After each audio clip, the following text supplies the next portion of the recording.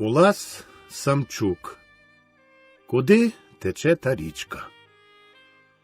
Роман «Епопея Волинь» – найвизначніший твір Уласа Самчука.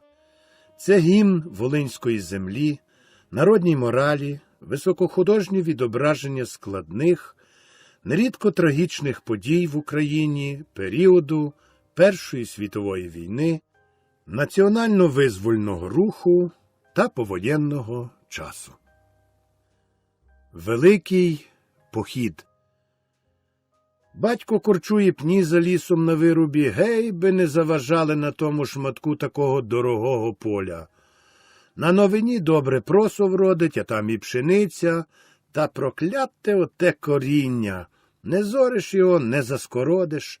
Корчувати його не так легко, але хіба батькові першина 5 от таких десятин своїми власними руками вичистив.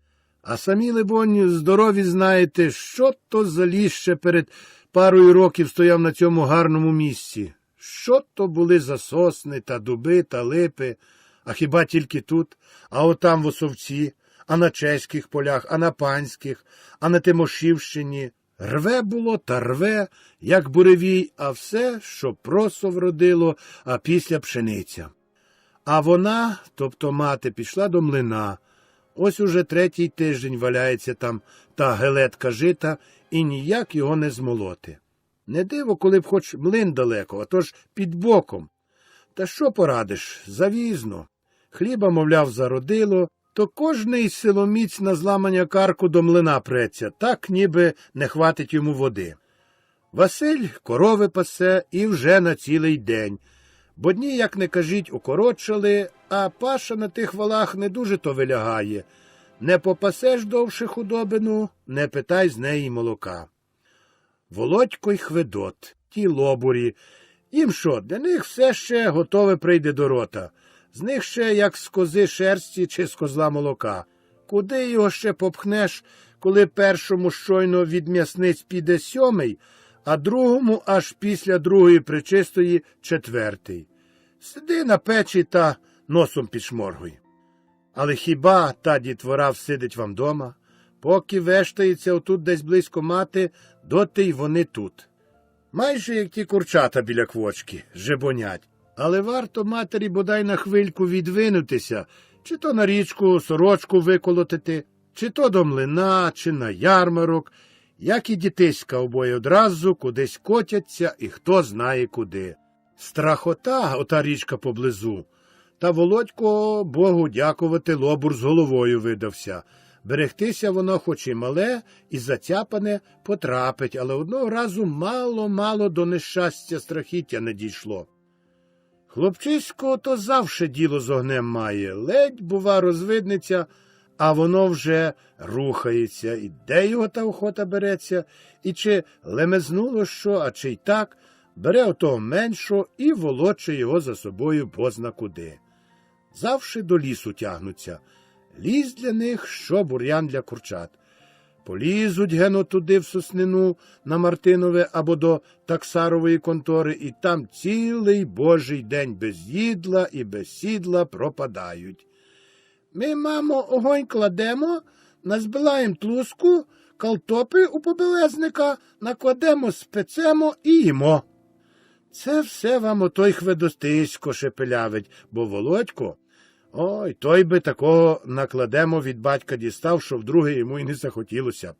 Той вам прийде ввечері, по вуха обмурзаний, і ані пари з уст. Мовчить і тільки оченята, сині-присині та ще й кирпатий носик. А оченята розумні та полохливі, та такі вам глибокі. В кого воно таке вдалося? Господоньку, подай сили та хорони, мати пречиста, щоб здорове росло. Люди будуть.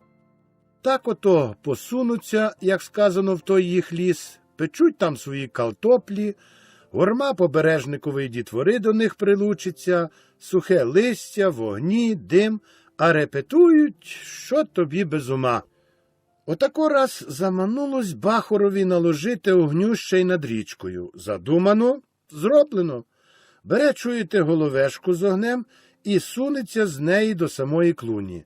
Ні батька, ні матері на подвір'ї якраз не було. А йому, чуєте, заманулося взяти з клуні пшеничної соломи на розпал. Один Бог, видно, схоронив від нещастя. Боже, Боже, таке страхіття лихе.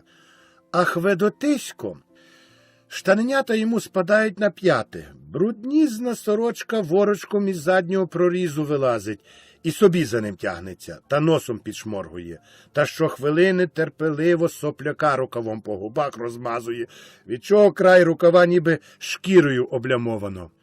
Володько каже йому зі стіжка соломи не смикати, і то стільки, що той ледве руками сягне, а живіт так вип'явся, що кордупель мало назад не повалиться. Так і до річки дотьомбали. Багаття раз, два і готове. Поклав на землі головешку, соломи, сухого верболозу, кілька разів дмухнув, ковтнув дещо гіркого диму, дещо сльозу пустив, і сухий верболіз із соломою, як стій, спалахнув і затріщав весело. А пора ж осіння. Вітер студить низом і до всього гостро торкається, сонце червоне та велике поволі за млин ховається, верби листя своє рудим підбарвлене, гейби кури пір'я весною, стрясають із себе до землі, до річки і де попало. Дітиськам ноги мерзнуть, а вони їх сунуть в огонь, ніби кусні коріння, та все по кущах лазять, та трусок сухих нипають. А Володько все Хведота діймає та хвилі йому не дає, що той, мовляв, не вміє збирати. Хлопчиськові, мовляв, ось уже четвертий, а принесе одну ломачку і чваниться. Дурний. Другим разом не візьме його собою огонь класти. Хведот зовсім такою погрозою розторощений, зі шкури вилазить. Не винен же він, що те прокляте ломаче йому не дається. Що штани його такі зрадливі, що в корчах ворком сорочки за якийсь торчак зачепився, полетів комідь головою, носа до крові розшовп, та ще й сорочку розпанахав. «Дадуть тобі, мама, сорочку!» – бринить у його вухах, а сльози самі від себе спливають на очі. А кров, змішана із сопляком, сочиться й сочиться так, що тут ні язик, ні рукав не поможе більше. Володько ж надто крутий і не знає милосердя, допікає до живого і знає чому. Хто то за все відповідь дасть? Він до всього привидець. Той собі сорочку роздере, носа розквасить, у грязюку всунеться, все сам зробить, а ти Богу духа винний. Іди та вислухай за нього, та діставай ляпаси, та вибріхуйся. Гірко, і образливо, і несправедливо. От хоч би ті ручиська та ножиська, що на них хоч гречку сій. Спробуй обмий таке. Господоньку, коли б ти мені хоч одну дівчину було послав, а то все оті бахурі. І чого ті, мама, нарікають? Просив же він, щоб купили йому чоботи, щоб не був вічно босий. Просив. Не послухали. Чого нарікають? І Володько дивиться на ті свої ножиська, супить брови. Хведоте, не тич ніг до огню. Попечеш, а мама скаже, що то я навмисне тобі попік, падає враз голосне і суворе. Хведот здригається, шморгає голосно носом і слухняно за дочком відсувається від огню. Потім глянув боязко з-під лоба на Володька, що той далі зробить, але той уже, видно, такою дурепою не цікавиться більше. Щось, видно, інше сплило йому на думку. Ось він устав, підійшов до краю берега і вдивляється чогось до води в річці, що тече поволі та ліниво, місцями робить закрути, місцями вирує і щось потиху, здається, сама з собою говорить. І Володько, здається, також з нею розмовляє. Он пливе гурток іржавого вербового листя. Володько проводить його поглядом і, здається, питає: «Куди ви пливете?» Ті мовчать, пливуть далі. Володько проводить їх так далеко, доки сягає його зір, і вже щось інше бачить. Он якась ломачка пливе, кусник свіжої тріски. І ломачка, і тріска, мов кораблі, пропливли перед зором вздовж і зникли. Усе пливе, і все зникає. плюнув до води, і та маленька цятка його слини також попливла і також зникла. А коли б він отак кинув свою шапку, чи попливла б? Шапку. Дали б йому тато шапку. Не дурний він таке робити. Але ж куди насправді все то пливе? Та вода, та ціла річка. Володько стоїть, руки заложені за спину, очі вперті в прозору, жовтаву воду, на обличчі задума. І враз приходить ще одна думка. А що, коли б отак піти за водою? Отак усе лугом та лугом. І куди б зайшов? Це ось довкола наша Лебедщина. А там далі, за тими кущами вільшини, як літом сходить сонце, невеличке село Лебеді. А що там далі? Тато, кажуть, річка тече до моря. І ти отак просто, і там море. Аж страшно. Таке велике, ні кінця, ні краю. Сама вода і вода. І глибокі. Володькові очі все ширшають і ширшають, на щоках з'явилися рум'янці. Щось дуже сильне тягне його туди. Так дуже хотілося б бачити, чути, знати. Але ж ні, там ще не море. Там лише став великий та стависько та очерети. Тож Володько добре пам'ятає, як то одного разу старий Лук'янчук з Лебедів розговорився було та почав казати. Ото коли я ще малим був, як оцей ваш, і показав на Володька. Хіба я такий малий?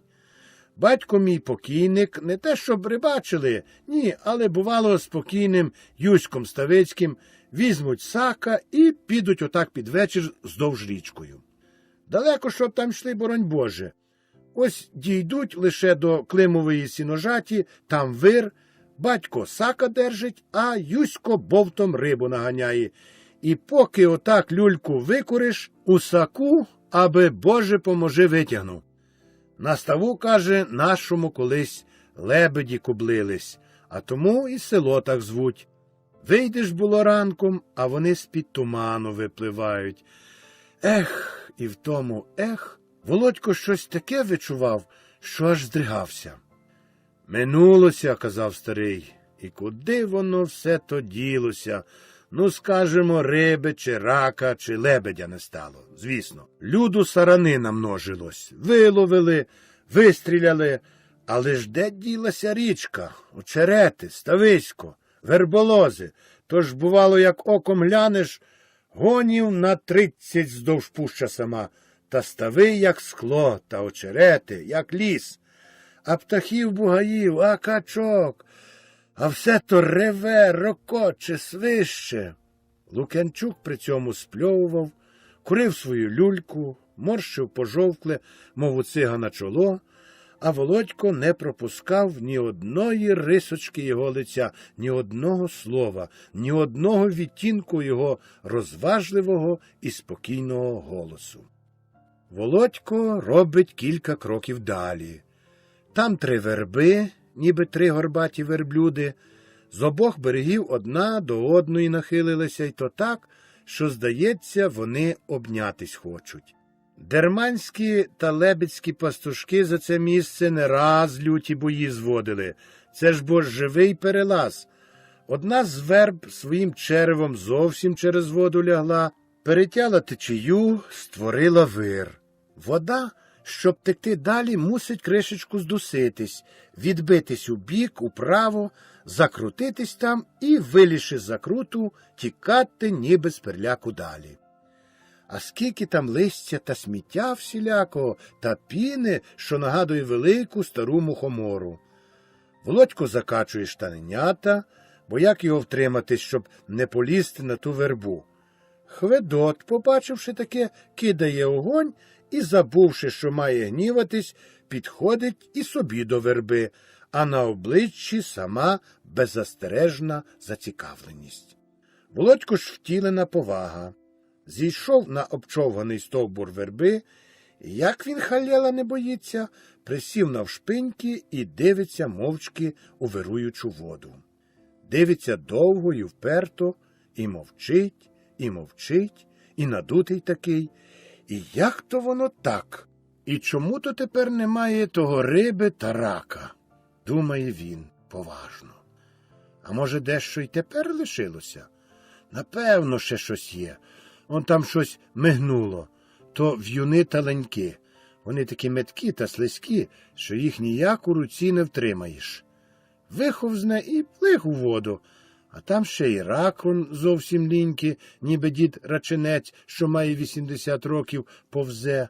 Тут Володько на хвилину переносить свою згадку на діда Раченця з Дерманя, що, бувало, у них ночував та на цілу хату смородив своєю люлькою з довгим брудним чубуком. Але це недовго триває. Його цікавить, чому це дійсно немає тих лебедів. І де ж вони ділися? І чого зміліла річка? І де ті очерети та стависька, та верболози з бугаями? І що це за бугаї такі? Володько вичуває, що ноги йому в колінах терпнуть, але вставати ніяк немає сили. Усе тягне і тягне та вода. Хочеться надивитися, бо хто знає, чи не втече вона одного разу зовсім у безвість. «Хведоте!» не відриваючи зору від води, нагло каже Володько. Хведот здригається, не чекав такого, шморгнув голосно носом і перелякано відповідає. «Со! Знаєш ти що?» «Не знаю, ні. А забожись, що не будеш більше плакати, то я скажу». «А ти не сказиш мамі, як бозитимусь?» «От дурний! Що б я ще мамі казав? Божись! Їй-бо не буду». «Що ти не будеш?» «Не буду плакати». Володько глянув на Хведота з виразом, чи можна ще твоїй божбі няти віри, бо вигляд того рішуче мало викликає довір'я. На щоках позасихали патьоки сліз, носеня брудно-червоне, очі перелякані, та все-таки Володько звівся. Надто кортіло йому сповнити свій задум і промовив. «Знаєш що, Хведоте, давай підемо отак. Знаєш? Отак, туди, до лебедів. Як тече річка, добре?» І вказав рукою напрямок. «Добре», – згодився одразу Хведот, шморгнув веселіше носом і підбадьорився. Він ще не забув, що другим разом не візьму тебе огонь класти. «Ми, – пояснює Володько, – побачимо, куди тече та річка. У лебедях став великий-великий, а на ставу лебеді плавають. Ти ще не знаєш, що це таке?» «Не знаю», – щиросердно признається Хведот. «Такі, як гуси, знаєш?» Шморгнув той носом. «Ну то ходім». З місця рушають і йдуть. Володько веде Хведота за руку. Йдуть просто вздовж річки. І що їм до того, що сонце ось зовсім ховається, що потягнуло дошкульним вітром з полів від Михалкового хутора, що темінь покрила ліс по тамтому боці долини. Перед ними виразна мета, і досягти її вони будь-що будь мусять.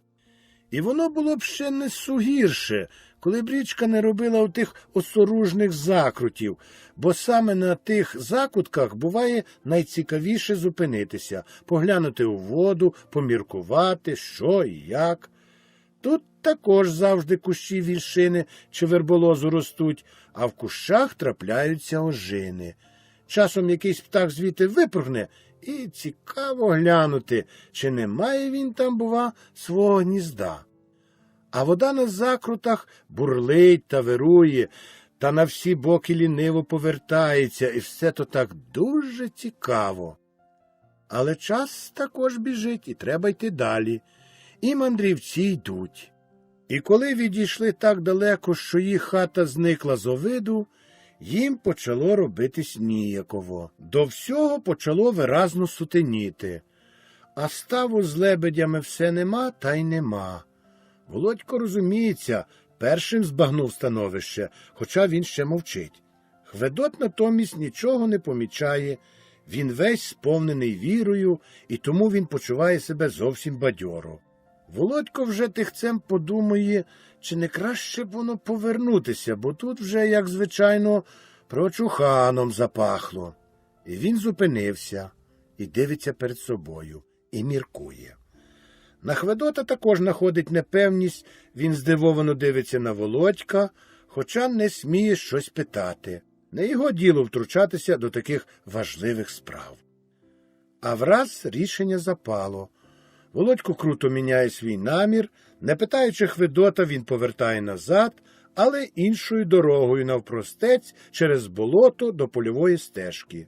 Хведот не розуміє, що з тим діється.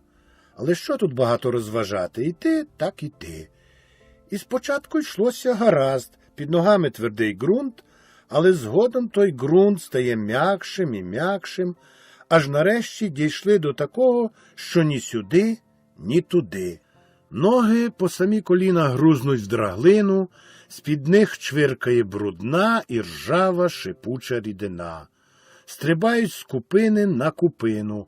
Хведот грузне, падає, незабаром його скромна постать перетворилася у найсумніше видовище. Ні обличчя, ні очей, суцільна руда пляма. Але він все-таки йде, довго тримається, хоча плач висить йому на устах, на носі, на очах, пам'ятає свою присягу, і, може б, воно обійшлося все гаразд, та в одному місці хлопчисько раптом спотикається і летить у багно, сливе з головою. Він мало не тоне. Володька кинувся його рятувати, але не має досить сили. І тут же Хведот не втримався і заревів на ціле горло. От тобі й на! От і повір іншим разом, коли хтось божиться. Ну і що його тепер робити? І як його з'явитися на очі матері, а ще гірше батька? Знов те він до всього провидець задзвеніло в ухах. Цить, чуєш? Цить, кажу тобі. Хведот реве. Цить, розпачливо кричить Володько. Хведот реве. Ах ти ж забожився. Дадуть тобі, мама. Я скажу, що ти божився. Це останнє вирвалось з Володька через плач. Хведот миттю перестав ревіти. Йому тяжко, йому холодно. Він увесь дрижить, але він уже мовчить. Боже, що може бути страшнішим, ніж коли він присунеться до хати в такому вигляді, а до всього з такими страшними злочинами? Тож божиться у них найсуворіше заборонено, і це Хведот дуже добре знає. Володько вдоволений зі своєї витівки. Він би й так ніколи не сказав мамі, бо ж на кому все то скоїться. Але добре, що той повірив. Сяк так ідуть далі, і ось вилізли на сухе. І лише тут Володько зрозумів і збагнув справжнє значення свого підприємства. З них обох стікали брудні патьоки, тяжкий непрошений жаль огорнув хороброго мандрівця, і він сам не видержав. Заревів на цілу губу, боляче і ображено. Він же хоч зовсім не винен, все так само сталося.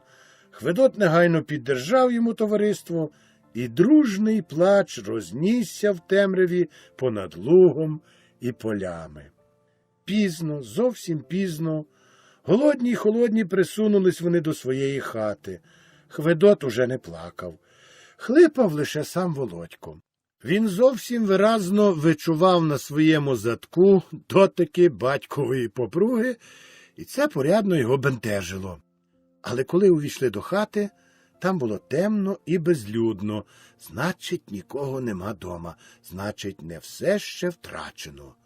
Довго тут роздумувати не гаразд. Швидко з місця, не миючись і не витираючись, подерли обидва. Володько ледве висадив отого опецькуватого курдупеля на найпевнішу захисницю всіх покривджених дітей, їх найнедоступнішу фортецю – піч. Сиділи там під лежаком на гарячому череві і лише зрідка несміливо підшморгували носами. Володькові все ще текли по щоках рясні, солоні сльози, а він, щоб не робити зайвих рухів і шуму, підлизував їх язиком. Сиділи отак із чверть години. Першою прийшла мати, за нею хутко увійшов і батько. Боже, Боже, і де ті дітиська ото полізли? Тошненько мені та нудненько мені. Ото залізли, може, в багно, матінко Божа хорони, тошніла мати. А батько мовчав. Засвітили лампочку. Мати не вгавала і квоктала далі. То вже так далі не може бути. І чому ти того лобуза, отого старшого, знов старшого, не випариш добре? Де ж чувано, де ж видано, щоб у таку пору і не було дітей дома? Батько ні пари з уст. Тяжко сидів біля столу, закинувши наперед настільника, щоб бруднізними руками не замазати його. Виразу його обличчя при такому мізерному освітленні побачити годі, але ота тверда мовчанка і таке ж уперте лебедіння матері вимовно казали про все, що твориться в тих мужицьких душах. «І чо ти мовчиш, як пень?» – чіпляється мати. «Хоч би пішов куди, хоч би робив що. Я он оббігала всенький ліс аж до Лебедського порубу. На лузі була, у млині, ніде їх немає. Ой, горе моє, горе!» Батько сплюнув. «То, каже він, вилазить наверх твоя наука. Я що, хіба я знаю, що маю з ними робити?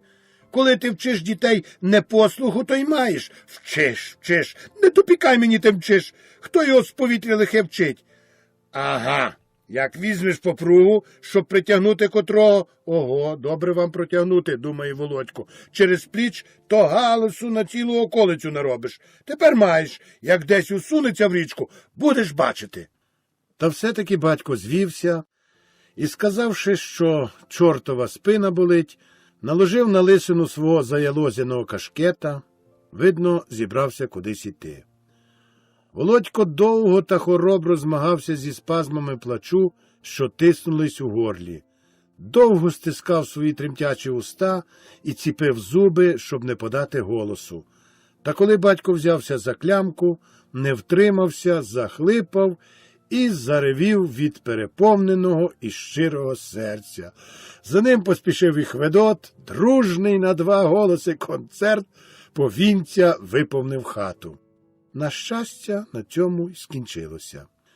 Василя ще не було дома, а батько, видно, так був наморений, що йому не тільки свої, а й циганські діти не на умі. Він, видно, зрадів, що не треба буде йти їх шукати, а все-таки, раз узявся за клямку, не випадало вертатися. «Треба ще до хліва заглянути», – сказав він, хоч перед хвилиною там якраз був. А мати, звісно, мати, лемент підняла, стягнула обох з печі і, патраючи їх, ніби курчат зарізаних, додавала найдивовижніші прислів'я. Стягала з них оте дрянтисько, мила оті ручиська та ножиська, а далі суворо-пресуворо наказала, що якщо мені не будете їсти, то я вас тутеньки розтрясу, і зараз мені спати марш. Обидва зробили оте спати марш. Зробили, не гаючись, поки не вернувся батько. Краще хучій з очей, поки лихо дрімає. Але спати Володько одразу не міг. Стільки того за день пережито, стільки перебачено й передумано. Велике й нерозгадане питання. Куди, власне, тече та їх річка? Так і залишилось нерозгаданим. А коли заснув, воно далі ввижалось йому у вісні. Снились йому кручі, вири, раки, лебеді і багато всячини. Ні, не міг спокійно спати. Щось його хвилювало, інколи щось говорив, когось доганяв. Глибокі і уривні зітхання виривалися з його груденят. Ляк, бажання і багато хвилюючого проймало сплячого Володька. Мати, лягаючи, глянула на дітей. «Оті смаркачі», – сказала вона, обох перехрестила і теплою дрантиною прикрила їх чорні порепані з порозчепіреними пальченятами ножиська. Увійшов батько, мовчки щось там з'їв, переказав «Отче-наш», мовчки роздягнувся, ліг на тверде своє логовисько і дуже хутко заснув кам'яним сном. Другого дня – неділя. Погода лагідна, м'яка. Рано батько вибрався до церкви, мати з Володьком підуть уже на вечірню до монастиря, бо хто зварить обід. А церква не близько, верстов 5, у сусідньому селі Дермані. Василь ночував у млині, не виспався, прийшов десь над ранком і ще спав, а опісля мав вигнати худобу. Батько дав коням обрік, напоїв, заклав їм за драбину сухого, молодого очерету, підстелив, а опісля до церкви одягався. Мився він уважно. Тверді, мозолясті долоні обмивав водою без мила, та толку з того мало. Не відмиєш же мозолів. Опісля гуньку нову одягнув, щільно підперезав її своєю попругою, взяв нового кашкета, який от служить уже 5-й рік, що він при кожній нагоді всім пригадував, бо з доброго мовляв сукна. Шурнув по ньому разів пару твердою щіткою, якою Василь глянцував не раз також свої халяви бутилки, і урочисто відійшов до церкви. Мати варить обід. Володькові зовсім нічого робити, і він ламає голову, що б тут йому розпочати. Він якось виманив на двір Хведота, і перше, що вони видумали, це почали крутити керата молотарки. Особливо захопився тим Хведот, якому геть губилися штаненята, одначе це не відбирає йому охоти, і він невгамовно бігає навколо по манежу задишлим. На це якось нарвалась мати, і, звичайно, Володько дістав кілька пляцунів. І так воно завше, увесь ранок зіпсутий. Учора очікував прочухана, не дістав, а тутка от нежданно й негадано. Поплакав бідачисько, поплакав, звернув чомусь усю вину на Богу душу винного Хведота, заявив, що з таким ніколи більше не буде гратися, покинув його, а сам поліз на горище хати під стріху. Для нього це місце схоронища і таємничих думок. Тут стільки всього цікавого, особливо приваблює його велика матерня скриня. От би заглянути туди. Там, мабуть, всякої всячини, тому-то й мами й не пускають до неї нікого. Он яка здоровенна і ржава, кругла, як кулак, висить колодка. Дудки таку відімкнеш. Почуваючи себе невинно ображеним, він починає мріяти, і то так, щоб усе те стверджувало його невинність. Він, наприклад, часто мріє, що потім зовсім вірить, що одного разу щось таке само зробиться, а мати візьмуть та й усе звернуть на нього, і за це його кріпко намоченим путом виб'ють через плечі. Від цього Володько починає кашляти, харкати кров'ю, хиріти, так, що хоче вмерти. Мати знають, що то вони причиною його смерті, а тому дуже ним турбуються, годують його. «Ні, мамо», – каже він, – «то не я зробив, то само зробилося». Але далі він не може більше терпіти, щоб його за все бито, і він воліє краще вмерти. Вмер же Пилип, умер і Петро, хай і він умре. А тому він гордо відвертає лице і не приймає того, що дають йому мати, навіть булки з солодким молоком, і навіть цукорків, і нового купленого кашкета зо звіздою. А може ні? Може він краще не умре? Ага, пригадав, як дуже хочеться йому побачити на своєму житті царевого сина, що, кажуть, є однолітком з Володьком. І навіть, здається, як міркують мати, родився в той сам день. Володько усміхається. Йому ніяково про це згадувати, бо позаторік одного разу, будучи у Дермані, в церкві, він бачив драгуна і думав, що то сам цар. Це смішно, розуміється, але тоді він іще був малий, тепер уже його таким царем не обдуриш. Однак все-таки не пошкодило б зустрінути царевого сина. Дійсно. От, наприклад, кажуть тато, що по наших полях мають москалі маневри робити. Розуміється, де москалі, там і цар, а при цареві мусить бути і син його. Міркує просто і звичайно. Він собі бавиться. Робить з ломачок будинок, кидає кашкет, щоб опісля ціляти в нього палюгою, шкандибає, значить. Аж тут раптом над ним хтось: «Добрий день, Володьку!» Оглядається царів син. Одяг у нього ясний, блищить усе, гудзики у 2 рядки. Такий чисто, як на календарі намальований. Щоки червоні, очі веселі, носик он як, ніби й не носик, чистий, не замурзаний, не те, що у Володька. «Дай Боже здоров'я», – відповідає Володько. «Ти є, Володько, Матвіїв, правда?» «Еге». «Ти, – каже царів син, – мені подобався. Візьму от тебе до себе в палати. У мене місто більше, ніж Остріг. Був ти коли у місті?» «Еге, був, у Мизочі, з мамою до Оліні їздили. А хочеш ти зо мною?» «Щебні». І Володько, розуміється, все геть чисто розкаже. І як його завше переслідують, і як його сьогодні мама вибила за те лише, що він нічого не робив, тільки Хведот крутив керата. Той розуміє його, дає йому багато-багато грошей, купує йому нові штани, кашкета з околушками та звіздою, чобітки ті довгожданні, вимріяні роками чобітки та ще й з лакірованими халявами, як у Харитонового Ілька, або іще кращі. І тоді Володько прийде додому, виложить на стіл цілу купу грошей і скаже: «Ось, хоча мене всі не любили, били і сварили, але візьміть собі оце все». Скаже це, а сам «Будьте здорові» і піде собі назавше з дому. Ах, як тоді вони шкодуватимуть усі, що його не знали, що він усе хотів лише добре робити, а його за те завше лиш били та били.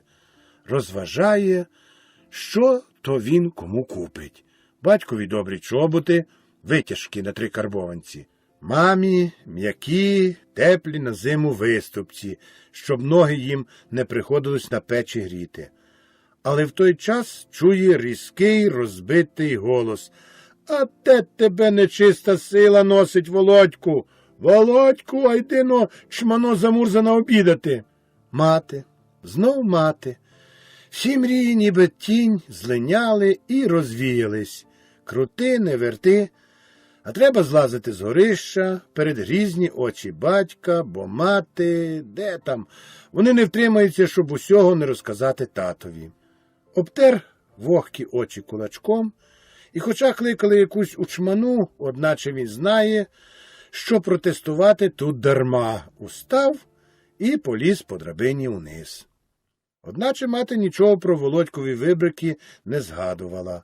Балачка велася навколо нових чуток, що колують між людьми. Кажуть, нібито німецький цар хоче воювати на Руського, бо руський цар не хоче дати німецькому хліба. Дивно воно.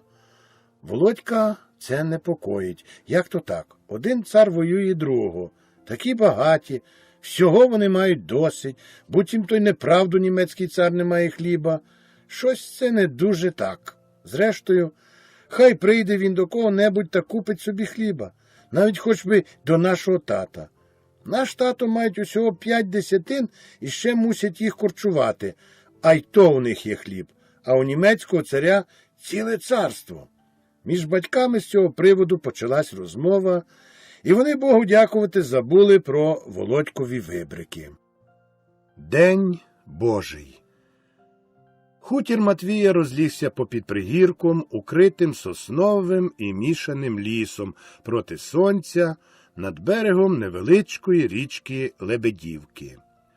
Джерело річки у Дермані, звідки 3 роки тому вибрався Матвій з родиною на 5 десятин. Що їх купив у лебедського пана, почав тут господарство.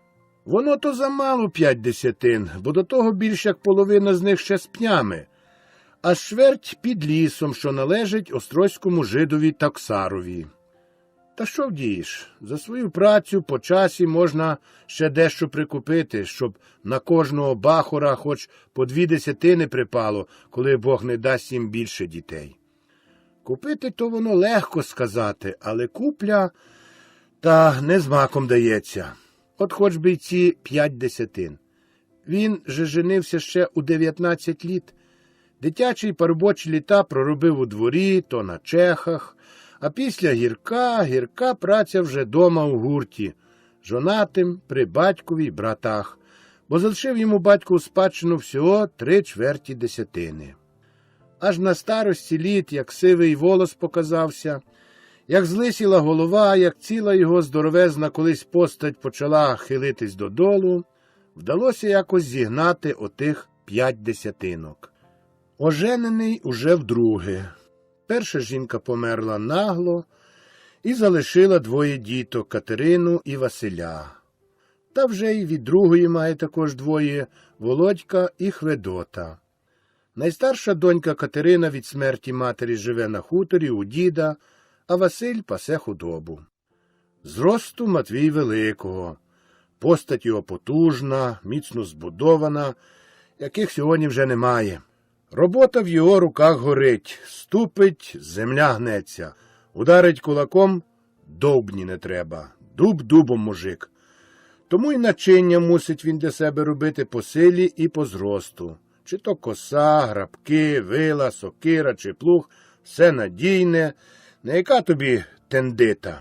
Його маленька і сухенька Настя в один із сварки обдаровує його такими назвами, як дуб, ведмедисько, слонисько. І все це як нікому личить, але Матвій все те зовсім легковажить. Йому це не дошкуляє. Але де вже тепер та сила дівається? Менше її та щорік убуває. Висихає якось. Багато її випили то трачка, то косіння, то корчунок пнів чи залізний півпудовий лом, з яким виважив на своєму віку немало каміння у дерманських каменоломнях. Сивий волос завчасу поспішився. Лисина над чолом усе ширшає, розростається.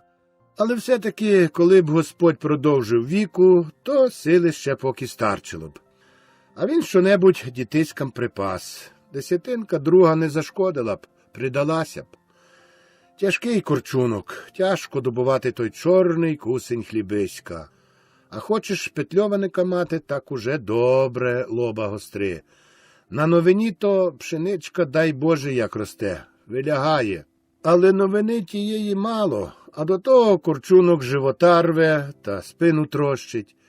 Скільки то йому в житті трапунків трапилось. Крижі зірвав, пролежав з півроку. Зашивали, гоїли, але воно то вже не те.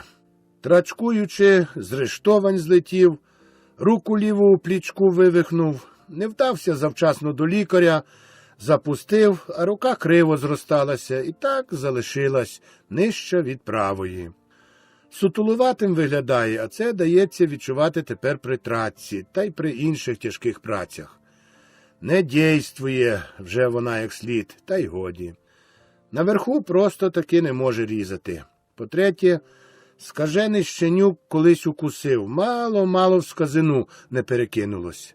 Докторів ще тоді таких спеціальних не було, так, хвалити Бога, дід один з Раковець знайшовся і зілляччям якимсь відпоїв.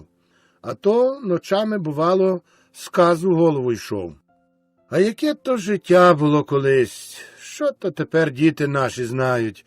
Бувало, коли ще в гурті були, то всю свою роботу, польову й домашню, і жаття, і косінку, і оранку, все це завжди ночами робилося. А день по день у дворі чи у чехів повзаєш та тянеш грабки чи пилку. А з тим і жили свої. Тепер ось наші бахорі, і хліб, і до хліба, сала шматочок, вареника якого там, по неділях пшеничника, а бувало ж пилки борошна, бувало в хаті не було. Як є кусне хліба, то й добре. Натер цибулею, огірок як трапиться, покомлав і тягай далі. Як той народ видержував, Господь святий знає. Бувало за турецької війни. При цьому, як сидить, то обов'язково засовується на лаві, ногу на ногу заложить і голосно носом повітря втягає. А треба знати, що зими тоді не ті, що тепер були. Як зима, то зима. У 77-м та 8-м роках саме тоді ягнята пас, а зимою по Злотому за день до машини в двір бігав. Хліба від м'ясниць бракувало. Турецькими кукурудзяниками харчувались. Карбованець, пуд. Наїсися тим пудом, коли 12 рутів у родині, і то самі лежні. Одна мама покійничка, я та старший Єлисей заробляли. Решта пухли на печі та гризлись, як собаки. Довго шкребеться людина, поки трохи того у люди вишкребеться. Воно то й тепер, от дай Боже трапиться яка десятина під боком. Не купиш — гріх. Великий гріх вчиниш, бо ще рік-два і за землю посвище. У Сибір підуть шукати, а дітвора росте. А як його купити? Корови збудеться, залишишся з ялівкою. Дітиська цілий рік без молока, це вже, звісно, вже... Веприка позбудеться, знов-таки за свіжину в святки забудь. Бо хоч воно із запасу бодні деякі є, та все-таки того не вистачить надовго. Та нічого його не вдієш, мус є мус. Хіба що карі лошаки продати та якісь дешевші, старші шкапини купити. Отак, аби снопа з поля стягли та заволочили ріллю. Хоча що то господар без доброї коняки? А, мабуть, таки прийдеться це зробити. Десятина поля, напевно, коло 5 соток коштуватиме. Ото, напевно, на це... Та хто його зрештою знає? Напевно, прийдеться й корівки, та ще й обидві загнати. Може, карбованців 100, 15, 20 можна буде взяти. За годовану льоху, як ще не спаде ціна, ну, можна карбованців 40. А й то ледве. Та від заміни коней, яких 20 рубликів перепаде, а пашня цього року відомо, змокло все, поросло. Куди воно? Більш над 500 ніколи не можна рахувати. До цього, як докинеш тих 30 рубликів, які чоловік копійку до копійку складав, дітям від губ відбирав, чобота ніколи людського на нозі не мав. Як зложити це все, ну, то й, може, половинка потрібного набереться. Але ж це значить до сорочки стягнутись. А де другу половину вишпортаєш? Легко сказати, 250 карбованців. А попробуй їх неньки дістати. Чекати хіба до другого року? А дітиська тим часом пухніть, ростіть, як поросята на картоплі, а після від такої дитини праці вимагай, сили від нього чекай. А про яку там лахманину і не згадуй. Володько, он же світить коліняками. А треба б щось дитині справити, принаймні, як між люди вилізе. Хведот то сидітиме ще пару зим на печі. От уже інша історія з Василем. Чай же до школи лазить, ніякого, щоб дитина темною залишилася. А тут-ка і школа, Бог відає де. Попотьомбайно щодня милю туди та милю назад. Прийдеться таки ликами запасатись та по столи плести. Мусить переходити вже ту зиму і в постолах. Що подієш? Що при такій дорожнечі? І чи вистачить для такого хлопця того чобота? Де там? Аби то ще воно обережно, обачно, а то ж де тільки льоду шматок, той ковзне. По храпі, по мокрому, після не обшкрябає чобота, не висушить. Там шкробне, там шпирхне і чобіт горить. У мене он. І він гордо показував свої широконосі тяжкі на військовий зразок чоботиська. У мене он 3-й рік чобіт, а ще дивись. Має він хоч одну лату, а там підметку підіб'ю, підлатаю і ще з рік виходить. Бувало, парубком ще був. Думаєте, бачив того чобота? По столи. Як був який чобіт, хоронив його тільки до церкви по років 5 одного. Тепер же ще рік не минув, дивись, то за каблук відлітає, то зуби шкірить. Все на зубу, все напропало. Так розважає старий. Розважає, міркує та все головою покручує. Все воно, звідки не зайдеш, скрізь купо. Настя з Володьком пішли до батьків, а звідти підуть на вечірню до монастиря. Матвій довго бавився з Хведотом, який дуже скидається на батька, тільки такий крикун, як мати. А після лишив його самого в хаті, а сам пішов в поле та садок оглянути. Садок свій оглядає і рано, і ввечері, і завше, коли тільки має вільну хвилину. Знає його, як жить свою кишеню. Кожне деревце, кожний кущик, кожна врешті галузка йому знайомі. все то його руки випликали, все то виховали, все то обчистили, все то опорядили.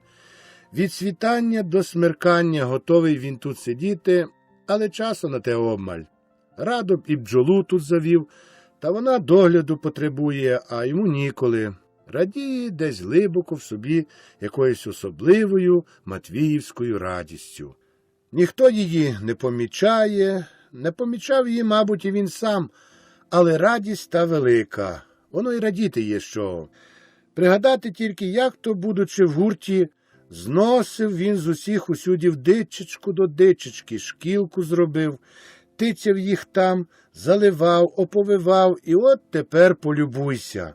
Пощепив сам, ото він ще потребує там когось. Привіз на хутір, із садівником монастирським порадився і посадив деревця по-людському.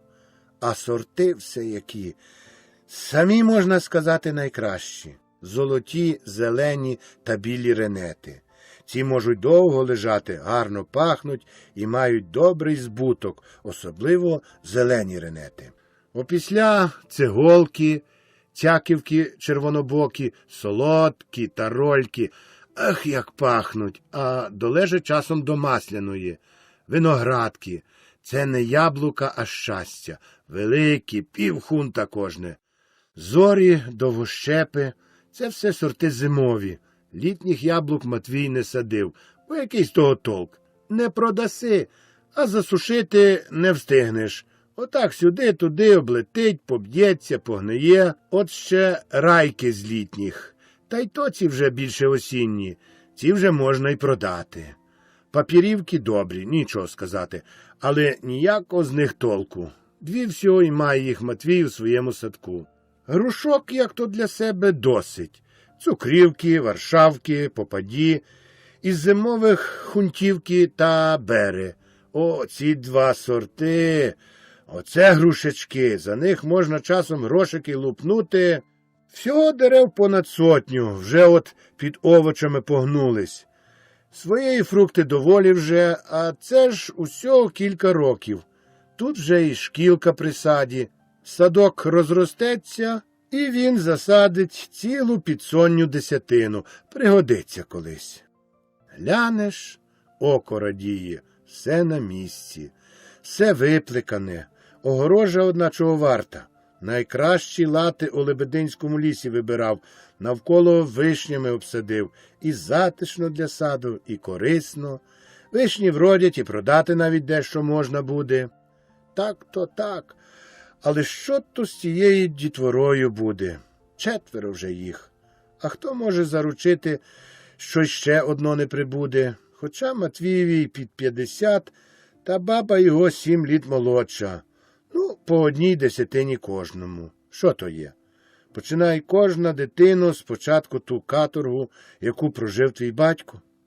Матвій зупиняється за садом і окидає зором суміжну нивку лебедця Григорчука. Ходять поголоски, що він її продати хоче. Думка про неї вже не виходить з Матвієвої голови, хоча ціна її, мабуть, й куслива. Рубельків круглих з 5 сотень закотить, але не купити її – це значить краще не жити. Де ж то видано? Під порогом, межа в межу, поле вироблене, вигноєне, під сонцем. І Матвій навіть пройшовся по тій уже зябльованій нивці, розчавлюючи тяжким чоботом більші грудки, ніби то поле вже його. Порою навіть зупинявся, щоб підняти якусь дернюку, і, витрусивши її з землі, викинути на межу.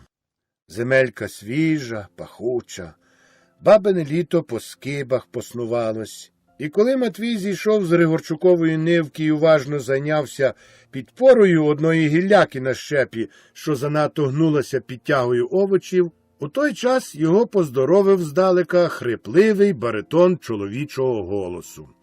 «Помайбі, дядько Матвію!» Матвій піднімає голову. «Дай бо здоров'я!» – автоматично відповів Матвій і побачив на своїм полі Григорчука.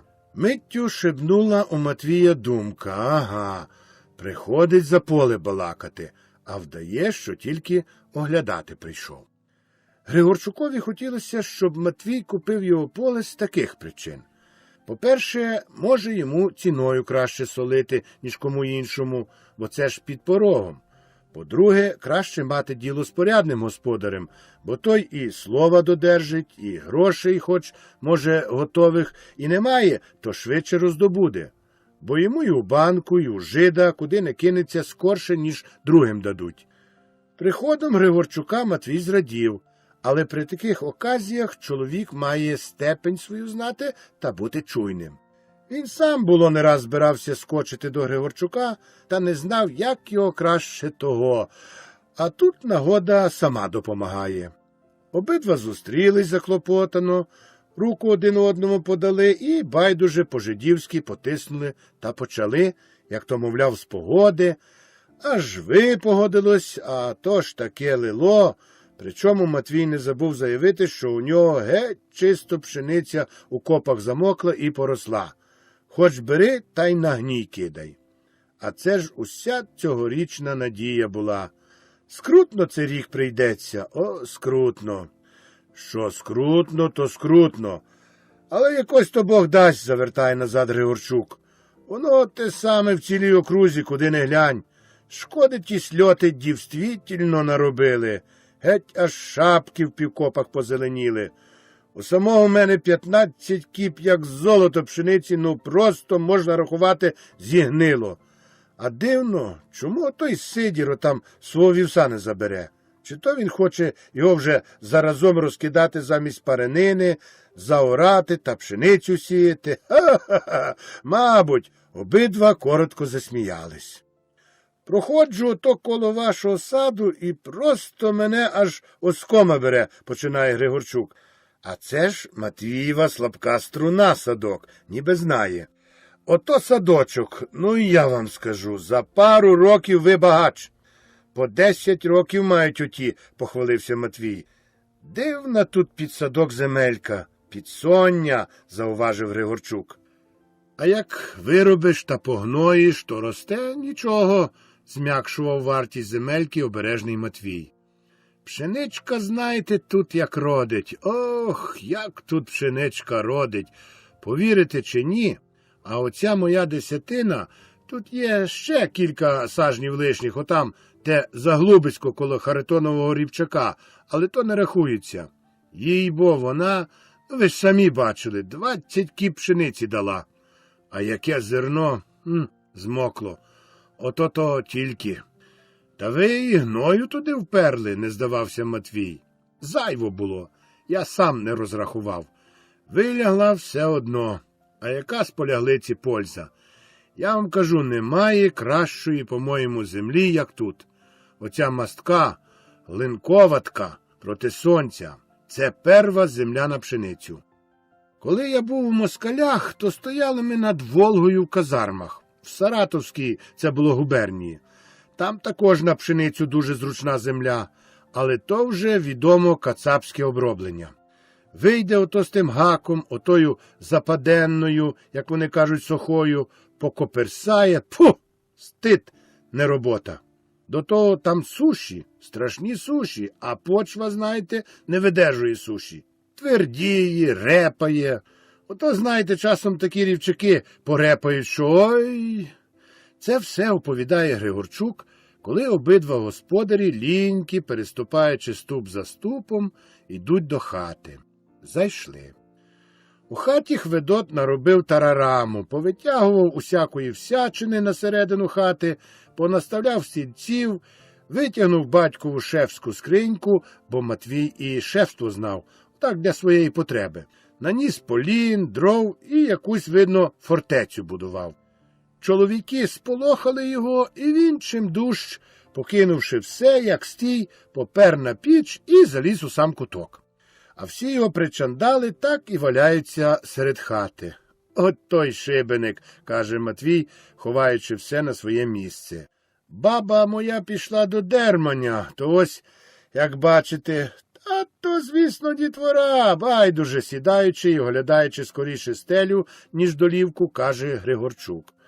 Добру маєте хату, но пощо ви ото такі малі віконечка зробили? Знаєте, Мене це завжди непокоїть. Вікна дійсно замалі. Поласував ото, що пару карбованців дешевше обійдеться. Швагір мій на залізній дорозі служить. А коли я будувався, то воно відомо, знаєте, як то кожна копійка дорога. А він одного разу каже, знаєте, я маю готові виразені тахлі. Малі тільки. Подумав я, та й люди пораяли. Візьміть, кажуть.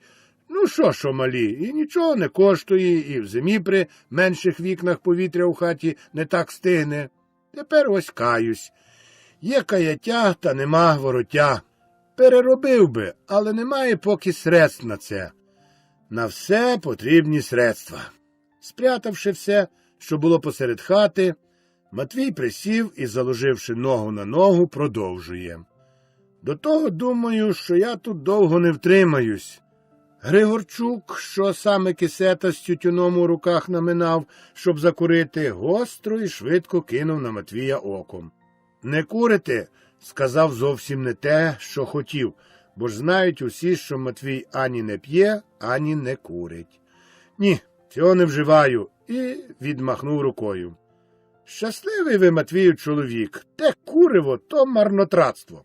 Пачка коришків отої от поганої рибки 3 копійки, а тут сюди, туди й нема». Скрутив цигарку, викресав вогню кресалом крем'яним з вареною губкою і закурив. Хведот дивиться з печі, заздрить та дивується.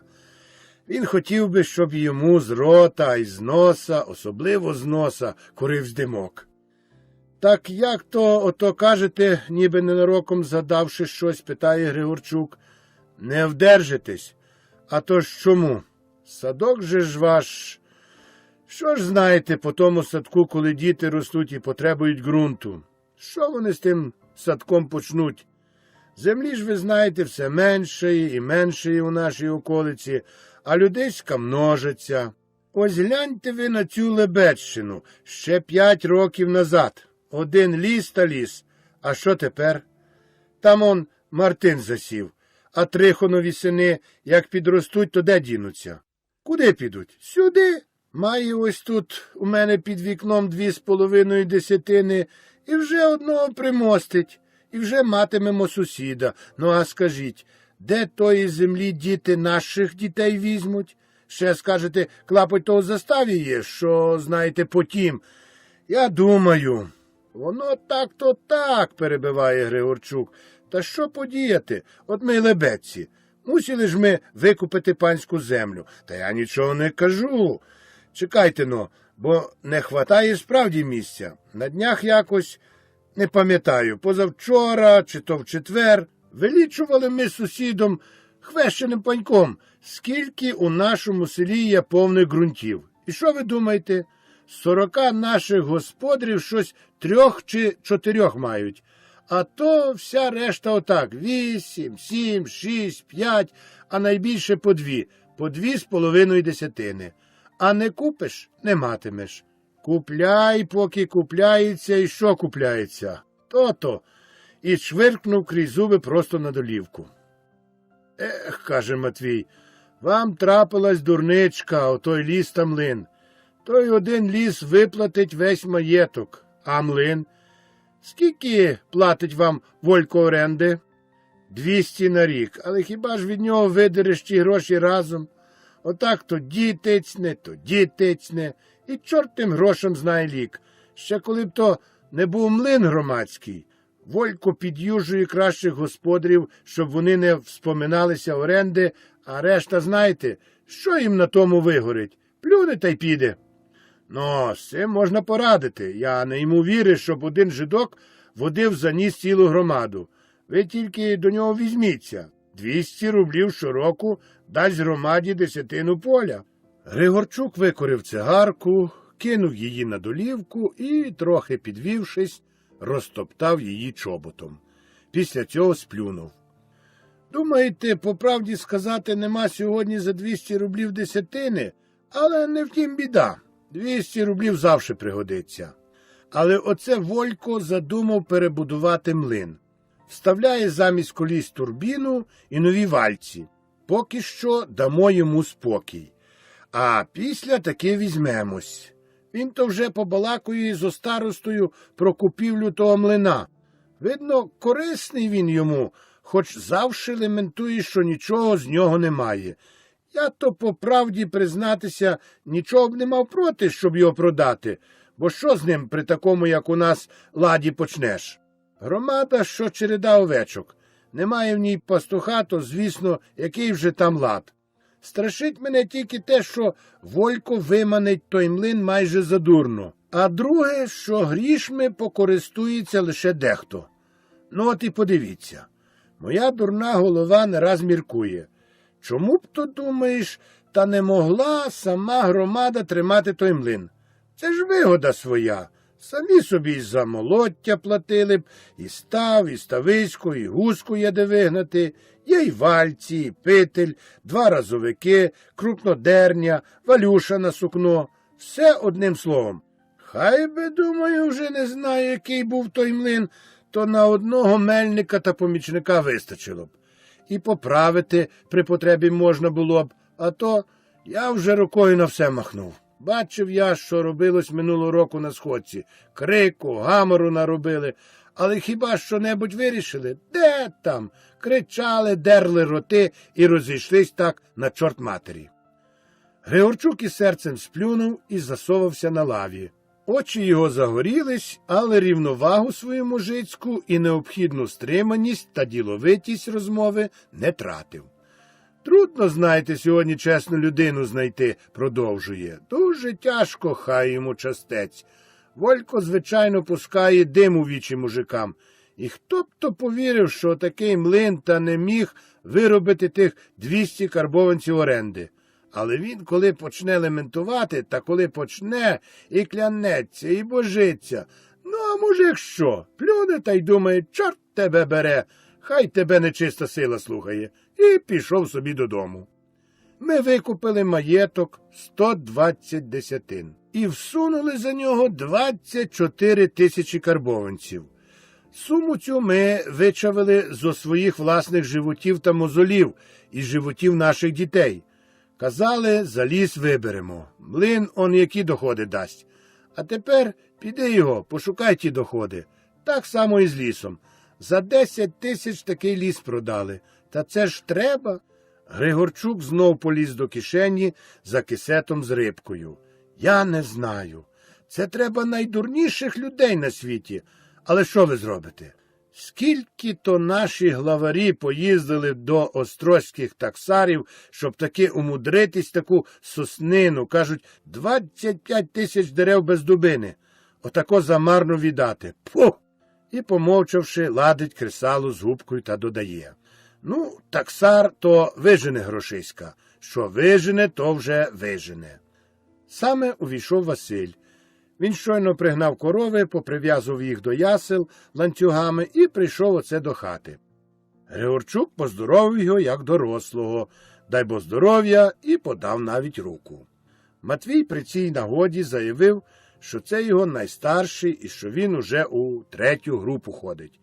Ось по тижневі і наука розпочнеться. Кепсько буде, та прийдеться обходитись. От худоба, як його не знаю того.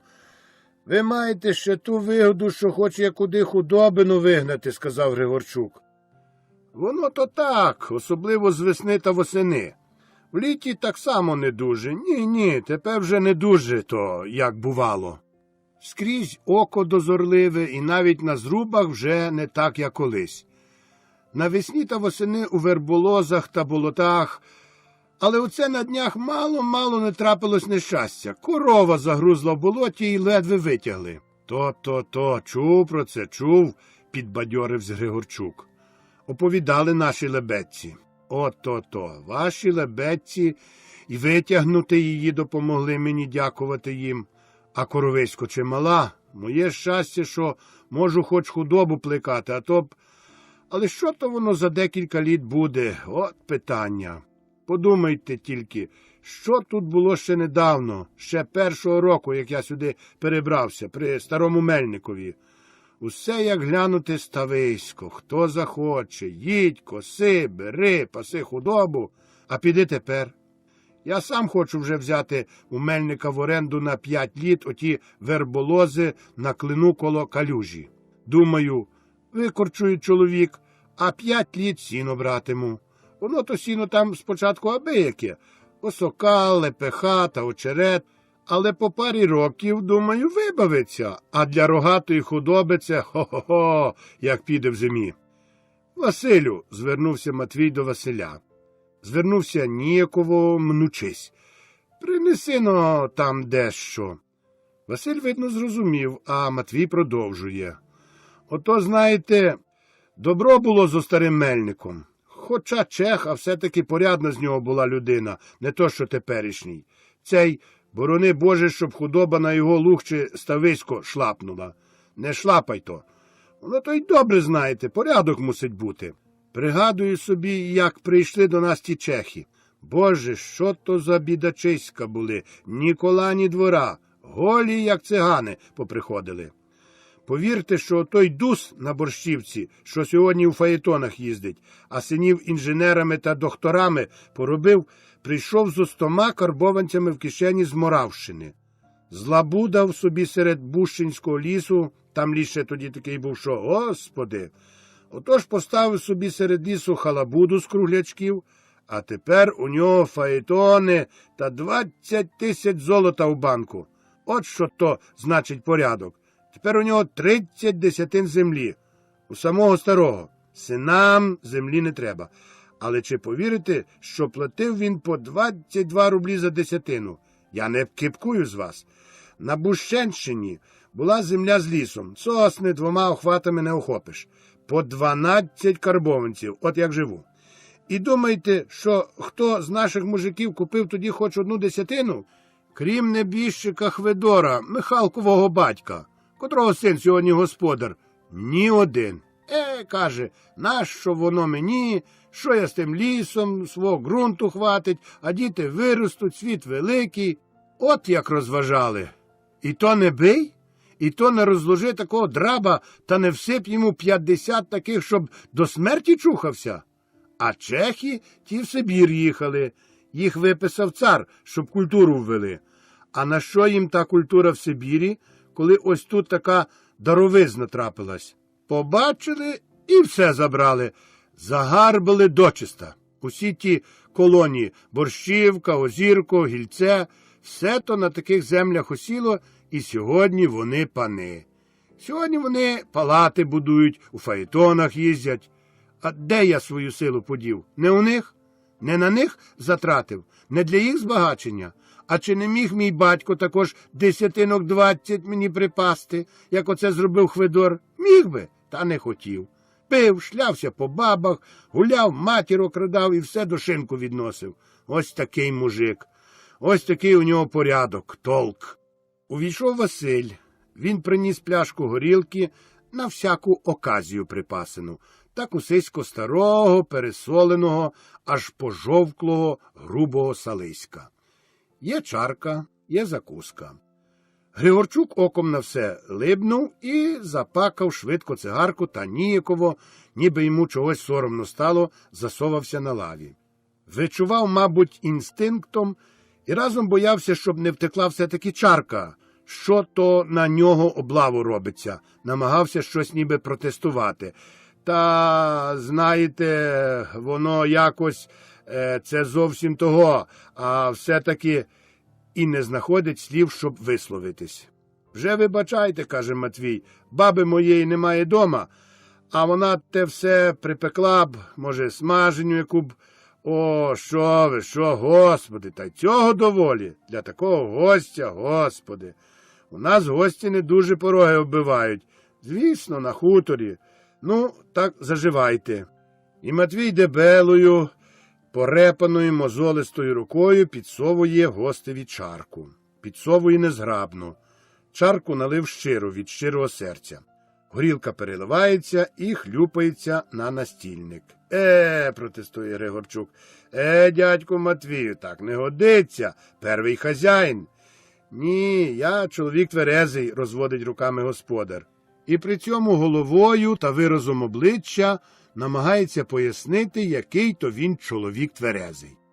А вираз страждальний, відразливий, ніби та горілка вже в його роті та горлі пече смертельно. Повірте, каже, що не можу. 30 літ не п'ю. Парубкував, не пив. От не такий, знаєте, характер. Противиться. Ото часом присилують. Вип'єм. Все виблюю на другий день. Характер такий. Випийте, сусіди, і все, та закусіть. От уже й вечір незабаром. Шкода, що старої немає. Ну, згоджується Григорчук. Як не можна, то не можна. Є такі характери. Не приймає і годі. Так, дай бо здоров'я. Пийте на здоров'я. Григорчук правою рукою бере чарку, хвильку тримає її, оповідаючи, що давно вже не мав нагоду, а лишень позавчора якось зійшло було. Лівою рукою витер свої рідкі рижуваті вуса, а тоді аж за одним хилом переляв чарку в рот. Скривився жахливо, головою похитав і здорово крякнув. «Міцна каналія», – сказав. «Ну, то ще й на другу ногу просю», – говорить Матвій. Тоді вже й додому не долізу. Що ви хочете, щоб заночував тут? І щоб то, від одної чарки? Ну, годі, випийте. А як і заночувати? Діти малі за вами не плачуть, а місце у нас знайдеться. Ось хутко і стара вернеться. Ну, на здоров'ячко, випийте. Увесь цей час Григорчук чекав і не піддавався, хоча йому, мабуть, більше хотілося закусити неприємний горілчаний смак, ніж випити. Одначе все-таки випив ще одну чарку, а тоді щойно закусив, похваливши, розуміється, добре старе салисько. Матвій же все поривається спомини свої оповідати. Притому підкраює хліба, сала, підсовує огірки. Так ото, знаєте, куме, невідомо, чому Матвій назвав Григорчука кумом, оті ото чехи, вони нас ограбували так, але вони нас і розуму навчили. От ми тепер бідкаємось, де воно худобу пасти. Але коли ще я був пастухом, то там, де тепер такі розкішні колонії з садами та хмельницями, все одні ліси та пустарі були. По пасу для худоби. Куди не кинь оком, ліс, галява, знов ліс, вовки одні панували. Дерево ж яке було, хто його з'їв, то просто диво дивне. А все сталося за 4 десятки літ. Але ви їжте, вечір уже хутко, не церемоньтесь. А що б то було, приміром, моєму батькові там, на Тимощівщині, захопити другий десятин, коли сам управляючий графині Андреєвої казав, бувало, «Антон, купуйте землю, зробим гішефт, не прийдеться вам більше, як по десятці, їй-бо». «Го», – каже батько, – «на чорта мені та земля, я й своїй не дам ради». «Тьфу, бодай тебе нечиста мати взяла». «І то не бий?» А що він мав, тієї своєї? 12 несповна наділу після панщини, на які вже було їх 3 братів. Мій же батько мав сам 4 хлопців. Один з дядьків помер, один довго льокаєм у пана Сангушки состояв, а на старість паню якусь приволік, фраків усяких, лакованих штиблетів, годинників з ланцюжками і відкраяв половину ґрунту. Думав, пануватиме. Допанувався. Хутко штиблети на постоли зміняв, а фраки, так, мабуть, до цього часу мульч жере в скрині. А не бійсь, різун йома, не бійсь, не прикупив замість фраків зайвої десятини. Тепер діти його чавляться, як оселедці в боці. От які то наші батьки були. Бо не було кому бити, або, може, вже панщина занадто їх забила. Нема в нашій Росії порядку, нема й не було. Чехи через губу землю хапали, а наш мужик репаний, коли дістав той наділ, то так і заскорус. Батько он наш 3 десятини на 4 полишив. Недурно ми, дітвора, й голодувати мусили. Беріть, частуйтеся, ще чарочку. Бог, звісно, тройцю любить. Ну, сусіди, прошу. І тут ще підлив. Григорчук випив, Матвій розчервонівся і, хоча сам не пив, мабуть, від одного захоплення сп'янів. Очі блиснули, рухи довжезних рук стали розкіші і швидші. Кулак не раз пристукнув по ляді стола, аж чарка, сало й огірки підстрибували. Григорчук уже слухати не хотів, а рвався сам щось оповісти. Одначе Матвій поки що далі тримає словом. Так ото є, дістали ми 4 3 десятини. Поки виросли, голодали, чужі ягнята, телята пасли, а потім у найми в каторгу до панів та чехів пішли. Щойно з 5 пальців праці рук своїх 8 десятин докупили, хоча платили вже по 100 карбованців. Легко воно тепер сказати. Он чех Дус, як дістав 30 десятин, так і внук його ще 30 матиме, бо то легко з капіталом докупляти. До того землі вони не ділять, а прикупляють, або йдуть між люди і вчаться, або якого ремесла, або на докторів чи інженерів. Не те, що ми. 3 десятини на клапті шматуємо і тиснемось на них, а що з 3 десятин прикупиш? Звісно. І Матвій хльостко, злісно спльовує. Треба хіба так працювати, як я працював, що витягав собі кишки і руки, що спину поламав? А чи зажив чого в життю? Цигарки не викурив, чарки горілки не випив, чобота порадочного не зносив. Тепер он встанеш рано, так з постелі не можна стягнутись. А яка була сила! Був як бик здоровий, 10 пудів мішки носив і не чув нічого. Ой, все з'їли оті криваві 5 десятин, які ось тепер маю. Ну, але ще чарочку за здоров'я. Строї тут щось довго нема. Випив. Григорчук вчепився на підпитку до Матвія, щоб і він випив. Матвій дав себе зломити і також випив, але забожився, що більше не буде, мовляв, характер такий. Григорчук згодився. Так, каже Матвій. Він захоплюється своїм просторікуванням. Всі, хто знає його, знають, що з Матвієм балачка може тільки серйозна бути.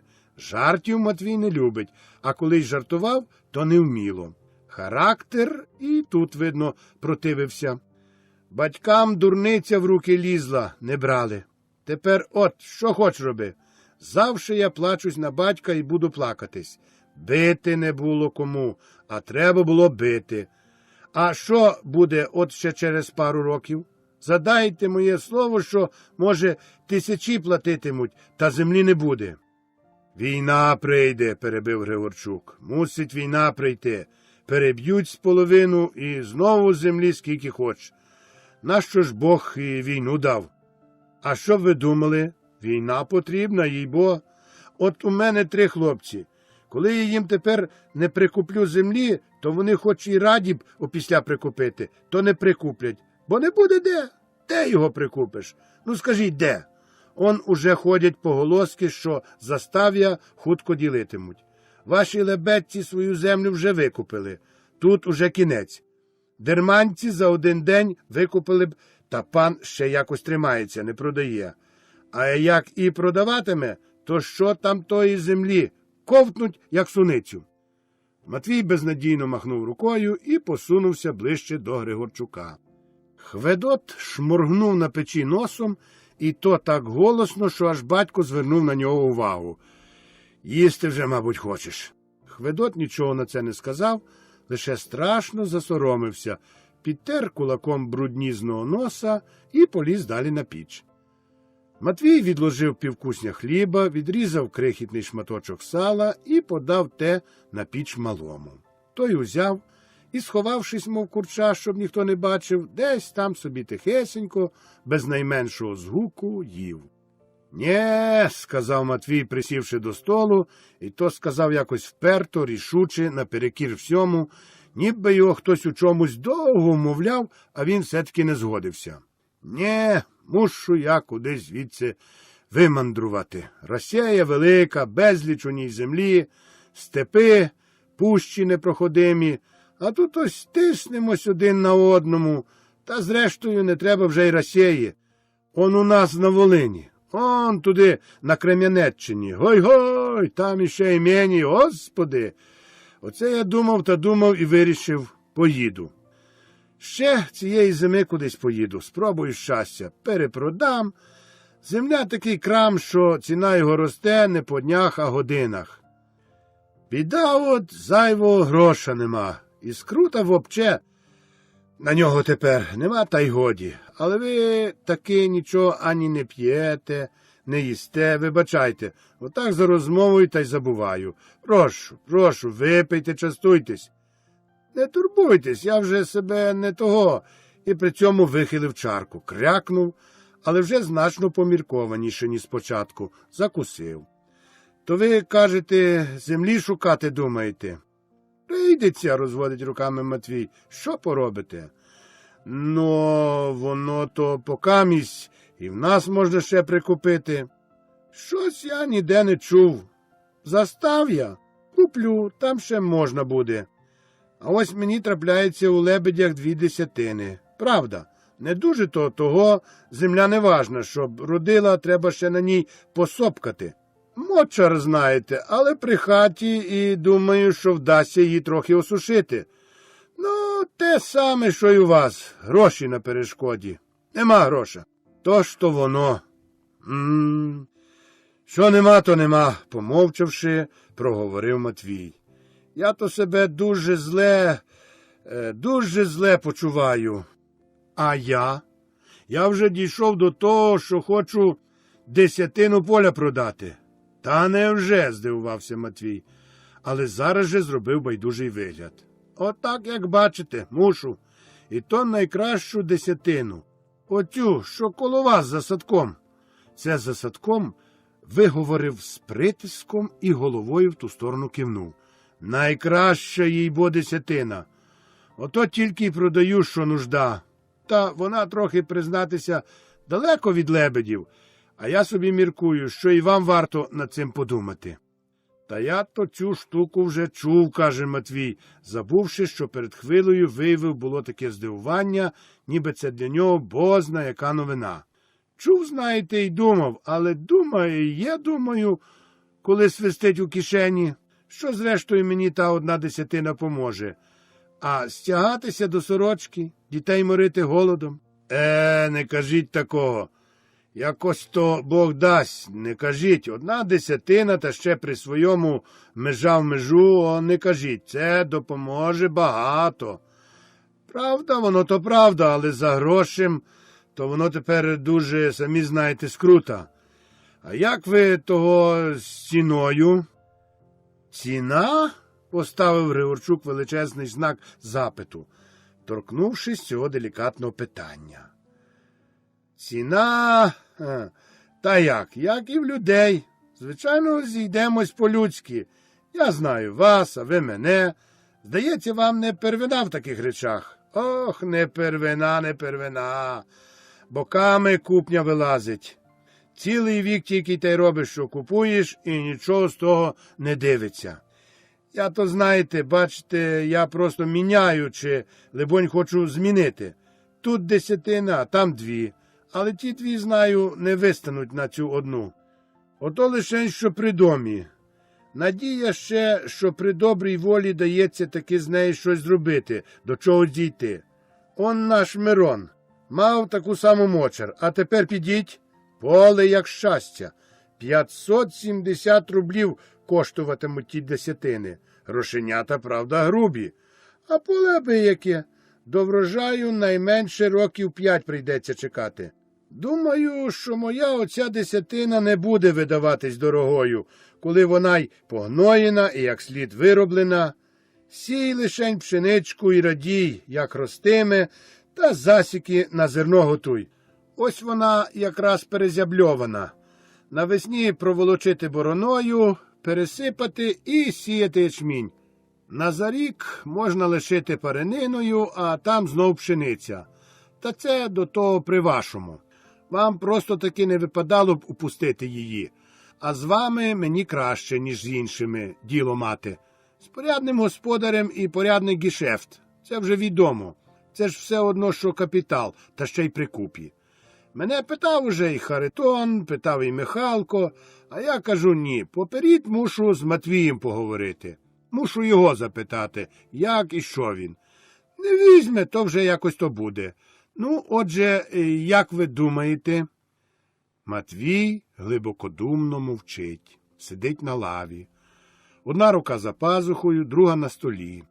Очі впер у долівку, в одну якусь точку і з натугою мовчить. М'язи обличчя, особливо уст, час від часу корчаться в якусь болючу гримасу. Чоло зрізане глибокими 2 на всю ширину зморшками і 2 меншими над бровами. Вигляд впертий, але нерішучий. Григорчук кладе у рот шматок хліба з салом і лишень зрідка поглядає на Матвія. Він проявляє якийсь скритий, глибокий острах, бо хоч за десятину питали і Харитон, і Михалко, але такого покупця, як Матвій, він не знайде. Він навіть готовий деякі незначні уступки поробити. «Не знаю», – виговорив подовший на думі, глибоко й хрипливо зітхнувши Матвій. «Тяжко мені», – і покрутив головою. «Боюся, що от-от продаж застав'я проголосять. Там за ті гроші удвоє можна б купити. А що робитиму, як з вами зв'яжуся? Ні. Таки правду сказати мені дуже тяжко, а все-таки, як ваша ціна? Шкури не здеру. Християнин же я. Думаю, що вам не першина чути, які ціни на такі куски. Он Красовський. Купив при своєму, заплатив 520. У Лебедях наш олійник заплатив 500.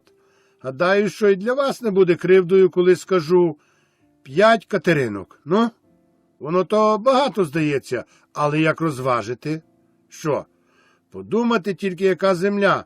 Підсоння, новина, вигноєна, вироблена, без пнів. Ну? Матвієві це несподіванкою не могло бути. Він, знаючи в цьому толк, розумів, що дешевше такої землі йому ніхто не продасть. Він підлив чарку, підсунув її гостеві і, подумавши, сказав: «Подумаю, випийте-но ще одну, але все-таки мені трудно, дуже трудно. Де його чоловік сьогодні таку суму візьме? Подумати тільки, що 5 літ тому все моє господарство, що маю сьогодні, стільки коштувало.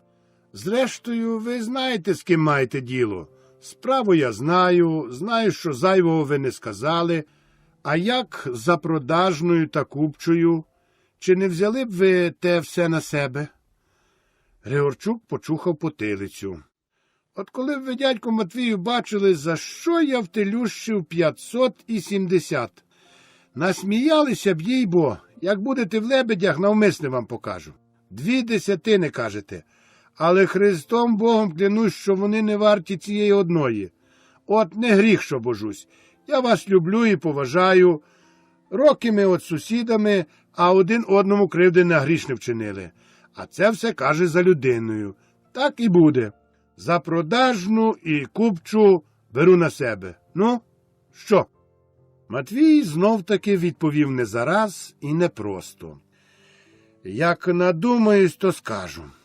Не радився ще зо старою. Не по силі, знаєте це мені, повірте, не по силі. Стягнувшись до сорочки, можу ту половину зібрати, ну а друга? Є гроші, як каже чех, у банці сов пенізе. Це то я і без чеха знаю, але думаєте, що у банці? Ото так і дадуть, і що туди не треба віддавати? Вам дадуть, на 4% дадуть. Цілу 5000 дадуть. О, ні, у Дерманському банку по їх закону можу 100 дістати. Не знаю, чи у вашому Лебедському можна б що. Цього то вже не знаю. У нас, настільки пам'ять мене не милить, можуть позичити тільки пайщики. Так, здається. Але я думаю, що у Дерманському вам, напевно, 500 зайвих дадуть. Ну, а решту вже хоч не хоч, а треба буде до житка звернутись. Це останнє вимовив Григорчук якось непевно, з острахом і приниженим голосом, ніби боячись цим образити кого. Матвій все-таки великої на це уваги не звернув. Він міцно, широкою мозолистою долоною розтирав зморшки свого чола, ніби хотів зачавити під ними важку свою думу. «Це!» – цмокнув він, а опісля ще раз цмокнув. «Над цим треба поміскувати». З печі виглядає Хведот. Ніс його обсмарований чимсь чорним. Сидить він тихо і терпеливо. На запічку скромно примостився Василь. Він думає: і знов ходитиму зиму до школи без чобіт. Пасеш ті корови, а що з того маєш? На згадку, що прийдеться покинути свою найкращу привабливу мрію про чоботи зі стоячими халявами, бутилками, настрій його глибоко і нагально падає. Так уже ті постоли обридли. На цім розмова про землю й закінчилась. Горілки в плясці меншало, а разом збільшувалися гутірки та просторікування. Звичайно, заговорили про війну. Матвій зловіщі свої сни пригадав і 100-й раз їх розказав. Григорчук на філософію не майстер, але Матвія слухає радо. Розмову свою весь час вели навколо справ серйозних. Ніколи їм було бавитись у жарти. «Життя чавить», – казав Матвій. «Той герой, хто з-під тієї чавухи хоч з одним цілим ребром вилізе. Та ще, аби люди Бога не гнівили. Без Бога мужик порожнеча, як ото клуня без снопів чи засіки без зерна». Почало сутеніти, і мужики розпрощалися.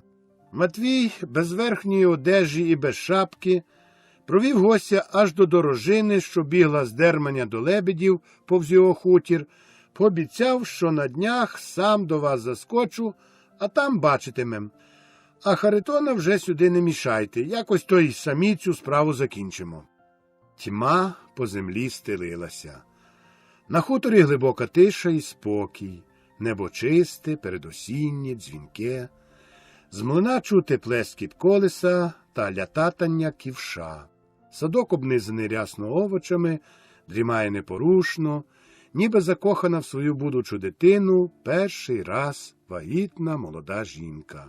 За річкою, на Дерманському боці, під заставською сосниною, чути форкання коней. Це ночліжани по скошених уже сіножатях розкошують. Видно під сосниною велику заграву багаття, і густий тяжкий хвіст диму довжелезною летючою вуаллю простягнувся геть далеко над лугом, сягаючи аж до Лебедського порубу і зникаючи десь там у Михалковій дебрі. По хвилині задзвеніла ночліжанська пісня, вона знялась, мов чайка з болот та низів, і, прорвавшись під згучне небо, відбилась від нього та дрібним рокотом розсипалась на 1000 реготливих тонів по цілій широті долини. Світе тихий. Матвій ще раз обходить свій садок, дещо поправити треба, яку там занадто обтяжену гілку певніше підперти. Підпора, здається, і міцна, дивись, Різалма, як зігнуло, говорить він вголос. Підпирає, крекче. Коли б його Бог дав продати в ту овоч як слід, а грошиськів треба, ой, треба. Підпер, постояв, ця вже одна пудиків 30 дасть, розважає, обтирає об штани руки і простує до клуні. По дорозі піднімає кілька яблук, що попались під ноги, ховає їх до кишені. У клуні проклята курка знов намервила на току, але ніяково поночі порядкувати, хоча Матвій терпіти не може, як ото всюди свинство таке. Чекай, дістанеться і Насті. Казав їй 100 раз, не пускай до клуні курей, ні баба бабою, Різалма. До хліва зайшов. Що то лошаки поробляють, а вони собі спокійно стоять, побрязкують ланцюгами об жолоб та за драбини суху конюшину посмикують. «Гі-га!» – обзиваються лошаки. «Ну-ну, орлята!» – поплескує Матвій їх товсті зади. «Жуйте, завтра в плужок. А сіль ви маєте?» Заглянув у жолоб. «Но, солі ще досить стане». Глянув під корови. Трясся йома, а під коровами така баюра. Манька вся в болоті, але їй байдуже. Лежить собі і почмикує в темноті. Засвітив ліхтар, на вишки поліз. вівсяниці старої минулорічної пару в'язок скинув і розтрусив під коровами. А після цього задмухав ліхтар і пішов до хати. Василь уже встиг маленьку нафтову лампочку засвітити. Вона соромливо на коминку притаїлась, але безсоромно коптіла. Гасу, мабуть, нема в лямпі, зауважує Матвій. Ні, я налив. А чого ж так чадить? Прикрути. Шкло розбили. Трясся, ма, нічого тобі на господарстві не вдержиться. Шкло розбив Володько. Взяв, трубів, аж тріснуло. От коли б ту стару одлушпачив добре, то вона за вами пригляділа б, сказав Матвій, і після цього затягнув тенорком. І же херовіїми, тайно образующе, співаючи, розглянувся, підійшов до столу, перехрестився розмашним, твердим хрестом до ікон. Ікон багато, все старосвітські, все з Почаєва нанесені. Перед Богом Саваофом засвітив лампадку, причому довго м'явся з гнотом, що втопився в оливі, а грубі репані Матвієві пальці не були настільки спритні, щоб виловити його звідтіль. І коли загорілась лампадка, Матвій підійшов до коминка і між Херовимською загасив коптячу лампадку. Після цього в хаті стало півтемно, лише старі закопчені обличчя святих та насуплене чоло бога Саваофа, облиті червонастим світлом, творили весь зміст цього сутінку. Василь, який довго слухав батьківських співів, нарешті не витерпів, і коли батько перейшов на світе тихий, підтягнув і собі за старим, тремтячим, нечистим дискантиком. Батько нічого не сказав, навіть не звернув на це уваги, ніби нічого не сталося. Вони проспівали ще й «Блажен муж», і єгда славні учениці про Юду злочестивого, що за 30 срібняків беззаконним суддям тебе праведного суддію придаде. А ніч темна і безмісячна. Місяць зійде щойно аж по півночі, бо вже давно звернулось під повні. Хутір дбайливо огорнутий, окутаний гоструватою передосінньою пітьмою. Клекіт млина термосить пітьму, а вона чіпляє тендітні зірки, що зриваються, і стрімко линуть десь на заставську соснину. Грубий костистий туман поплівся лугом. Похилені верби і верболози нанизують росисті намиста, і не то плачуть, не то радіють. Між млином і хутором, з ліхтарною в руках, ведучи за руку засапаного і перевтомленого Володька, вертається від своїх Настя. Ліхтар взяла вона у свого брата Макара, що служить в кондукторах на чугунці. Тому має одну шибку зелену, дві білі й одну червону.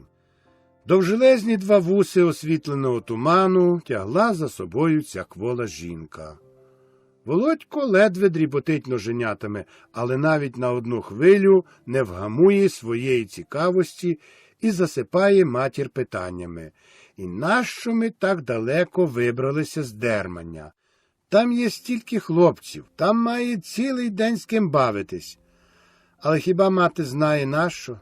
Знає лише Бог святий та батько.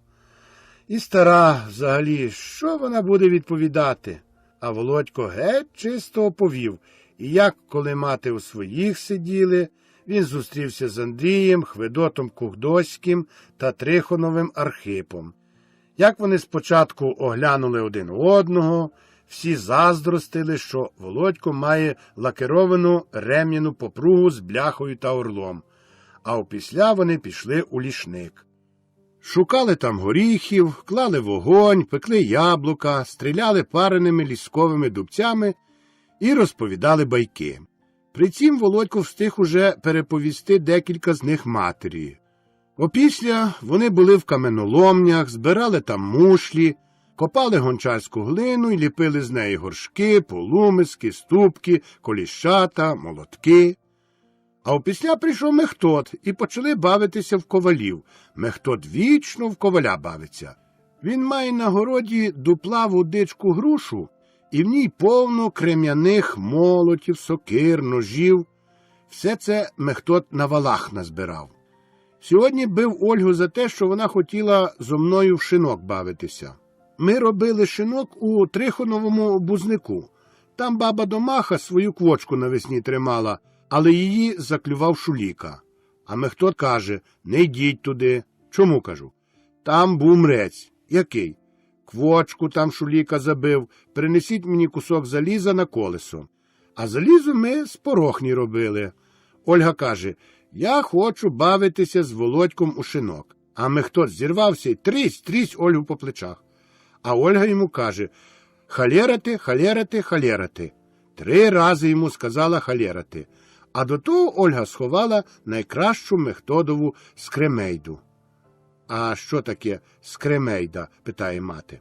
Володько відповів не відразу. Він насамперед дуже здивований, як то так. Мати не знають, що то є скремейда. Про це повинні всі люди знати. То палиця така з кривулькою на кінці. Нею їздять або верхи, або женуть перед собою. Кривулька вичовгається і дуже гладенька. Наші хлопці мають по 5-6 скремейд. Я купив собі 2 у Мехтода і дав йому за це 10 карбованців. А де ж ти взяв тих карбованців? Знов отой матірний осоружний запит. Володько аж гримнув. За гроші у нас є мушлі. Знаєте, за них у нас можна купити все. Навіть Архип мусив продати свого нового кашкета, бо потребував грошей на скремейду. Він свою поторощив на шкандибанню. Але Трихон прийшов до Мехтодового батька і привів за вухо Архипа. Кому віддав кашкета, говори. А Мехтод злякався і каже: я купив. А різун в твою мать, каже Панько, віддай Архипові кашкета. А в тому кашкеті Мехтод тримав свою казну. Поставив у старому вулику під повідкою, і миша проїла у ньому велике дзюрище. Ну, дісталося ж і Мехтодові, і Архипові.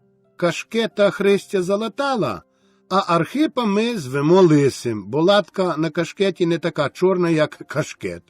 Ну, знов втручається мати, щоб там часом і тобі не дісталось. І за що? Боже мій, має дістати. Це дивує Володька настільки, що він взагалі перестає розказувати. Він лишень думає.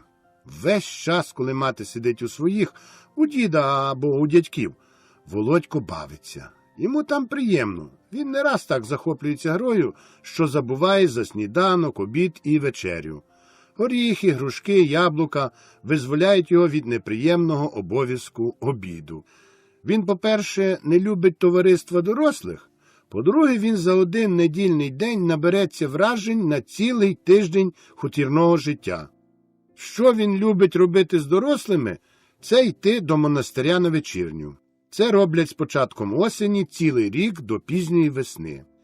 Для цього збираються великою юрбою старші і молодші, і зовсім малі, лише без тих, що не можуть встигнути йти зо всіма.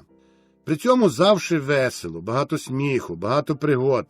Вертаючись назад уночі, йдуть здебільша ляшовим займищем, котрому ростуть величезні берези, дуби, гарні гриби й ліскові кущі. Господар цього займища був страшний гультяй, пияка, а скінчив тим, що одного разу знайшли його на горищі, де підчепився посторонком до бантини. Після цього розказують, що не раз і не два бачили страшного вішальника Ляша з посторонком на шиї, з висопленим язиком та вилупленими очима, як він стояв на стежці і лякав, щоб через його займище не ходили.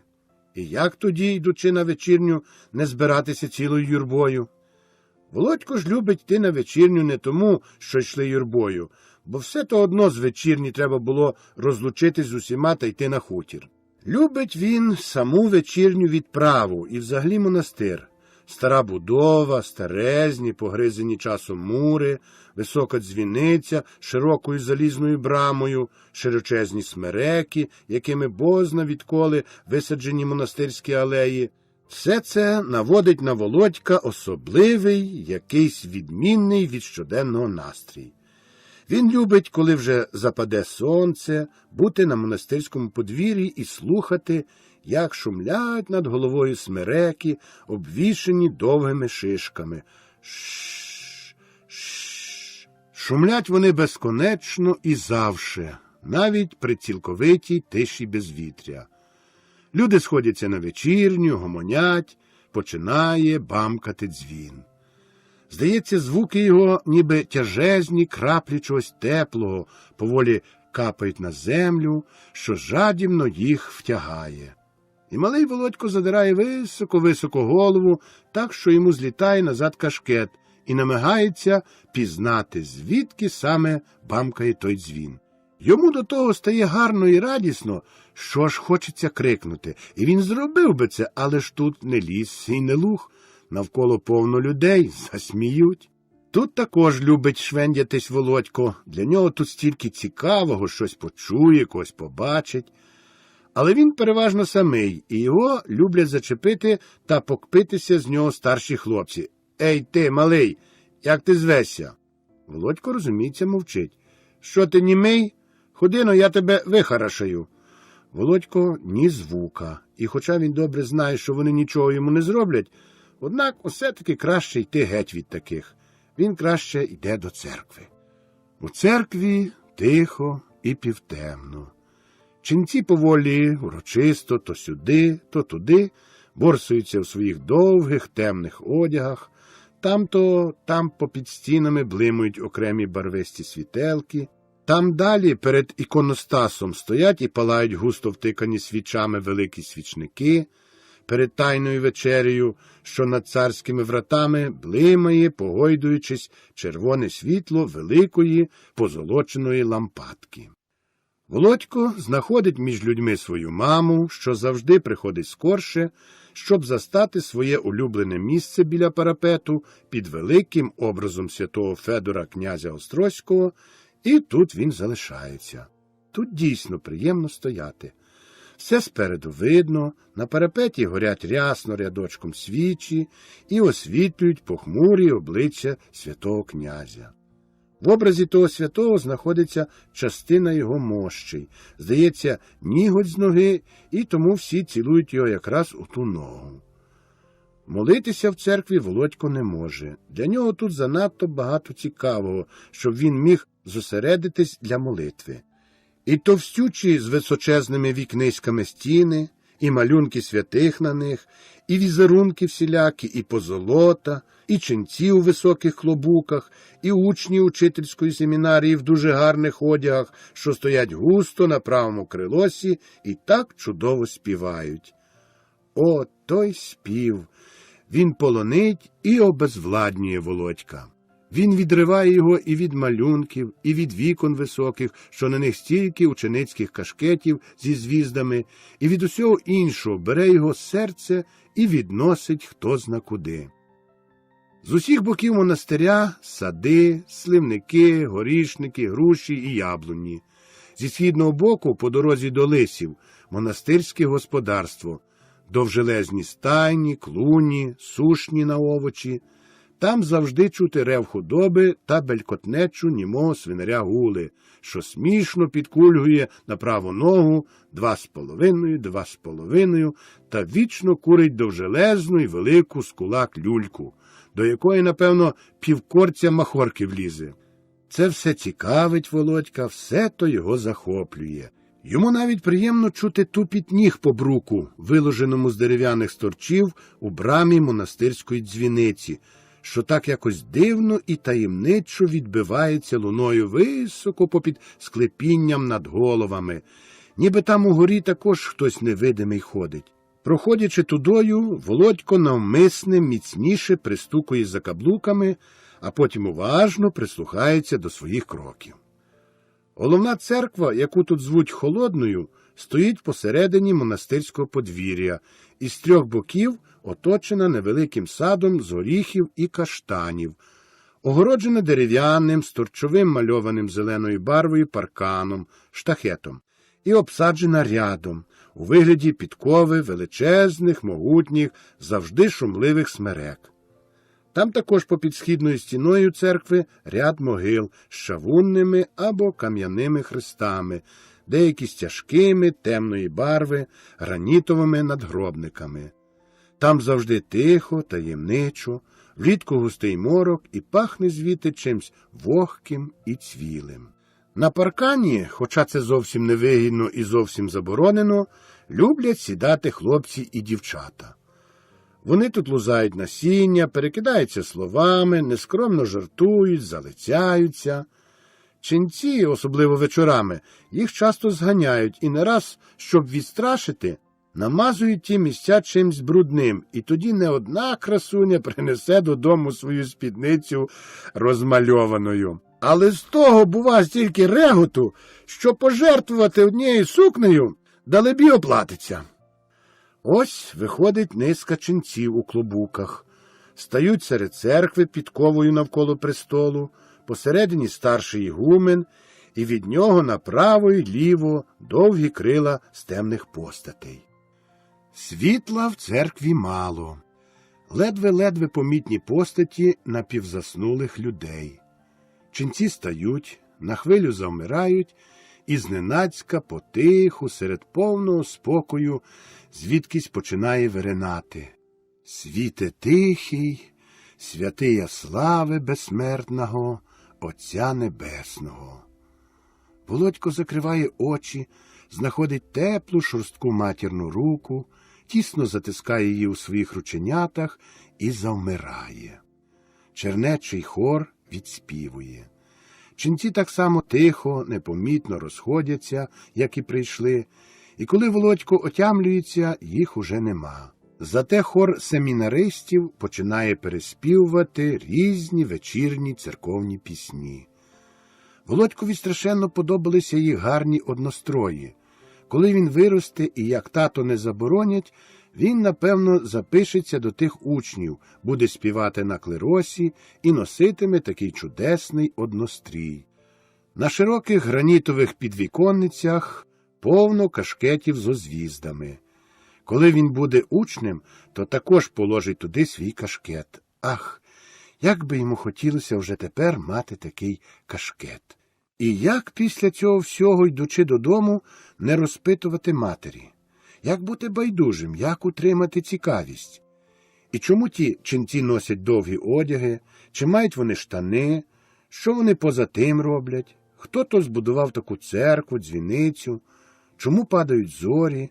Куди тече їх річка, через котру вони мусять переходити і боятися завжди, щоб не скупатися, бо кладка така хистка і вузька? Мати губиться у такій безодні питань. «Спитай батька», – казала вона, – «батько знає». «Ага», – думав Володько, – «спитай, коли тато завжди такі насуплені і їх спина болить». Володько вірив, що батько дійсно багато знає, але тому він і не хоче говорити, що знає.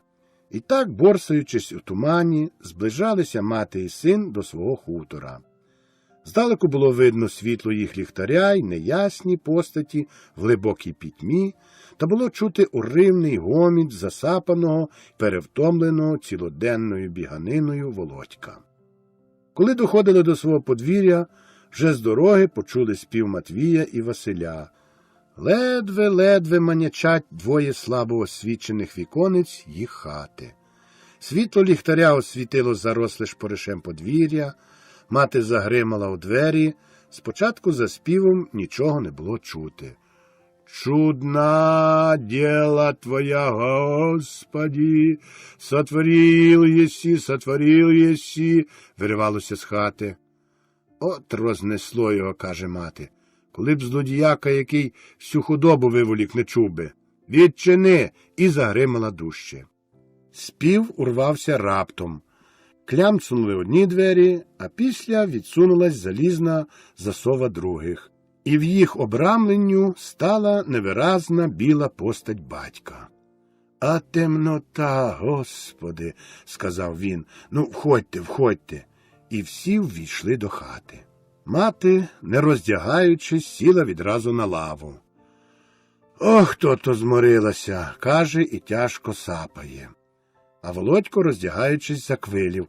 Мамо, їсти дайте. А на печі, як стій, вигулькує і Хведотів голосочок. Я тако сходцю, мамо. Він від самого обіду майже нічого не їв, а терпеливо чекав приходу матері. Дітоньки, чекайте, не розірвуся ж я, дайте висипнути. Ох, і вона встала. Теплого нічого вже не було. Прийшлося вечеряти, що Бог дав. Стара пішла у сіни і внесла глечик кислого молока та, замішавши попереду його, вилила у велику череп'яну миску. Озброївшись дерев'яними ложками, розсілась родина навколо миски, і щелепи запрацювали. Батько їв поволі, з тактом і розважно, тримаючи в лівій руці також поважний кусисько чорного хліба. Мати не могла йому дорівняти, бо не мала вже кілька кутніх зубів, мусила жувати передніми. Василь та Володько швидко працювали ложками, запихаючи роти нерозжованим хлібом. Найгірше пописувався Хведот. Цей і собі намагався дорівняти іншим у темпі, набираючи повну ложку, причому безладно розливав усе на стіл. «Забери те порося», – не витримав врешті батько. «Налий йому який черепочок і постав під столом». Хведот відчуває всю гостроту образи, так само, як і голод.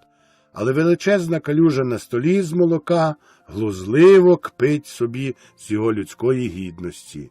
Йому не залишається нічого іншого, як мовчки стерпіти все, стримуючи зовсім непрохані та амбітні сльози.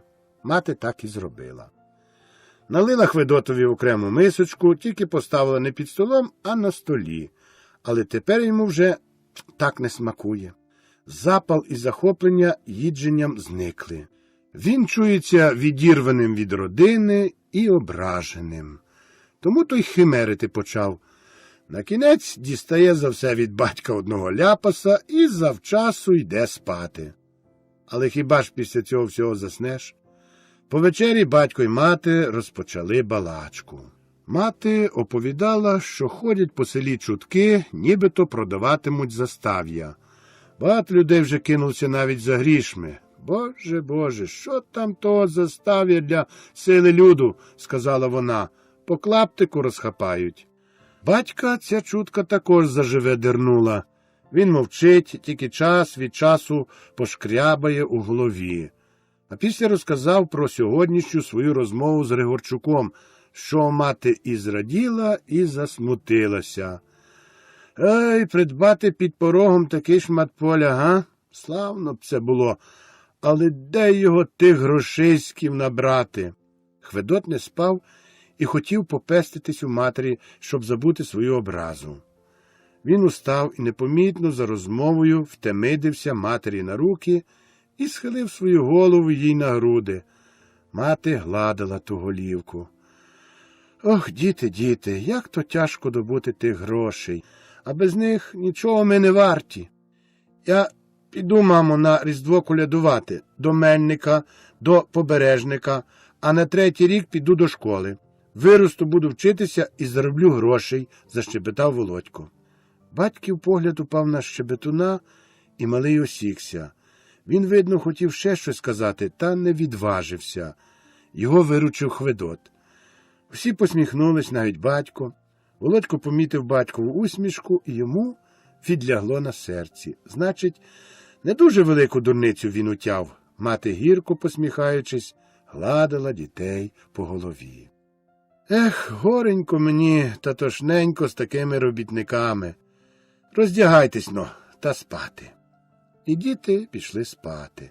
А батьки ще довго не лягали та говорили про купівлю землі.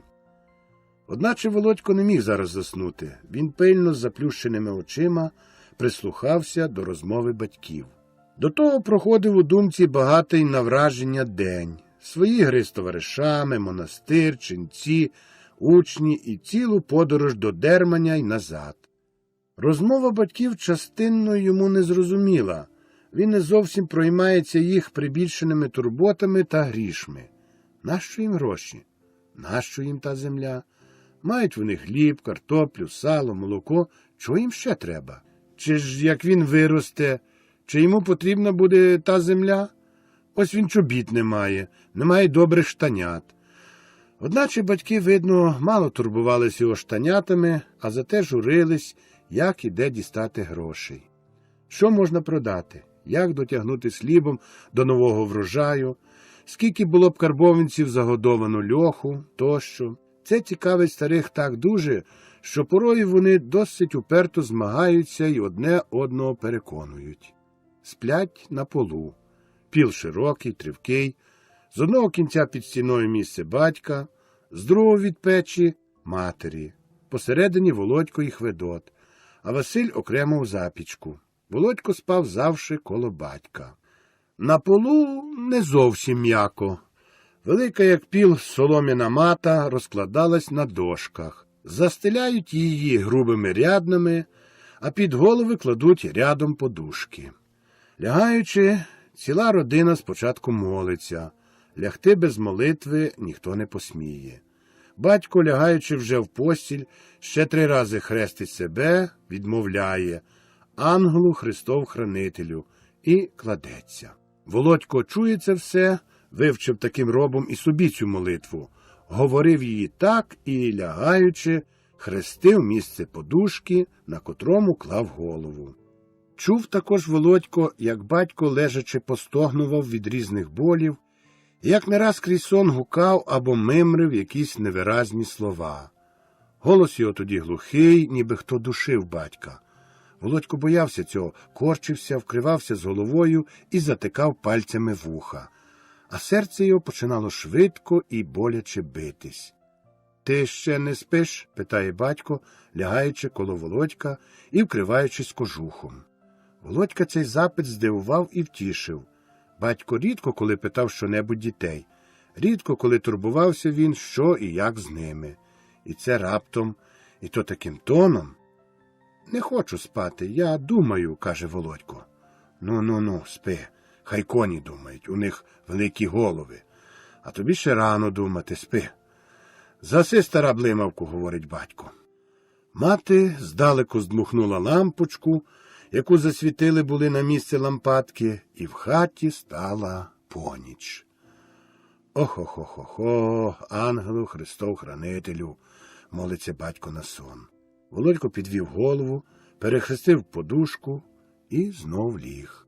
Цим він показав, що не забуває молитись. Йому б дуже хотілося, щоб батько це кожного разу спостеріг, але той якраз того ніколи не помічав, чи, може, так удавав. І після цього все стихло. Крім Хведота, ніхто ще не спав. В хаті поволеньки почало виднішати. Це, мабуть, сходить місяць. Крихітне, кволе його світло пробилось і до хати. Володько міг навіть розпізнати обриси посудника коло дверей. Десь у печі весь час цвіркоче цвіркун. Володько не може ані на хвилю зупинити настирливе цвіркотіння. Він слухав його довго і терпеливо, але коли намагався перекинути свою увагу на щось інше, помітив, що цього не в силі зробити. Йому хотілося заговорити до батька. Іншим разом він ніяк не смів би навіть подумати про щось подібне. Але тепер у батька, видно, настрій не кепський. До того батько все одно не спить. Це чує Володько по його віддиху. Поміркувавши хвилю, малий набирає відваги, потайки горниться ближче до батька й шепоче. «Тату!» Батько не обзивається. «Тату!» підвищеним голосом. «Чому ти не спиш?» – каже батько. «Тату, де той цвіркун сидить?» Володько запитав не без остраху, що почує у відповідь якийсь жарт або просто нічого не почує, але батько йому відповів цілком поважно. «У печі». «А він не спечеться?» «На гаряче він не дурний лізти». «А де ж він сидить?» «Ну, де-небудь у щілині коло стіни. Чи можу я його піймати?» «Що ж ти з ним у борщу кинеш?» «А нащо він нам завше цвіркоче? Я б його забив». «Часом і ти так само цвіркочеш, але тебе ж ніхто не забиває. Та ти ще його не так то й зловиш». «А метелика я зловив. Він має дуже гладенькі крицята. Василь робить з них попілець і сипле його до чобіт. Я хотів одну пташку в лозині піймати, така велика, чорна. Вже був би зловив, та вона пурхнула і відлетіла. То треба було їй на хвіст солі насипати. Ні, то ж тільки зайців так ловлять сіллю, солі я не мав. Другим разом візьми. Як тільки побачиш якого птаха, одразу сипни на хвіст солі і є. Умовкни там, старий, заговорила мати. Я вже заснути б хотіла. Такий наказ Володькові зовсім не подобався. Він же тільки розійшовся, тільки натрапив на відповідний мент. Одначе треба хоч на хвильку втихомиритись. Ах, чорт! Знов той осоружний цвіркун. Ну, щоб йому праве око капусному вилізло. А Хведот як дихає, ніби підкульгує. Відблиск місяця сповз уже з посудника на землю. Володько не втримається. Він починає соватись, вертітись. Ні, він мусить дещо ще розпитати. Як же так? Усі все знають, а він один, мов баран. Дай Боже хоробрості. Тату! Починає він тихо, обережно, мов злодій, мов щось украсти хоче. Тату! Та спи вже, спи. Бач, мати на нас гримає, ще макогоном пожбурить. Тату! Ну, чого тобі? Я з Хведотом недавно бачив ужа, і від цієї згадки Володька проймає острах. Шепче він це із тремтінням у горлі. Йому страх, як хотілося б пригорнутися щільно до батька, тісно обняти рученятами його шию, але це тільки паненята так роблять. Він мужчина, йому не личать пестощі. Обнімати хоч і батька – сором. То ще Хведот може з матір'ю пеститись, але ж він що? Сопляк малий, він ще не виговорить букви Р, Ж, каже Ви, З, не виговорить Ч, А каже Ц. Володько найбільше, що міг дістати від матері, це пару слів та погладження по голівці. А від батька й того ні. Батько лише часом попругою через спину погладить. Одначе Володько нікого так не любить і ніким так не гордий, як своїм татом. Тато. Його тато. Такого чоловіка не знайдеш ніде на світі. В цьому Володько свято переконаний. А де ж ти бачив того вужа? На Харитоновому полі, там за рівчаком. Хведот не розпізнав одразу, що то таке. Хотів взяти його в руку. Вуж так лежить, витягнутий, як палиця яка. Хведот стоїть над ним і гукає: «Воводьку, Воводьку, дивись, це то павка, це то уз». От дурний, правда? Я зараз крикнув: «То вуж, тікай!» І ми втекли. Чи вуж кріпко кусає? Коли хочеш, щоб тебе заграбили в могилку, то спробуй. І де діваються вужі зимою? Зимою вони сплять по норах. А що вони їдять? А що ти думаєш? Думаєш, вони такі жируни, як ти? Вони засипають і сплять. Їсти їм тоді не треба. Як то? Цілу зиму сплять і нічого не їдять? Розуміється. А правда, добре було б, щоб усі вужі виздихали. Може й добре, але що тоді їли б чорногузи? А чорногузи не здохнуть від ужів? Нє, це вже така тварина, що їсть тобі і жабу, і вужа, і після того чує себе так, ніби це були вареники з маслом. Тату, а чому то чорногузів кличуть Іваном? І де вони діваються зимою? Бо так їх піп охрестив. А чому тебе кличуть Шмаркачем? Бо так тобі личить. А на зиму вони відлітають від нас, у теплі краї, у вирій. Знаєш, як наша мати печі тримається, так чорногузи літа. Вони хотіли б, щоб завше було літо, а у нас є й зима, от вони летять того літа шукати деінде. Тату, а де ж ті краї? Там ніколи немає зими? А чому? Де це? То далеко, звідсіль не побачиш, за морем. Багато птахів відлітає туди, але весною вони знову вернуться. От там, певно, злетиться дуже багато птахів, га? Розуміється, але там є й такі, яких ми ніколи не бачимо. Чув про жар-птицю? Ну от, у казках, правда, а там вона й справді є. Бачив ти того, що з Катеринкою ходить та щастя розносить? У нього є папуга, бачив? Це він купив і носить. А там вони по деревах, як горобці гицають. Ще там є такі пташечки, як бджоли, малюсінькі і блискучі. Вони звуться колібри. Ох, Боже! Вирвалось зненацька у Володька. Йому аж дух заперло. Він аж помовчав хвильку. Це, мабуть, хороше. Така мацісінька пташечка, і несе вона яйця? Несе, розуміється, як маленькі горошинки. А чи є там і вужі? Ого, та ще й які. Такі, як лигнув би тебе за один раз, як суничку, і навіть не облизався б. Там того гаду видимо-невидимо. Там і звірі хижі. Там є такий звір, що в нашу клуню не вліз би. Він зветься слон. Такого слона оговтали і ним їздять. Вишкрябається на нього з 5 чоловік, і той пре. Є там і леви, і тигри. Все то страшні і здоровенні звірюки. Не дай Бог попасти такому у пазурі. Одразу поласує тобою і все. Там повно того. А чи є там і люди? А де їх нема? Скрізь люди. Лише трохи не такі, як ми. Чорні і губи у них, як у нашої корови Маньки. А їх, тату, не поїдять ужі та слони? Та який біс! Людина такий звір, що й слона з'їсть. Вони мають завжди при собі зброю. Рушниці, луки, сокирки. Далеко то є, тату? Ну, не близько. Ми з тобою навряд чи доїхали б. А я, як виросту, то поїду. Кудою туди їхати? То треба їхати водою, морями. А що то є море? То є такий дуже великий став. Такий великий, що навіть другого берега не влядиш. Туди стікаються ріки з усього світу. А де там та вода дівається? Тут і сам Матвій уже не знав, що відповісти. Хто її знає, де вона дівається? Та, каже старий, у морі є така безодня, що туди вливається вічно вода. Та я її не бачив. А хто ж то бачив? Були такі цікаві, що бачили.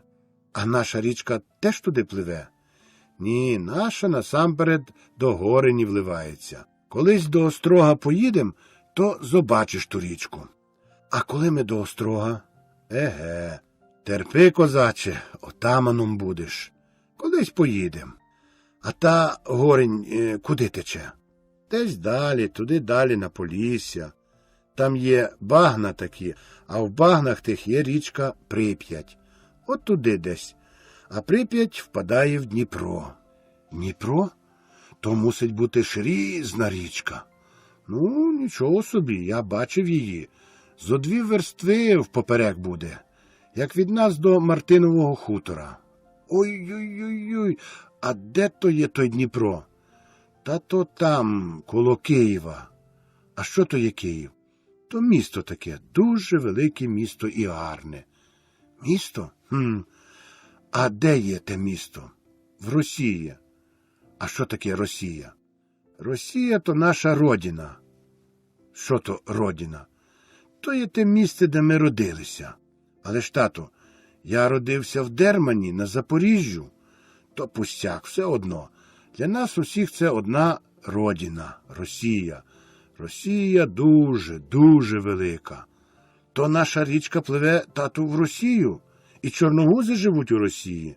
На нашій хаті чорногузяче кубло. Воно також належить до Росії. Все, геть усе.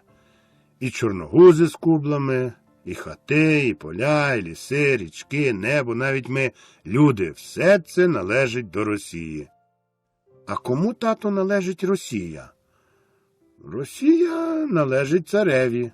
Цареві? А де він, той цар? Ого-го-го, де той цар?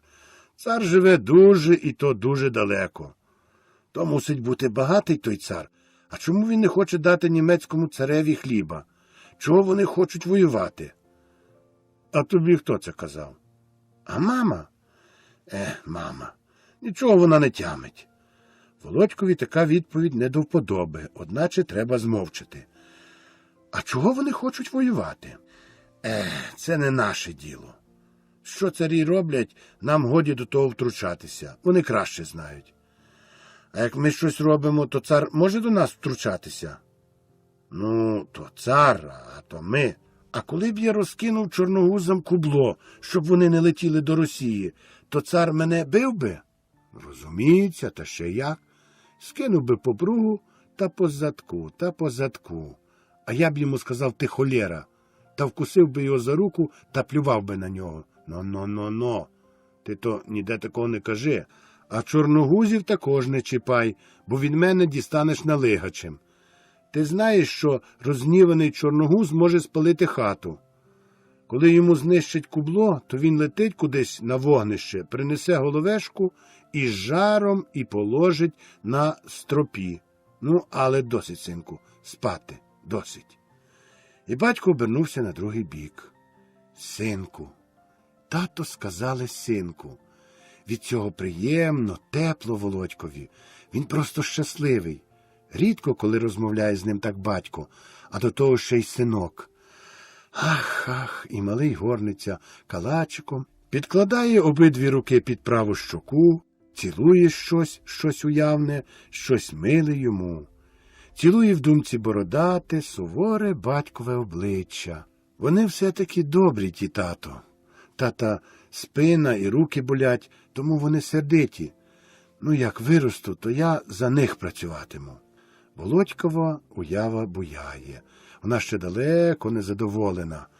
Перед нею відхилені лише краєчки спокусливих завіс, за котрими така безліч усякої всячини. Море з безоднею, страшні звірі, вужі, птахи, чорні озброєні люди, ріки, Дніпро, Росія, цар. Йому ще страшенно хотілося б розпитати батька про лебедів, що кубляться на нашій річці. Але скільки то ще хотілося б йому розпитати, не стало б і ночі. І думка знов вертається до чародійних гарячих країн, де живуть величезні слони і крихітні колібрі, де рикають люті леви, і де чорна людина з білими очима натягує тятиву свого лука з затроєною стрілою, направленою в звіряче серце. Страшно, мабуть, там, а цікаво. Як би і собі туди. Ну, може, дасть Бог, йому колись пощастить? Володько протяжно й уривно зітхає. Перед ним довга блискуча стрічка дорогої річки з похиленими вербами, з раками і чорногузами. Перед ним яр, сосни. Він стоїть високо над усім, на якійсь горі, і оглядає це велетенське, повне незрівнянної краси царство. Він спозирає на все те і панує над ним. Він сам є цар. Маленький, щасливий, вселюблячий і всім задоволений царок. І зненацька Володько чує на своїй нозі щось холодне. Щось лізе, плутається, глянув. Уж страшний, здоровенний ужака. Володько здригається і скрикує. Після цього, розплющивши очі, отямлюється і бачить, що нічого немає, що він у постільці. Він обертається на другий бік, так само підкладає під щоку обидві зложені долоні і, поворушивши кілька разів головою, починає швидко, спокійно засипляти.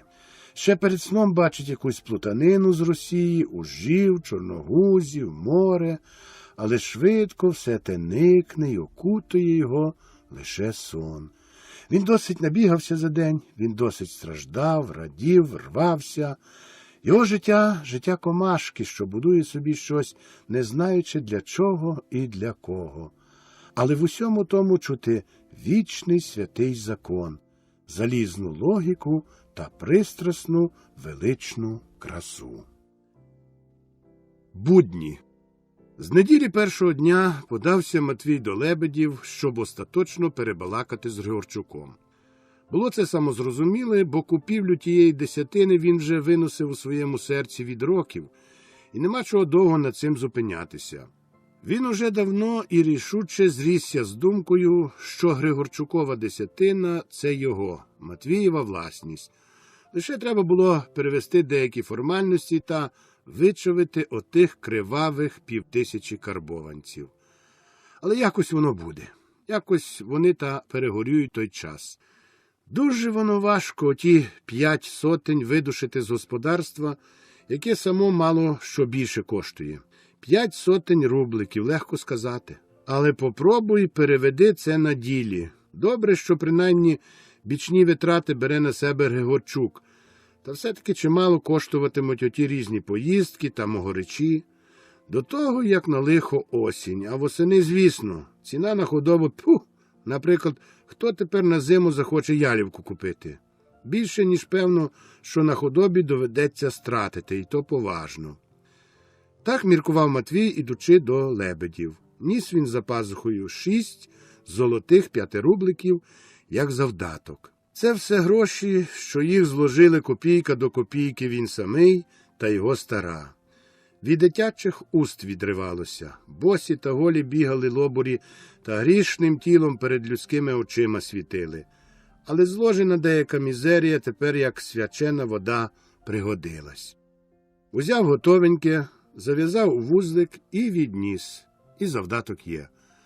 А от попробував би віднести, коли б їх не було, решту грошей уже по Різдві віддасть. Матвій не любить довго відволікати з боргами.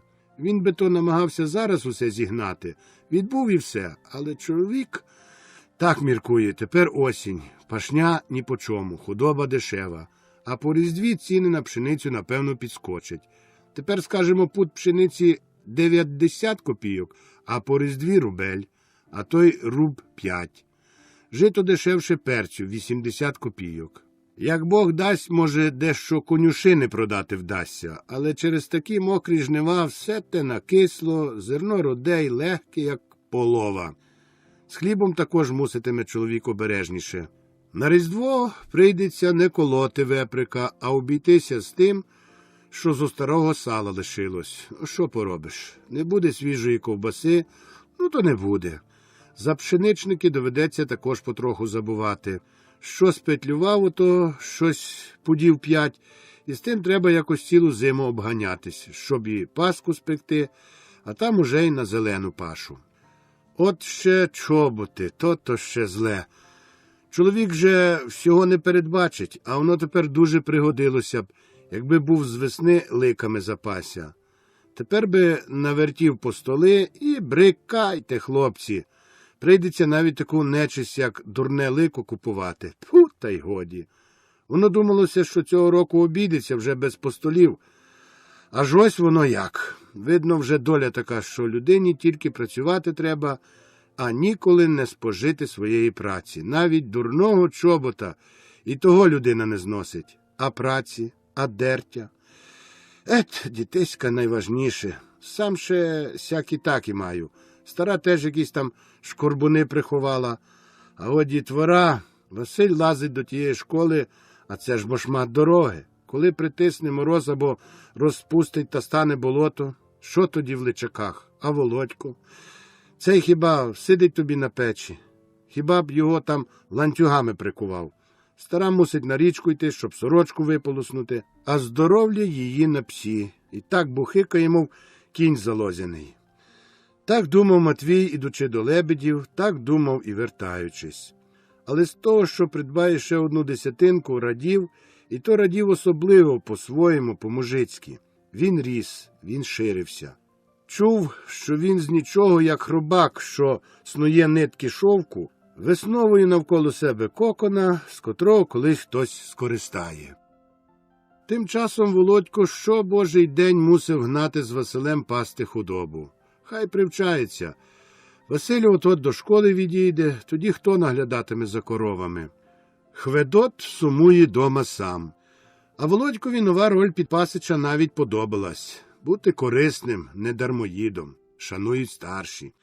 Розуміється, це не те саме, що гасати кожного дня по лісі, лузі, дрипатись у багні, мучитись тим дурним хведотищем, який тебе ані не розуміє, ані... а з пастухами що інше. Із села надженуть хлопці худобу, пасуть по сіножатях, плетуть з лозини кошики, співають, бавляться. Сміху не раз, бува, мало не тріснеш. Учора Семенові нового кашкета на шкандибаню палюгами на шмаття побили. Гордій пішов раки ловити, поховзнувся і шубовснув по шию у воду геть з лахами. «Ух! Гвалт! Рятуйте!» – кричить. А хлопці аж качаються, регочуть над річкою. Терещинівський Прокіп, що має вже 40 років і не має ні вусів, ні бороди, його прозвали Скопом. Завше пасучи худобу, колоски на полі збирає. Цілий день від рана до вечора збирає. Назбирає кілька торбин, а немає місця, куди більше збирати, так він спідні штани скидає, зав'язує знизу колосинням і напхає їх колоссям. Кажуть, вже кілька пудів пшениці отак назбирав.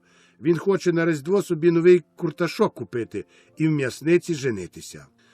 Ну і реготу буває з того Прокопа. «Чому ти не женишся, Прокопе?» – питає його котрийсь із пацанів. «А ти спрос?» – відповідає Прокіп. «Спрос? Ну то всади мені в нос». «Ха-ха-ха! Прокопе! Чого? Дай но штани, ми назбираємо тобі колосків. Поцілуй мене, розумний такий». Хлопці одного разу штуку з ним утяли. Взяли його штани та обіцяли назбирати колосся.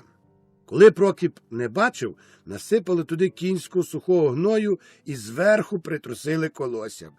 Прокіп жене додому свою череду, обвішаний торбами з колоссям, і гордо несе спереду штани з гноєм. Хлопці цілу дорогу присідали з реготу, але Прокіп не догадується. Так і поніс додому гній. Ну і кляв же він опісля, але більше його не одурять. Дійсно, Володькові таке товариство подобалось. А скільки оповідали казок, страхів, небилиць. Одного разу лопнула на лузі корова лебедцева. Обжерлась конюшини, здуло її й лопнула. Навіть коновал не встиг прибігти. А коли прибігла господиня та побачила, що корова лежить надута і не ворушиться, впала на неї і залилася гіркими сльозами, як над покійником. І чого та жінка не повиспівувала? Ти наша корівонька, зозуленько ти наша сива голубонька. І що ми тепер без тебе робитимемо? І що їстимуть наші дітоньки? Та я ж тебе доглядала, я ж тебе годувала, я ж до тебе рано вставала, пізно ввечір дожидала, і вдень, і вночі про тебе горювала. І чого тільки не виспівувала стара господиня. Володькові й жалко, і разом аж смішно. Здуріла стара, думає він, і чого б його так за худобою упадати? Про це він знову розговорився з батьком, а той йому сказав: пам'ятай, що корова для родини все одно, що й мати. Без корови ні молока на стіл, ні гною на поле, а не даси гною, не будеш мати й врожаю. Може, воно і правда, думає малий, але його це глибоко не проймає. По 2 днях не стало корови. Собаки подбали про те, щоб вона не занечищувала собою цього світу. І лише кілька кісток та череп з рогами свідчили, що тут відбулась недавно сцена з великої трагедії селянського життя. Одного дня Василь одягнув семряжину, перевісив через плече біленьку, щойно пошиту торбину на книжки, вложив у неї грифльову табличку та шмат гарячого нацибуленого і насоленого підпалка та почимчикував до школи. Володько сам погнав корови. І від цього почалось його невідрадне життя. Сумно йому стало. Пасти прийшлось одиноко. Майже всі пастухи, що раніше тут випасали свої корівки та плели кошики, пішли тепер збагачувати себе знанням. Залишився лише Прокіп, але цей легковажив малим Володьком. Та й Володькові ніяка з нього втіха, краще вже бути самому. Луг широкий, очерет, лози, розлоги, розходу для корів досить. Прикро, що робити нічого. А до того ще й погода погіршила, почалась осіння сльота, холоднеча. Володько клав багаття, пік картоплю, робив дим, величезним тяжким валуном котився він понад сіножатями. Опісля співав пісні, які знав, коли не ставало пісень, сам складав їх собі, оповідав собі казки, але найдовше просиджував над річкою, думав про риби, вужі, раки, про ті теплі краї, що про них оповідав колись батько. Думав, як би він туди поїхав і що б там робив. Пробував нарешті плести кошики, але з того нічого путнього не вийшло. Одного разу віднайшли Володькові корови, кості здохлої корови, почали всі три щиро оплакувати її трагічну загибель. Куцохвоста Манька та Ряба тягнули якимсь чи то басом, чи то альтом, а молода Ялівочка, красулька, сумлінно помагала їм довгим і надривним тенорком. Вийшов страшний концерт. Володько перелякався і не знав, що робити, чи бігти розганяти, чи перечекати, аж наривуться до обриди і перестануть. Рішився підождати, так і зробив. А ввечері питав батька: «Чого ті корови, тато, ревуть над костями?» Батько пояснив, що худобина, як і людина, оплакує смерть, бо смерть – це кінець всьому на цьому світі. Смерті боїться все живе, бо лише вона одна є найбільше і найболючіше горе, яке тільки послав Бог усьому, що живе. Володькові таке ще не приходило до голови. Він ще не думав про смерть і навіть і худобячу. Тепер він хотів знати, чи і худоба може думати, чи може розмовляти. Він бачив не раз, корови наїдяться, то сходяться разом, починають обнюхувати одна одну і лизати. Видається, ніби вони розмовляють про щось. Коли б Володько був трохи більший, він би й собі підійшов би до них, але він малий, а Ряба має порядні роги і зовсім неввічливо поводиться зо своїм пастухом. Раз навіть пробувала поносити його на рогах, зате дістала від Василя таку парню, що на таке більше поки що не важилась. Одначе радо не відпускала вона до себе Володька. Краще вже й не дуже бути в неї на очах. Ще коли Василь приходив раніше зо школи, то, пообідавши, виходив до Володька, щоб його змінити. Тоді Володько не йшов додому, а йшов до млина. Там ніколи скучно не було. Але коли псувалась погода, падав дощ, шугав терпкий вітер, і Василь залишався ночувати у селі у дядька, тоді Володько мусив цілий божий день чапіти та нудитись на лузі. Володько сидить проти сонця над проваллям. Перед ним біжить маленька у 2 колії доріжка. Спер лікті на коліна, долонями обняв голову й думає. Якась дуже велика дума влізла в його невелику голову.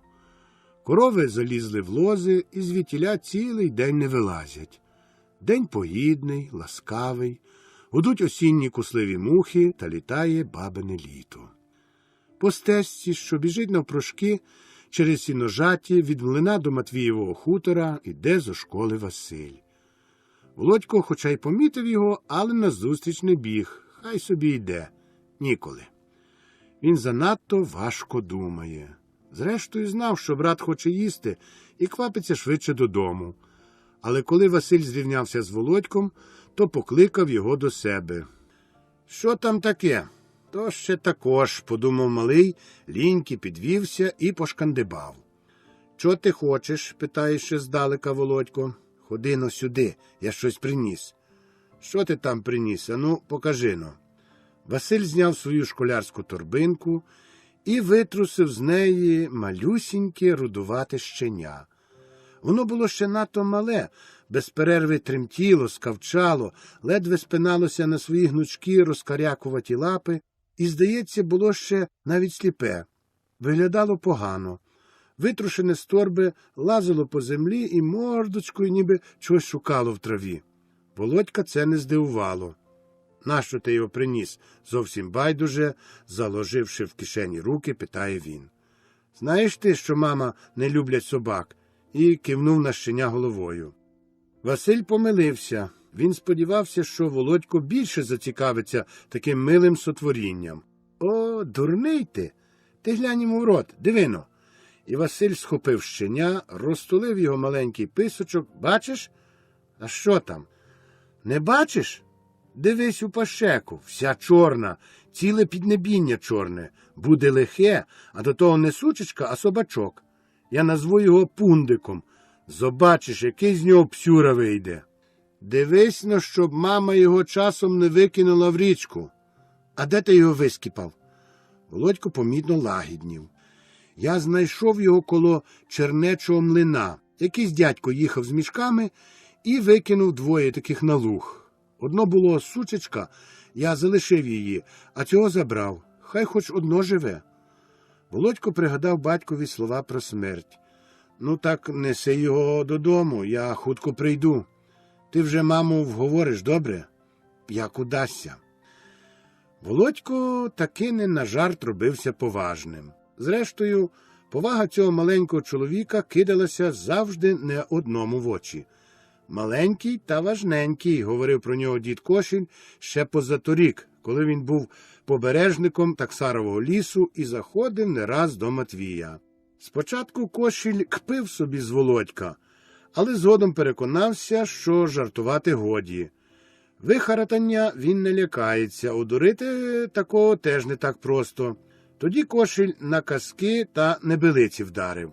О, цим розуміється, можна купити цілого Володька. Але все-таки Кошеля він недолюблює. Пустомел. Любить Володько лише батька. Цей говорить мало, але те, що треба. Гірко йому лишень, що батько так рідко коли звертає на нього увагу. Зате він один є для нього джерелом всієї мудрості та сили. А лише цього самого дня трапився випадок, що жорстоко підірвав Володькову повагу. Коли Василь із щеням відійшов, Володькові стало самому сумно, щось недобре себе почував, якась лінь опанувала, почав химерити. Корівки його понаїдалися, позлазились докупи в лозині та лижуться. І думає він, що робити? Бігати, співати, лізти в лозину, дертися на верби і гукати звідти. Безглуздо, ніяково, не личить. Поблизу кляпотить млин. Там також довгий викопаний ставок, сполучений невеличким рівчаком з більшим потоком, перегаченим поганою греблею, яку вже сотні разів проривала повінь. У ставу риба. У річці можна ловити матюпеньких сріблистих піскурців, можна робити з камінців та піску греблю, можна будувати млин. Але це вже, відомо, знане, набридле. Одно його справді займало – це оповідання завізників. Їх у млині досить, це все бородаті поважні дядьки з веселими поморщеними обличчями, з гучним і вічним реготом та твердими мозолястими руками. Цілими добами просиджують вони в млині, очікують своєї черги, їдять сухий хліб з кавалком сала, п'ють безліч джерельної холодної води та безупинно один одному повідають. Оповідають захоплено, жваво, пересипаючись, мов гарячим приском, направду безтурботним реготом. Слухаючи таких оповідань, Володько зникав, його не ставало. З нього лишалися тільки очі, широкі, витріщені, круглі, синьо-сірі та овальний роток з освіжими напухлими устами, що якось особливо, дико рожевіли, та ще його маленький гудзичок, носик. Одного разу бородатий і рудий дядько Павло задивився на Володька і не втримав. Схопив малого на руки, до болю здушив, підняв геть над свою голову, а пізніше вліпив йому твердого, колючого та згучного поцілунка. Володькові страх соромно стало. Вся його пичка запаленіла. Дядько поліз до кошеля і видобув з його глибин 2 петльовані пиріжки з яблуками. Пиріжки білі, злегка припечені. Яблучний сік проникав назовні. Дядько незграбно взяв їх у широку жменю. «На, малий», – каже. Шлунок хлопця від самого рання нічого в собі не мав і просто заклинав його взяти. Одначе Володько сорому послухався, ніяково і так обличчя горить.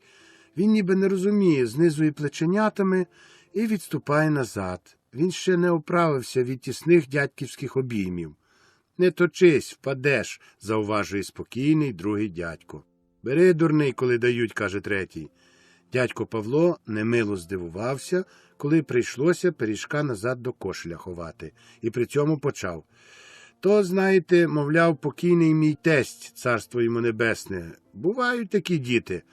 Але Володько вже втік. Коли про нього балачка, то йому годі. Він може лише слухати, коли на нього ніхто не звертає уваги. Володько без вагань іде до млина.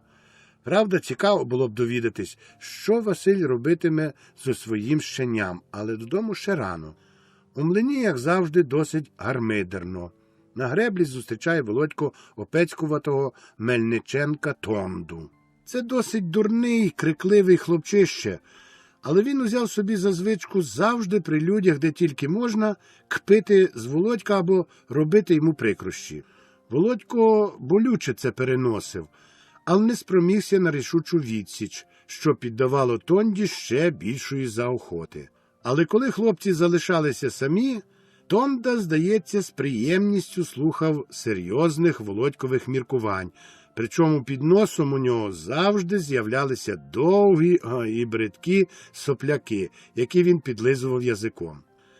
Зустрівшись, хлопці пішли на шлюз і влізли по небезпечній дошці, що дуже вгиналась над лотоки. Примостилися на мокрій колоді, що на ній опирається кросна ринви, по котрій біжить на колесо вода, і почали свої розумування. Тонда зухвало похвалявся, що він уже вміє важити мішки, красти борошно, яким кормить свого ослика, та брати від дядьків хабара – 3 копійки, коли він змеле дядькові кілька пудів даром. Ринвами з розгону люрить вода, повертає слизькі чорні колеса і, розбиваючись на піняві кляки, з плюскотом летить під лотоки. Внизу кілька метрів під хлопцями вирує зеленувата глибінь. Видно запінені гребені штучних хвиль, ніби там купаються табуни розбещених чортів. Плюскіт і гомін такий, що хлопці мусять, розмовляючи, кричати. Тонда, розуміється, більше звиклий до цього і, мабуть, навмисне привів сюди Володька, щоб бачити, як той буде тут почуватися. Одначе Володько гідно поводився, нічим не зраджував, що він у небезпечному місці. Навпаки, він навмисно сів на слизькій колоді, звісив над вируючою глибиною ноги і бовтає собі ними, не турбуючись, що геть чисто обмастив свої штаненята. При цьому він почав свої поважні розмови, куди, мовляв, біжиться річка, які риби в ній, скільки раків, де живуть лебеді, що ми живемо в Росії, тощо. Все це Тонда травив, видно, тяжко. Обличчя його при таких розмовах робилося довге, ніби влошати. Смішно виглядали його віддуті широкі уста. І тут сталося щось, чого Володько ніколи не міг сподіватися. Філософуючи з Тондою, звичайно й забув геть про все на світі, крім таких цікавих для нього речей, якими заповнена його тямка. І зненацька з'являється невідомо чого Василь. Він перший побачив Володька і мусив кілька разів щосили з греблі гукати його, поки той його почув. А коли ж Володько помітив брата, то по самім його вигляді зрозумів, що сталося щось надзвичайне. «Володьку, а ходи швидше, мерщій!» Володько аж здригнувся і мало не стратив рівноваги на своєму небезпечному сідалі. Він миттю зривається і, забувши за обережність, швидко по гнучкій дошці біжить на шлюзі. Може, Василь жартує? Ні. Вигляд поважний, безпосередній. «Ну, чекай, дадуть тобі, тато. А де ж твої корови? То ти так їх пасеш? Чекай!» Ай, Боже, про корови ж він справді зовсім забув. «В лозині корови!» – викрикнув Володько, вдаряючи на слово «в лозині», але голос зраджував непевність його «в лозині». «Ага, в лозині, піди-но поглянь!» «В конюшині!» – мигнуло в голові малого. І в ту ж мить стрельнула згадка про здохлу корову, глусіння баби, слова батька. Ах, Боже! Він захолов. Він не знав, чи бігти до корів, чи кидатися під лотоки, кричати, плакати. «А де тато?» – скрикнув малий. «Біжи-но, то побачиш». О, горе, що ж він тепер подіє? Бігти, швидше бігти, щось робити. «Чисто корови виїли капусту», – гукає навздогін Василь. Ну, принаймні капусту. Володькові трошки відлягло. Стрімголов на спотикача біжить він додому. Його куці ноженята лопотять по втоптаній стежці, перестрибують через маленьку річечку, в якій ловлять пічкурців, черкотять по болоті, чвиркають брудною водою, дріпаються обстріпані штаненята. Нарешті його маленька постать викочується з-за лозових кущів і раптом кам'яніє. Він бачить уже свої корови. Батько оце тільки вигнав їх з капусти і сам власною особою непорушно, мов кам'яний стовп, вкопався в межі городу. Ціла грядка білих оглоданих капустяних головок нагадує зграю потурбованих гусей. Батько стояв неповорушно. Володько всіма фібрами душі, кожним нервом чув і розумів, що значить така стоянка. Він чує, як губиться, зникає його мужність, як під горло лізуть болючі сучки якогось жалю, як починає завмирати розбушоване серденько, як нарешті заливаються рідиною його очі, і по щічках побігли дві прудкі гарячі сльозинки. Він все-таки не плакав. Сльози, що нагально потекли, ще не значили, що він плаче. Він тримав себе як справжній мужчина. А батько, мов викут, мов залізний жах, хоча б озвався, хоча б рукою поворушив. Ні, на те він і батько, лютий, могутній, без милосердя, як розгніваний Бог. Ні, не втечеш від нього і не вблагаєш. Тікати, мигнула думка, бігти, але куди? В річку? Хай і в річку. Тікати, бо буде зле. Володько метнувся і зник у кущах лозини. Батько не промовив ні одного слова. Він, коли зник Володько, мовчки постояв на тому саме місці ще пару хвилин, повернувся і пішов на подвір'я. Прийшов Василь і погнав худобу до хліва. Володько опинився сам один у кущах. Тепер довго-довго не могтиму я з татом розмовляти, думав він, а сидить над річкою в гущавині. Росте тут, чи краще стерчить, якесь посохле гудиння болотяної рослини, сидить обома руками обняв голову, ревіти, кричати. Боже, Боже, повторює безконечно. Хотів молитись, але хіба тут до молитви? Коли Бог, коли батько, коли ніхто в світі не може зрозуміти, помогти, розрадити його, то що поможе молитва? Мама. Де його мама? Ні, він сам винен. Він розуміє це, але хіба ж страшно подумати. Він уже бачить здоровенну батькову ручиську, що затиснула його малюсінькі рученя, тверда, заяложена ремінна батькова попруга вже танцює по його задку. Гостро, пекуче, дошкульно танцює. Йому соромно, він знищений. Він забитий, той Володько, що є в його очах, його мові, той Володько зникає. Його виб'є батькова ремінна попруга. Починає сутеніти. Холодна хвиля осіннього вечора ринула лугом, ноженята, мокрі й порепані, починають дошкульно мерзнути. Неймовірно велике і криваво-червоне сонце неохоче засувається за чорну скибу ставища. Ціле небесне склепіння гнітить своєю мармуровою холодною величчю, наповняючи всенький світ, близький і далекий, суворою недоторкальною мовчанкою. Все жорстоке, небо, люди і земля, навіть струм холодної води бренить жорстоко. Кілька листочків на похиленій вербі безнадійно тріпотять, але холодне дихання вітру здмухнуло їх, і вони летять у ще холодніші хвилі річки. Минуло ще з півгодини. Холод і голод, щораз більше докучливі, зачинають рухати прибитого раптовим лихом хлопчину. Треба йти. Може, вони вже забули. Устає і йде. Та коли зрівнявся з городом, і при засаючому світлі дня помітив нагі огризки ще недавно пишних капустяних головок, йому знову зробилося нудно й жахливо. Дві сили боролись, але все одно нічого не поможе, треба йти. Йому ж і самому шкода цієї капусти, та що подієш? Що? Ну що тепер? Неживий і не мертвий переступив хатній поріг.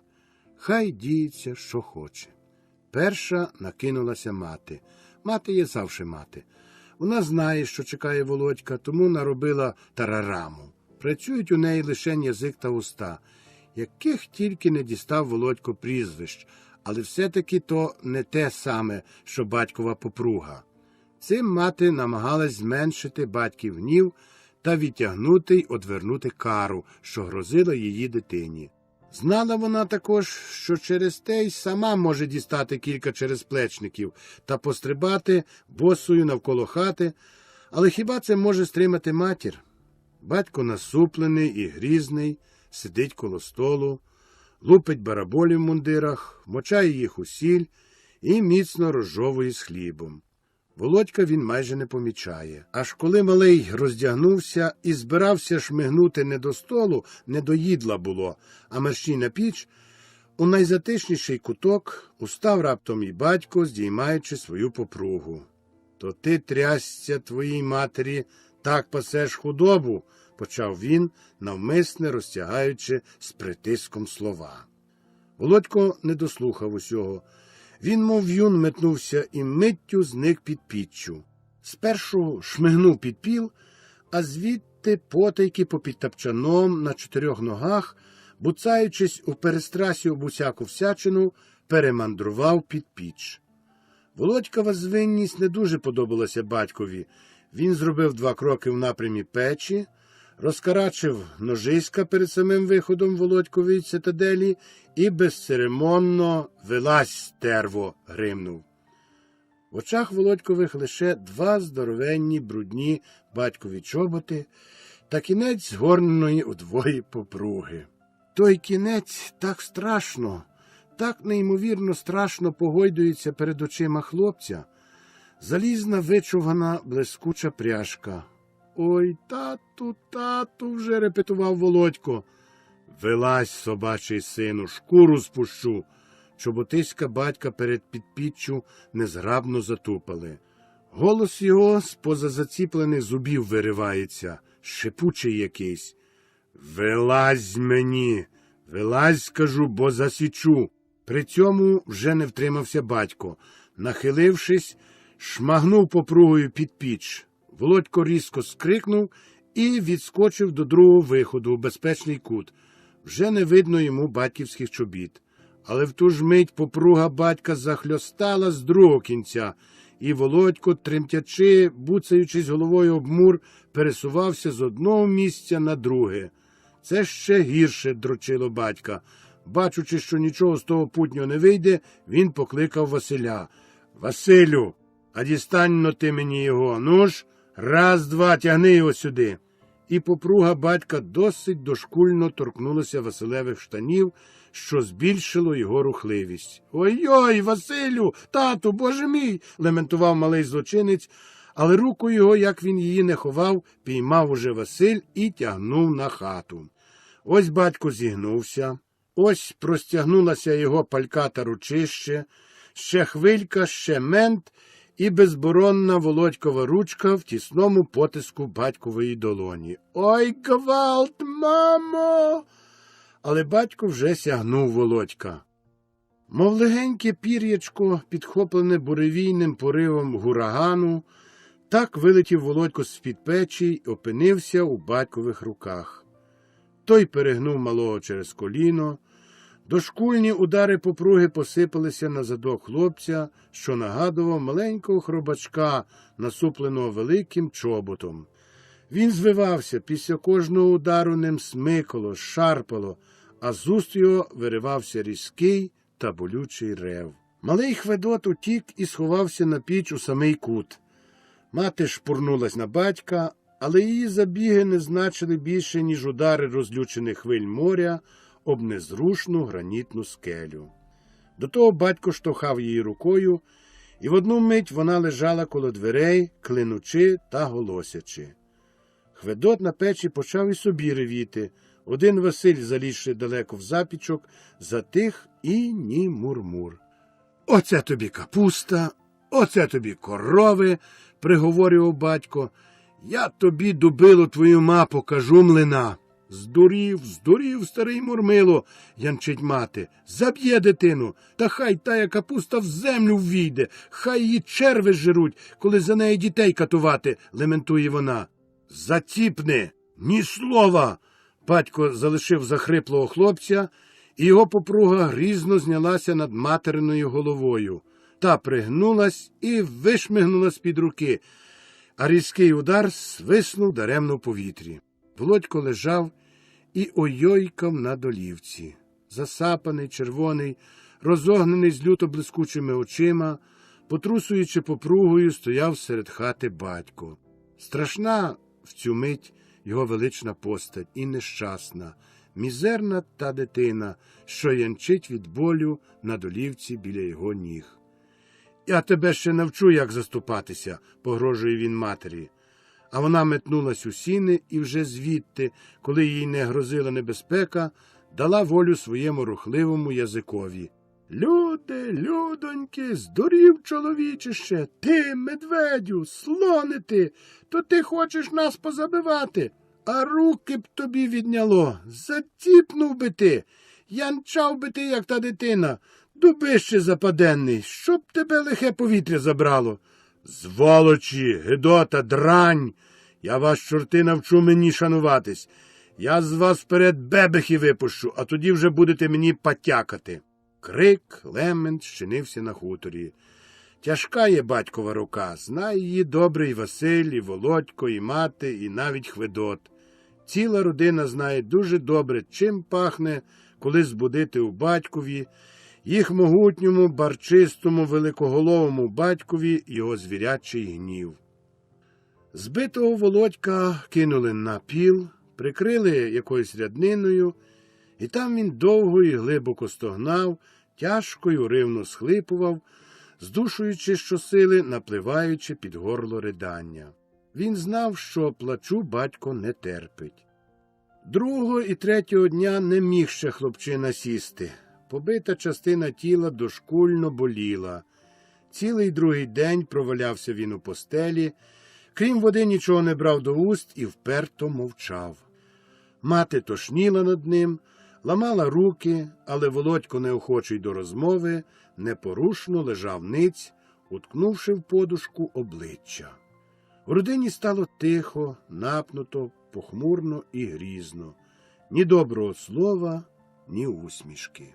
Аж третього дня, коли Володько знов погнав корови, він дав волю сльозам. Він уже ні на крок не лишав худоби самої. Він плакав, думав.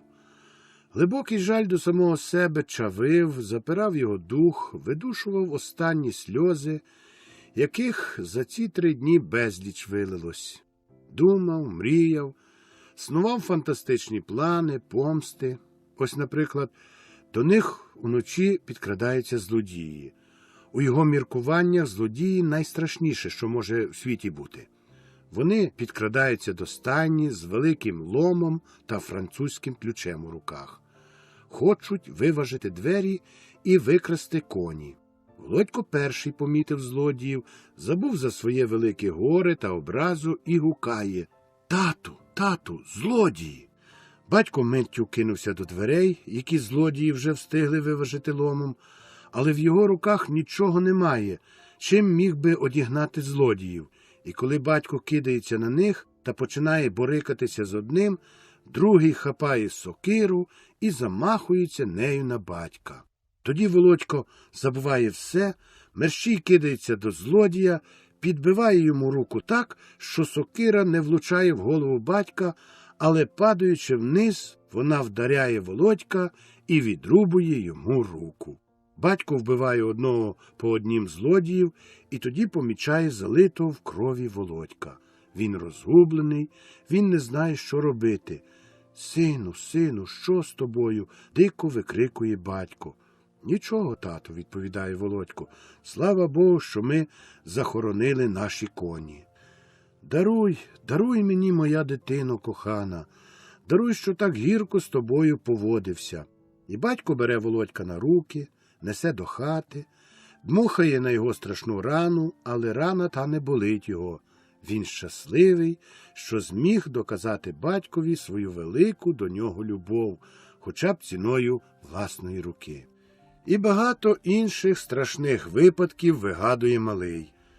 Але чому дійсно не станеться таке, щоб Володько прилюдно вчинками міг доказати свою добру волю і великою своєю добросердечністю змусив каятися навіть таку незламну людину, як батько. Чому? Але так не сталося. Аж третього дня ввечері уперше забалакав батько. Понадувались, образив, немилосердний. Що ви там собі не думайте, але коли мені не шануватиметесь, то шкіру з вас поспускаю. Це собі затямте і зарубайте на носі. Ні одного зерна не змарнувати, ні одної крихти хліба не смієте знищити без пользи, ні одної картоплини не повинен я бачити, щоб ото мені попід ногами валялося. Бережіть взуття, шануйте одежину, бо будете в мене, мов голопуцькі бігати, а не слухатимете слів моїх, то послухаєте своєї шкіри. Я вже подбаю про те. Коли ви одного вівсяного зерна не потрапите зберегти, не шануватимете крупини, щупка муки, сорочки, чобота, не вшануєте ви й худобини, ані себе самих. Голодранцями родитесь, проживете життя жебротою і здохнете під чужим плотом. Я вам це кажу. І дивіться мені. Слова ці не на вітер пущені. Тобі, стара, дістанеться найбільше. Тихо, гробово тихо. Ніхто не одважиться хоч слово заперечити. Володько заліз у самий кут запічка і, мов хиже звірятко, визирає звідтіль. І коли пас корови поблизу конюшинища, то чатував ніби найкращий вояк порохівні. При одній згадці, що могло б статися, коли б котра з його корів об'їлась, у малого замерзав мізок, волосся дуба по голові ставало, і по спині перебігали дошкульно холодні мурашки. По тижневі в родинному огнищі Матвія сталася знову визначна подія. Ідучи в неділю до церкви, Матвій після Божої служби не вернувся, як звичайно, додому, а зайшов до родичів на Запоріжжя. Він рішив основно перемолоти все своє збіжжя, поки ще тримається погода, а тому мусить кликнути толоку до машини.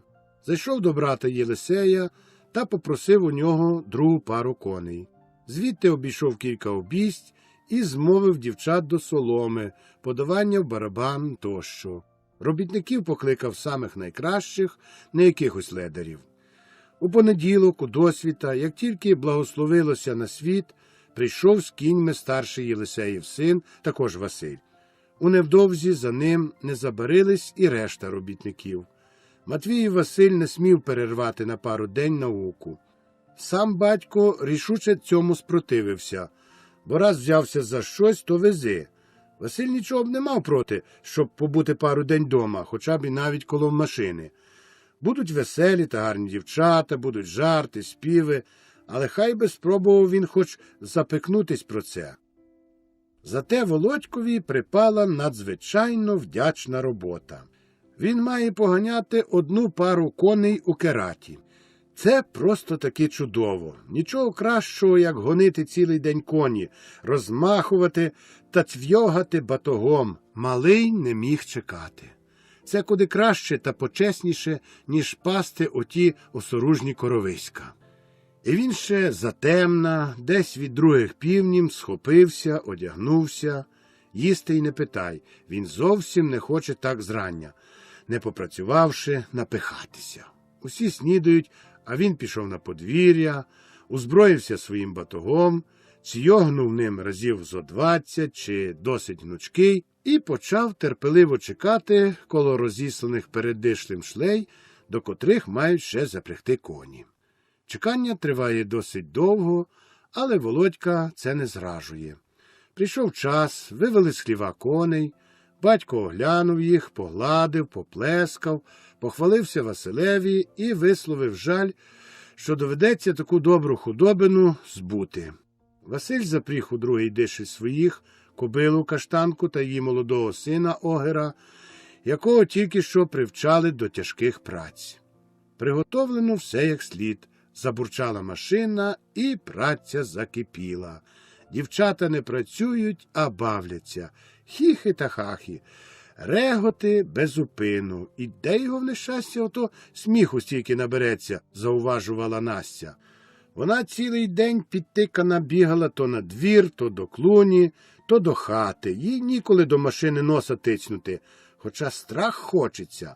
Вона майже переконана, що без неї там як слід нічого не зроблять, але треба також і обід зварити. А дівчата з дядьковим Василем чудосії витворяють. Єдиний між ними не парубок ще, але парубчак уже порядний.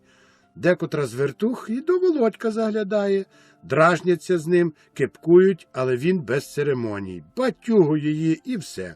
Хай не лізе, коли Володько серйозною працею зайнятий. Так ішла робота аж до вечора. Надвечір сміхи та жарти трохи вщухли, бо все-таки понагрівали робочі лоби. А коли вже геть смерком перестали молотити, треба випрягати коні та вести їх до води. Хто поведе? Василі обидва. Але дядьків Василь не може залишити свого пестуна Володька. Знав він, що нічого приємнішого, як проїхатися верхи на коні, для Володька, мабуть, не існує. «Хочеш, Володьку, на каштанці проїхатись?» – гукає Василь. Володько був утомлений, ледве ноги волоче, але як стояв, так і зірвався від клуні до хліва. По дорозі, як навмисне, щось впало йому до лівого ока, якийсь устюк. Володько тре око, квапиться заплющеними очима до Василя. І в ту мить завищав огір. Володька щось бемцнуло в голову, в очах креснуло іскрами, і далі не стало нічого. Коли опритомнів, побачив навколо себе юрбу людей, чув крики, метушню. Він був мокрий і з сильно окривавленою головою, але болю не відчував. Це вдарила його копитом каштанка. Під її ноги підліз Володько в той самий час, коли її вкусив неспокійний огір. Удар якраз влучив у праве око. Найбільше переляканий тією подією батько. Він був увесь від ніг до голови обліплений ковтунами куряви з барабану машини. На вустах, бороді, старій вовняній шапці теліпалися цілі торочки нанизаної на волосинки куряви. І забувши за це все, забувши обтруситись, вимитись, на перший викрик Володька «О, Боже!», батько кидає все, біжить до дитини. Побачивши, що син лежить на землі, без руху, старий викрикує якийсь незрозумілий вигук, біжить до сіней по воду. «Насте, Василю, Ганю, води, води мені!» – гукає батько, а води немає. Всі метнулися до водянки, начерпнули якогось хузу і полили Володька. Після цього батько схопив малого на руки, обліплюючись кров'ю, що змішувалося з курявою, ніби навіжений побіг з ним до хати. За ним, спотикаючись, біжить мати. За нею спадає курява, бо пополудні весь час подавала батькові снопи в барабан. Її сухе обличчя брудне та дике. Чорні, довгі патьоки сліз ріжуть кострубато вилинялі щоки. «Сину, сину, ох, дитинко ти моя, ох, те болюче!» «Не скавули, давай миттю води, чистих шмат», – гукнув батько. А тим часом він не знав, де і як положити малого. Він крутився, мов навіжений з ним по хаті, гойдав на руках, дмухав. Кров сочилася малому з ока, сочилася, збігала на брудну батькову долоню. Матвій чув цю теплу кров дитини своєї, і вона пекла його твердізні мозолі, як топлена мідь. Мати метнулась, затуптала на місці, ніби стояла на гарячому. Десяток рук дівочих кинулися, опритомнили стару, поклали на полу подушку, вкрили її білим рядном. «Кров'ю, кров'ю обмажете, дайте щось чорне, он спідниця моя», – гомоніла стара. «Не слухайте дурної, стеліть, дівки», – ревнув батько. «Ніколи». Володька положили на подушку. 2 плями від змішаної з кров'ю куряви лишили батькові руки на рядні. Сам він мерщій у сіни вибіг, коло мисника віника вхопив і міцно оббивався. Хмару цілу збив, але в пітьмі не видно. А опісля сердито похапцем мився, витирався, що ж рушник тріщав, і, схопивши велику череп'яну месалу, налив у неї окропу, що був на галушки готовий, доляв квартою холодної води і підійшов до хлопця. Той уже лежить роздягнений, а коло нього квокче мати. Геть, стара! І почав примощуватися коло Володька. Він дихав поволі і навіть не стогнав. Праве око, щока, лице залиті кров'ю. Не знати, чи ціле око, ліве було заплющене. Стара! Чистих наміток, раз-два, та там вата, Почаївська, але мерщій, гостро наказує батько. Стільця мені подайте. Дівчина підставила стілець, і батько почав ворушити Володька. Навколо оточили їх дівчата. Вони тремтіли залякано, зазирали, тошніли. Володько все це чув, лише не бачив. Він знав, що коло нього сидить батько, що він змиває намоченою в воді наміткою з його обличчя кров, і від цього було йому гарно, приємно. Він забув за око своє, що там дурне око. І він попробував навіть поворушитись, розплющив здорове. «Ох!» – вирвалося з його уст мимохідь зітхання. Малий поворушив окривавленою головою, аж тепер він чув виразно біль. Щось сіпало, і то не з правого боку, де дістав удар, а з лівого, на лівім виску. У роті чув твердість, ніби туди понабивали якого клиння. Зуби якісь напружені, але, поворушивши задубілим язиком, Володько відчув, що це враження мильне. Два з них замітно ворушилися. Язик почав поволі випихати криваву слину, а з нею викотилися назовні два молоді, гостренькі, молошні Володькові зубочки. Бачив це батько, бачила й мати, але ніхто не взяв тих зубів, щоб викинути на горище мишам. Недобровільно викотилися синові зубенята, і від цього по запалих, виленялих настиних щоках потекли дві їдкі потічки. А батько все мочив та мочив намітку. Змочив її геть, і стала вона подібна до зім'ятого червоного прапора. Вода в мисці також червоніла, а Володько тільки губами мамляє. «Болить, сину?» «Ні, тату». І щоб доказати це, Володько витягає руку і мацає. Лап-лап. Мацнув своїми пучками якісь слизькі закарвашики коло ока і відорвав назад руку. А все-таки. «Ні, не болить, тату, не болить», – впевняє. «То, може б, ти міг підвестись?» Володько це охоче зробить, він уже підводиться. Поволі, з натугою. У голові, мов олова налито, але вставав. Отак, сюди, над мису. Молодець, так краще вимию. Батько не скривав своєї якоїсь своєрідної радості, коли впевнився, що око Володька ціле. Він ревнув невиразно, грубо, як звір, котрому пощастило піймати якусь незвичайну поживу. Грубезними своїми пальчищами вичавлював з намоченої намітки кров і все вимочував залите нею око.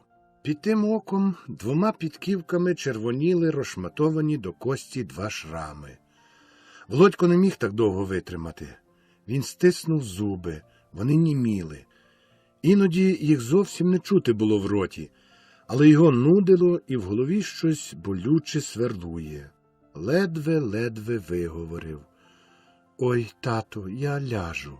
І останнє слово вимовив уже лежачи. «Тошненько мені, старий, ти дай йому відпочити», – тошніла Настя. «Давай-но ти вату, тошнієш, багато тим поможеш».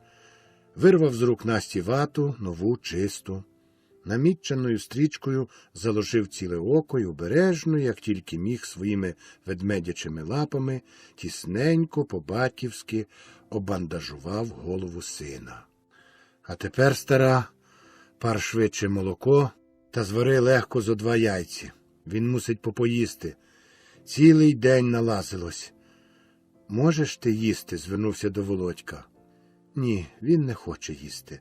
Це він виявом похитом голови, що дуже швидко наливалося болем, тяжким та розривальним.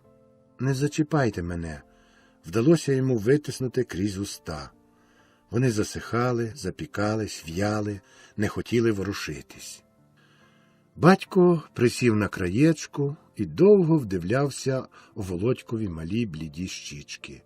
Обоє очі зав'язані, чоло також, лише щічки, кінець носика та спраглі уста свідчили про буття батькового сина.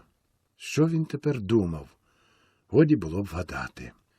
А геть увечері, коли всі впоралися з худобою і посходилися до хати вечеряти, стало сумно і ніяково. Всі підходили до Володька, вдивлялися в його роток, хитали головами, їжа навіть не бралася. А дядьків Василь, що вихором улетів до хати останнім, побіг до хлопця, присів коло батька, нахилився. Як усе добре, казав він, скінчилося, але що нашого Володика так скалічено, то все ні до чого. Біднюсінький мій цвяшечок. І Василь обережно, легенько, ледве доторкаючись пучками пальців пов'язаної голови, гладив малого, гладив довго, пестливо. Володькові знову, як тоді після прочуханки, зробилося шкода самого себе. Від цього в грудях щось болюче купчилось і тисло. Хворий не хотів їсти, але одну шклянку молока мусив таки випити. На цьому настоював батько, а Володько не посмів противитися його волі. При їжі він виразно відчував, що немає двох зубів, але що ж, це ще не все. Найприкріше було, коли, прокинувшись другого ранку, він відчув, що праве око не ворушиться. Воно все залилося темно-червоним затьоком, вата міцно присохла, і її тяжко було відірвати. Коли батько зняв пов'язку, побачив на місці ока засохлу шкаралужину. А де ж око? Боже мій, невже воно витікло? І батько відмочує теплою водою присохлу намітку та вату, накладає свіжу, зав'язує і відходить знову до машини. Що б там не було, а домолотити збіжжя сьогодні мусять. У них вже з братом одна спільна машина, а тому треба квапитися, щоб міг ще помолотити і Єлисей. Сьогодні й Василь мусив таки залишитися дома та гонити замість Володька коні. З цього був дуже вдоволений, бо школа ніколи не манила його. І коли всі відійшли до машини, а мати пішла поратися біля худоби, у хаті залишилися тільки Володько та Хведот, що спочатку не міг зрозуміти, що то з Воводьком трапилось. Він ніяково вертівся коло брата, придивлявся, щось міркував, часом підійде. Воводьку, дуже тебе болить, питає, та навшпиньки спинається, щоб зазирнути братові в обличчя. Ах, іди ти собі, відповідає той, і Хведот далі нічого не розуміє. На дворі гарчить машина. Но, гукають поганячі, а в такт поцвьогують батоги. Володько намагається визволити здорове око, яке тільки злегка припухло, бо темнота обридла йому. В лобі над бровами щось дуже тисне і заважає розплющитись окові. Одначе Володько розплющує його і дивиться в стелю. Зір неясний, химерний.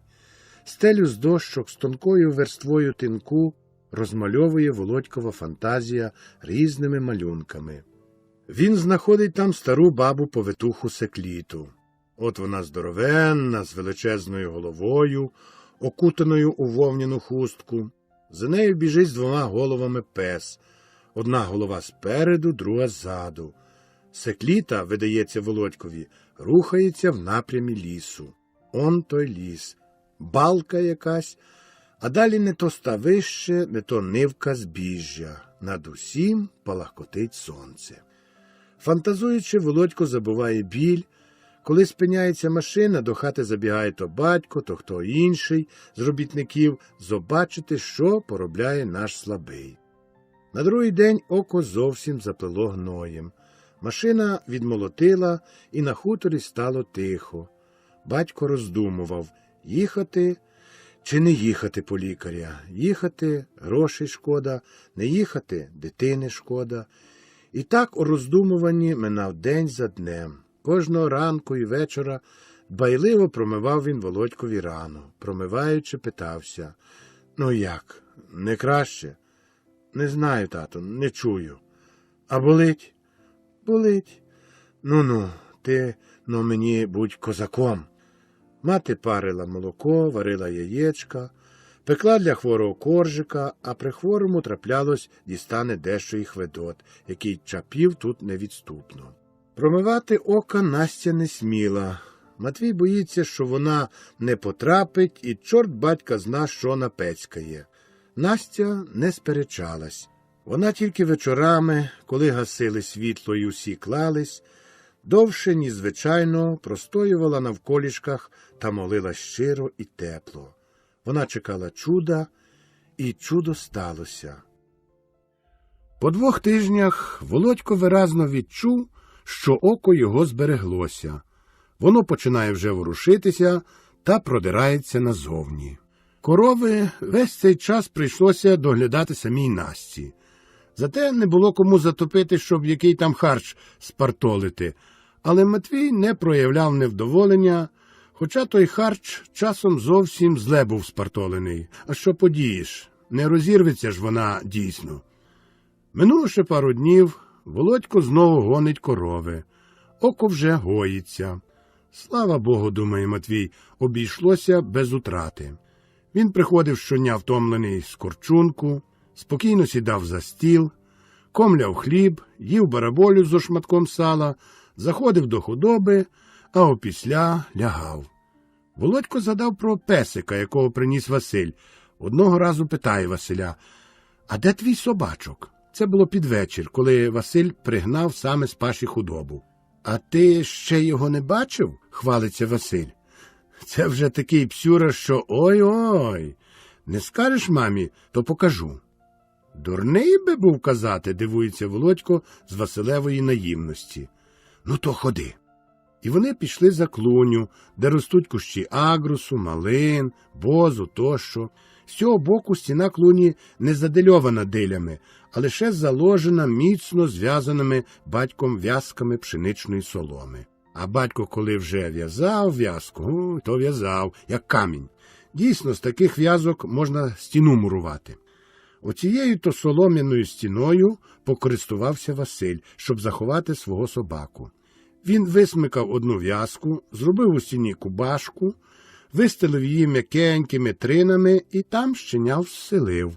Кожний день приносив йому туди їсти помийок з муки, молока та води. Він же не сліпий, бачить все і п'є молоко, як кіт, пояснює Василь, тримаючи песика перед самим Володьковим лівим оком. Цей взяв його на руки. «А, — каже, — тяжечий який. Ну, мій собачечка, мій батя. А їсть він хліб?» «Що ти ще хочеш?» – ніби оправдується Василь. «Від такого щенюка хочеш, щоб він вже і їв хліб? Але він хутко їстиме». «А Хведот ще його не бачив?» «Ні, і не треба. Цей розбовтає всім». Собачка злегка тремтів і пискав носинням. «Ну, нічого», – авторитетно заявляє Володько. «Гарний щенюк. Ти добре зробив, що взяв його. У господарстві мусить бути собака, а матері я не скажу». За землю. Володько пас уже давно корови, але око якось не гоїлося. Батько довбав у ньому своїми пальчищами, малий терпів біль, ціпив зуби, але наслідки зо всього погані. По лікаря їхати дуже не хотілося Матвієві. Це стільки коштуватиме, а до того ще й часу немає. То сюди, то туди, то до Лебедей, то Григорчука, то на ярмарок, то Корчунок. Знову нова лиха година принесла новий клопіт. Матвій порішив був дочекатися понеділка, запрягти коні і відвести малого до лікарні. Прийшов понеділок. Ні, думає, до Орю оце вже зяблю. Погода тепер довго не затягнеться, а у вівторок поїду. Коли ж то приходить зо школи Василь, і першими його словами було: «Тату, застав'є продається». «Що? Як то? Де? Хто тобі казав?» «Ціле село говорить, люди сунуть і сунуть до двора. Вже, кажуть, на куплю записуються». «От тобі й на. Ще ж вчора нічого не було чути». «Ну, стара, — каже Матвій, — програне наше. нічого тепер не вскубнеш. Розуміється, така вістка зовсім перебила Матвіїв намір їхати до лікарні. Мусить піти до двора. А тут пополудні пригнався засапаний Матвіїв брат Єлисей. Знаєш, застав'я продається. Оце я прибіг, думаю, побіжу, а то розхватають, а ти й не знатимеш нічого. Уже запис іде, ходім. Сідайно. Ми ось пополуднали, але ти ще щось з'їси. А ніколи, ні, не роби турботи, спасибі, я... Але Настя вже краяла на полумисок кус вареного сала. Само собою Єлисей кусник другий взяв, хліб намастив, щиро насолив. А як, їй-богу, дешево, казав поспіхом Єлисей. Всього 300, наголошував на А. Та це просто дешевка. Дешевка то дешевка, різ Залма з такою дешевкою. Де ти тепер що пірвеш? Звідки вичевиш? Ти ж знаєш, що задаткував я оту там латку. Пфу, живо сплюнув Єлисей. Не журись, ходімно до двора, а може, що і видумаємо. Може, як 50 не подужаєш, а ми з Пархвеном 1,5, а разом 2 загорнемо. І чвиркнув прутко і далеко крізь зуби. Ох, тошненько мені, та нудненько мені, тошніла Настя. Тошненьком не поможеш, перебив Єлисей. Штука сказати 150 рублів. А ти їх добудь, звідки? Дітей, оту Загнибіду стару продам. Хто її купить? Загнибіда образилась. Не потякай. І сам добра Загнибіда. Ах, сото фрашки, не сваріться. Підем, квапив Єлисей. Новий куцан з сивого сукна домашнього виробу щільно обтягнув широкі Матвієві барки. У руки попав якийсь костур, і брати пішли. Ти, Володьку, підеш до худоби, а Василь хай піде й доволочить за контролю зяблю, бо бодай би чор слюту не навів, видав Матвій своє останнє розпорядження. А небо дійсно зачухмарилося, і розкуйовджені ковтуни хмар поволі висувалися із західної сторони та розповзалися по небі. Поривний вітрище тіпав полами Єлисеєвої гуньки та Матвієвого куцана. Дорогу вибрали навмисне через застав'я, хоча це трохи далі, щоб зайвий раз окинути досвідченим мужицьким оком цей дорогоцінний шмат поля. Ех, і поле, не забуде його ніхто, чий погляд хоч раз зупинився на ньому. Рівне, покотисте на полудень, з 2 сторін оточених хвилястими берегами річки, на півночі від холодних вітрів захоронене сосниною, на заході та півдні багна. Колись це справжні багна були, та час висмоктав їх, а лишилася тільки назва. Тепер там дядьки отаву косять, огонь кладуть та пасуть коні. Частина застав'я належить монастиреві, і так монастирищем і зветься. Звуть це ще й Городним, бо, кажуть, був тут колись старий город, місто, що Гайгород звалося. Решта належить якійсь руській княгині, якої ніхто ніколи тут не бачив. Кажуть, у Парижі живе. А маєтком завідує поляк Раєвський, що грає тут першу скрипку. Обличчя товсте, розплиле, очиська вилунились, а під ними ніби по калитці повішено рот широкий і страшенно наподоблює жаб'ячий. Отому-то красуневі належить у дійсності ця земелька.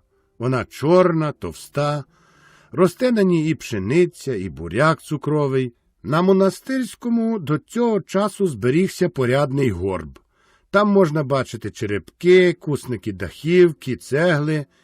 Якісь пани часто там з мотиками та лопатами нишпорять, скарби заховані шукають. Що то значить пан? Усе легко хліба хоче. Так гуторили про Городне люди. Було там місто, але татари рознесли. Тепер череп'я одне та горбик лишилися. Багато часу минуло, багато вітру прогуло, багато в річці води витікло, багато хмар по оксамиті неба проповзло, аж поки не дочекалося, що куплять його оці натруджені, суконні дядьки, та по-своєму, по-мужицькому, поплювавши в долоні, з Богом за працю візьмуться. А чи то вже й дочекались? І ступали м'яко, нечутно, 4 ноги в постолах, позораному пшеничниську. На зарік ячмінь тут люди сіятимуть, міркують брати, а ноги все далі й далі ступають. Поле тікає взад. Ось долина, пригорок, знову долина, вузенька, глибока, в дві колії дорожинка, від полудневого заходу до млина протинає поле. Далі городне. Тут колись розшалілий варвар плюндрував здобутки пращурів оцих самих дядьків, а самі вони топчуть по столом чужу порожню землю. Над очеретами пливуть отари сірих, буцматих хмар. Напружений гострий зір братів сповзає між ними та очеретом на протилежний бік, де за пригірком розпочинається панський парк, густий, розлогий, з розкиданими старими будівлями та недокінченим кістяком напівзруйнованого палацу. «Поквапимося», – каже Єлисей, – «глянь, як через плоське пруть людиська». Дійсно, через плоське пруть людиська, і все в напрямку парку, пруть уперто, дружньо, зір їх гострий, сухий, думка їх одна, жевріюча, тверда. 50 б, добре було б, ех, як добре. Поквапися, думає вголос Матвій, куди і чого поквапися? Ну і за що я візьму ту землю? Але ноги їх все-таки пруткіші пошелепали по столами, і ступи їх ставали все твердіші, все рішучіші. Перегін, змагання. Он люди плоським пруть, а їм уже ціле ставище коло чернечого млина обійти треба. Коли дійшли до парку, там роїлося вже безліч люду. Кожухи, сіряки, свитки, чоловіки, баби, дівчата, парубки, діди, діти. Вирвала мужичня по розлогих дорогах парку. Гомоніла щоденна, безбарвна гутірка, і ревіли вгорі вітри, насаджуючи хрипи велетенського розміру осокору. Ялини скидали довгі шишки, а попід ними гикали індики, та бундючний павич борсався здоровенним своїм хвостиськом у кущах пахучого ялівцю. А руїни палацу, мов зубатий череп, угрузли в землю. Вітер гонив у ньому нечисту силу, скавулів, стогнав. Побожні люди здалека вже хрестились, підходячи нічною порою до нього, хіба що отчайдушний п'янюга Середа, ідучи з шинку, зайде до нього і спокійно собі підночує, та нових сил набереться. Але найбільше юрбилось народу на старому дворі, коло покоїв двірського завітця. Ну і же й люду, безліч, видимо-невидимо, і кремезні, і щуплі, і носаті, і кирпаті. Деякі пики так і просять цеглини, а деякі бублика з медом. Але немало й таких, як Матвій, здоровечі, барчисті, з широкими бородами, з лисинами. Це все порадушні хазяїни. Їм честь і повага, вони в усьому толк знають, вони діло ведуть. Угледівши братів Довбенків, гурти мужиків заворушилися. «О, диви, Лебедчук, дай бо здоров'я! Дядько Матвій здорові були! Кум, помай біг, як маємось!» Матвій та Єлисей не встигали відповідати на поздоровлення. Поважніші коло Матвія купчаться. «Чому той люд не йде до пана?» «Чому тут тупцює?» – питає Матвій. «Кажуть, оконом ще не приїхав, чи що? Хай йому чистять, що того наперлося. По грядці роздеруть. Аби то хоч по грядці хватило. І як його та чутка шириться. Диви, ще вчора ніякого слуху, а сьогодні ні сіло, ні впало. Фу! А з хати до хати чутка перекидається. Земля, ось диви, Лебедчук де, і той прочув. Матвія дехто Лебедчуком зве, бо мешкає він на лебедській землі. Та, каже Матвій, той Лебедчук ближче до застав'я, ніж ви. А земля сама тягне мужика, як стерво собак. Вона сама підкаже. А хай би мені підказала, де грошей взяти. Грохонув регіт. О, і то підкаже, коли опориш та засієш нивку пшениці, вставив свою мудрість Єлисей і чвиркнув крізь зуби. Один дядько, що сидів дуже низько на якомусь камінці, зовсім невигідно, устав і проговорив. Бодай би його кольки скололи. Сидиш, аж спина стовпом стала, а дома ж роботи до повітря. Хай би вже чи се, чи те, а то чорт батька зна що. А чи й дочекаємось ми сьогодні? Холєра його, вибачайте, знає. Ішов сюди Матвій недаремно, хоч і бідкався він, де має дістати грошей, але надія, що якось то воно все-таки буде, не кидала його. І не встиг він, прийшовши до двора, як слід оглянутись, коли вже його оточили десятків зотри найповажніших хазяїв. Бо ніхто з них не мав стільки досвіду в купівлі землі, як він, хіба що, може, Мартин. Але той уже стільки нахапався, що, як то кажуть, і через губу йому перетого. А без Матвія ні одна купівля не обійшлася. І коли викупляли Томашівщину, Матвій самий, без брата Єлисея, тоді ще у москалях унтерцером служив, 2,5 десятини закуроїв. Було сутужно, кості не раз від праці тріщали, але витягнув. Після отой осовець. І тут 2 десятини, та тут ж уже разом з Єлисеєм. А там знов Лебедщина навинулась, і так усе одно за одним. Покійний Хведір та Матвій скрізь передвели.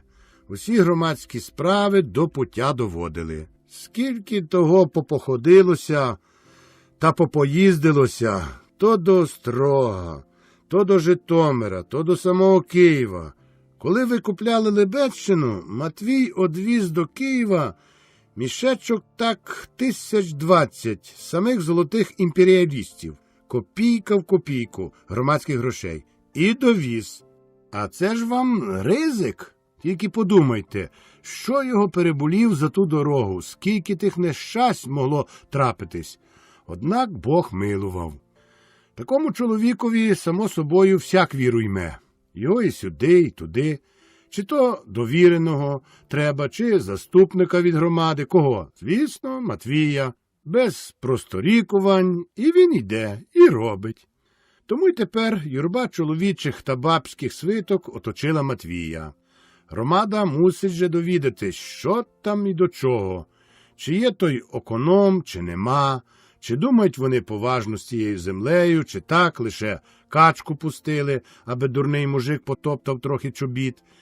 І почали поговорювати, кого б вибрати та післати до пана. Почали натякати на того, на іншого, а врешті і на дядька Матвія. А кому б, як не йому, краще такі діла знати? Той тобі любого пана навколо пальця обвине. І показний, і розважний, і толк знає. Ану, дядьку Матвію, підіть-но, хай йому частець, отак тут загарма-дарма чапіти. Але Матвій з місця відмовляється. Він, мовляв, і так не знає, що ще з того вийде, чи буде він ще купувати, а чи й ні. Позв'язався з Григорчуком, а то ж, звісно, 5000 рубликів треба вилічити. А тут уже, далебі, хоч би й хотілося, духу не вистачить. Не потягне зі свого господарства більше. Він прийшов лише так собі подивитись, послухати, як то люди купуватимуть. А самий то вже гай-гай.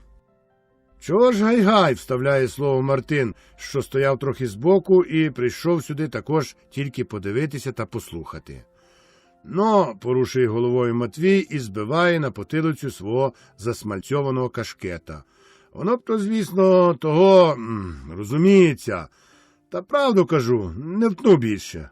А ви, Мартине, і без мене ту справу обчухрали б». Мартин і справді господар поважний і толковий, але до нього громада вже з обережністю ставиться. Той того, що зветься через губу, накупився, і ласувати йому на клапоть того поля не годилося б, коли стільки інших покупців найшло, яким, либонь, потрібніше, ніж Мартинові те купно. Тому про Мартина помовчували. Але Мартин знає, що й до чого. Він сам і не преться, куди не слід. Звернувся рішуче до Матвія. «А нічого вам, Матвію, отягатися. Мусимо і то знати, що це наша остання купівля. А діло зробити треба. Я сам пішов би, та мені того не личить. На поле я і не чигаю, от хіба клапоть стависька та, кажуть, млинок». Натовп прогудів щось невиразне. Чи то одобрювали Мартинові слова, чи то заперечували, а Мартин вів своє. Що там не кажіть, а й вам десятинка ще придалася б.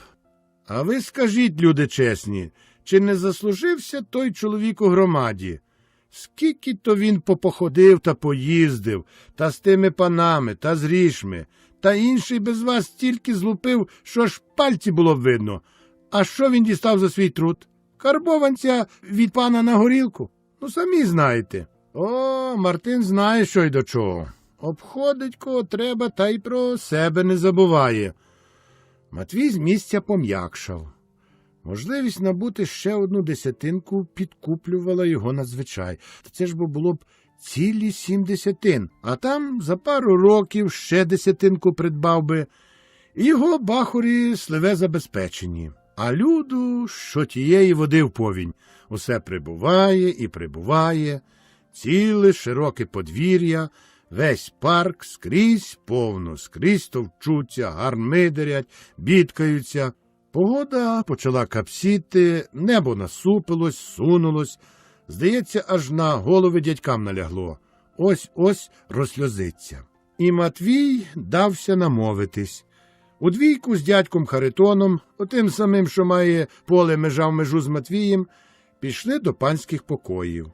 Люди ж, розбившись на гурти, гомоніли далі і чекали.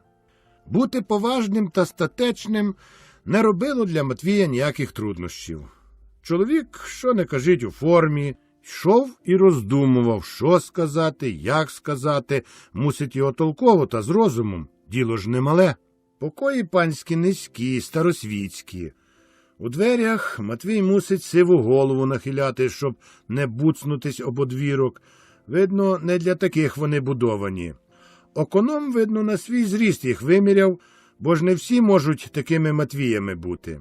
Зате скрізь тут затишно та притульно та м'якенько. Ситість тут чується та вигода. Уже самий передпокій чого вартий. Килими, кажуть, перські, тапчанчик м'який, кілька таких ослінчиків та крісел плетених.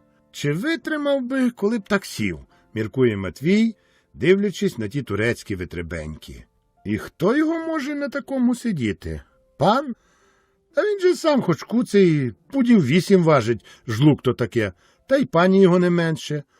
От хіба донька їх, єдина стать, що на людину подібна, зросту хоч і невисокого, та струнка й ніжна, і голос дзвінкий, хіба що літери «ри» як слід не вимовить. Замість «руская» у неї виходить «гуска», а замість «ревська» каже «уевська», і так її Левською ще у школі й прозвали. Пана дома не застали. Був він, здається, у Мизучі, а за нього говорив його заступник, чи писар, чи повітря його зна, що він таке. Молодий, надиво тоненький і хирлявий панок, хлюстоватого вигляду, що дуже натягнуто і роблено поважно заявив, що воно, мовляв, так і так. Пан дістав дійсно від власниці княгині телеграму з Парижу, щоб маєток продати, але коли та як, нічого ще не відомо. Отож і поїхав пан до містечка, щоб там докладніше у адвоката довідатись. І паничик думає, що він скоро вернеться, і тоді буде видніше. Але сьогодні то ледве чи станеться, от хіба завтра. По-друге, тут стільки того люду навалило, де ж його зо всіма розмовляти. Мусять вибрати уповноважених, як слід, і передати в їх руки справу. Запитав Матвія, чи він є таким уповноваженим. Ні, Матвій лише ось хоче запитати. Ну, то ідіть і виберіть уповноважених, а тоді верніться. Ага, ще одно. Щодо продажу застав'я, то мова йде лише про його південну частину зі ставом та млином. Решту землі затримує за собою пан Оконом. Усе то було сказано, звичайно, по-російськи, по-панськи. Панок інакше говорити не може, але дядьки до такого, звісно, давно звикли. Де ж є такі пани, щоб говорили по-людськи? На те він такий тоненький та тендітний, і обличчя властовинні, і волосся м'яке та ясне, мов у ляльки, і довгі та прозорі пальці, що, їй-богу, можуть поламатися, як скло.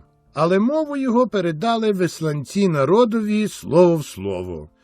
До цього додав від себе Матвій, що гаразд було б поділитися людям на гурти, і кожний гурт від себе одного від поручника вибере, а ті знов разом виберуть уповноваженого. Матвій бо знає, що як почнуть усі юрбою вибирати, ніколи нікого не виберуть. Звичайно, піднявся в народі рух, рейвах та гармидер.